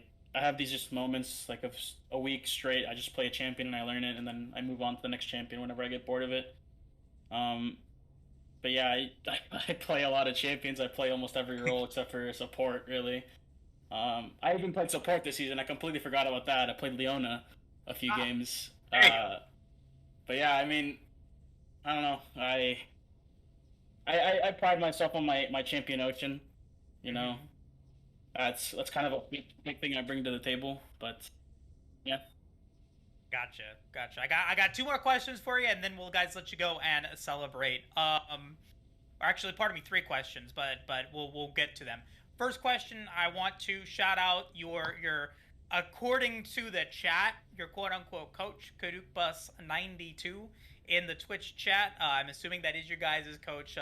Talk to me about him. I don't know, like balloon his ego a little bit, make sure that he's represented. Talk to me about like what makes him a good coach. What have you really appreciated, and if there is anything in particular that he was able to help you develop into this split? One thing I'll give him a ton of credit for, he coaches no nonsense. If you make a mistake and you try to deny you made the mistake, he will not let you get away with that for a second. Paul is great. Another thing, he makes sure that we win our games quickly so we can go to bed. There we go. Sorry for keeping you up. Sure to emphasis on that. Okay, fair enough. I appreciate that. Anything else? You don't want to balloon his ego too much, but you gotta appreciate him. The whole reason I roll swapped to jungle because we needed a jungler was because of him, and he coached me for about a whole week, and I learned Lee Sin, and for some god known reason, people started banning Lee Sin whenever I was in game. But to their own. But no, he's great. He keeps a positive attitude. He makes sure everyone stays level-headed and stuff. I think Paul is probably the one. Canuck Boss is the one who kept our team together through all the stuff that was happening. He made sure that everyone had their needs met in games. Getting the champions you actually want to play. He's not the type to force you on a champion. He just wanted to make sure we were having fun, and it really showed. Awesome. Awesome. That's great. And for all the viewers out there, this is why you have a coach. This is why it's cool to have them, and it's good to be part of, like, you know, a more umbrella organization like Mint Gaming has brought to the table. Second question for you guys. Looking at the prize pool, you guys, you know, this was a free entry tournament, but you guys did receive a free skin, you know, a 1350 RP skin out of that one. Any ideas what you guys in particular are gonna get? Honestly, I have too many skins. I don't know. I'll just probably just roll a wheel or something. There you go. There you go. Okay. What about you, Animantis? I'm still not sure about the exact ruling because I want to make sure Thunder gets a skin. So if I have to give mine up, it's going to Thunder. There you go. Hey, you know what? Yeah, shout out to the Thunder McBusters, really helping you guys out throughout this series. And then my last question for you guys: Amateur Worlds coming up. You guys are Aegis Guardians League champions. You guys are, you know, potentially a very strong team to beat within Amateur Worlds. Have you guys thought about that? Have you guys thought about summer 2022 for the Aegis Guardians League? Are you guys sticking around for the next split? Like, what's the plan now for Mid Rocky Road? I have no idea. That's discussions we have to have, you know, a Yeah. few days from now, maybe tomorrow or just anytime everyone's on. But We didn't think we'd make it this far, so our yeah, plans are a little limited. this was kind of like last ditch effort, you know, last hurrah. We didn't really expect to win it all. You asked us that this is week one, we'd probably tell you you're crazy or just no, that's not happening. But yeah, those are discussions we'll probably just have after. Nothing really set in stone right now, but hopefully we work through it. Well, I have to say, on behalf of myself at least, that, you know, we really appreciate you guys watching, and appreciate you guys playing, and I enjoyed watching you guys play throughout this split, and especially throughout the last 2 weeks that we've been able to kind of follow you guys for the remainder of the Aegis Guardians League, and it would be definitely a pleasure to see you be involved in the amateur world. I think you guys would definitely put in a good running if you guys do eventually get there. Regardless of that, best of luck to you guys in the summer 2022 split. Congratulations on the win, and really just thank you for putting on a great show. Yeah, thank you. Thank you, Moose. Thank you, Smokrim. Thanks Thank for you, having everyone, us. for watching. All right, guys. That being said, I mean, Nyarko, I gotta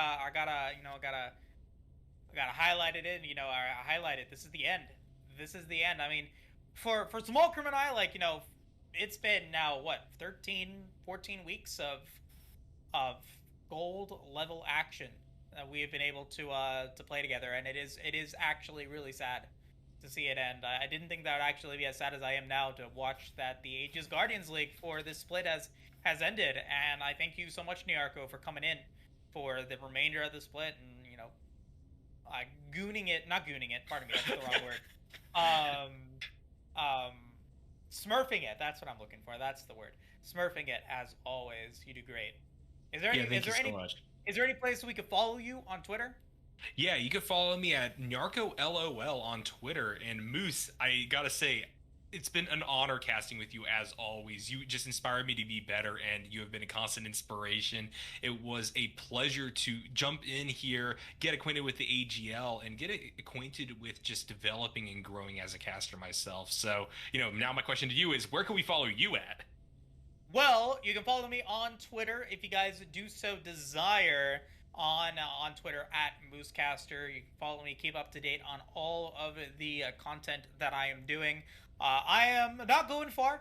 I am still working with Ivar. I'm going to be casting some TFT tomorrow, and I definitely do think that I will be back for more Aegis content. I don't know if it's going to be gold level. I don't know, where it is that I'm going to be, but I hope that I will be seeing you guys sooner or later down the line. And of course, follow me on Twitter at Boostcaster if you do so desire. Don't forget, though, do not forget that none of this would happen without Aegis Esports. You can follow their Twitter, follow their Twitch channel, as well as join their Discord to be up to date on all of the upcoming tournaments that are coming through. The Aegis Defenders, the Aegis Vanguard, the Aegis Protectors, and the Aegis Guardians League will be back for a summer 2022 split. Those signups are live and hot. If you guys want to be a part of that, you guys need to sign up quickly so you guys all are able to reserve those spots and be available for what is to come. Like I said, also check out the Discord to be able to be up to date on all the fun stuff that is coming through. And a great season, a great conclusion to Aegis Esports Winter 2022 split. That's all I have to say. I've got one more shout out before we call it. I'd like to shout out Lumo /C9 Throatcoat. He's an APL. He's the one who pulled me into comp in the first place. So shout out to him. Heckin' yeah. Heckin' yeah. That's what we like to see. That's what we like to see. Any other shout outs? Any other shout outs you guys want to say before we go? Shout out Buttered Chicken. That's it. There we go. Heckin' yeah. But with that being said, Narco, I'll let you take it away. Yeah, thank you everyone so much for coming here. For those of you just joining us, we just witnessed a fantastic 4-game series between Mint Rocky Road and Oasis Streams MRR coming out in top 3-1 in this series. They drafted a diverse set of compositions and brought excitement everywhere that they went. This has been a great run, a great story arc as well, and this will only continue as we move deeper on with Aegis in the future. There's so many more events upon us. Amateur World's coming up as well, so keep your ear to the ground with the amateur scene and continue to tune in for whatever we have to offer. Thank you guys so much, and we are going to throw it to the end here. Shout outs to Samalcom, shout outs to Moose, and shout outs to Aegis as a whole.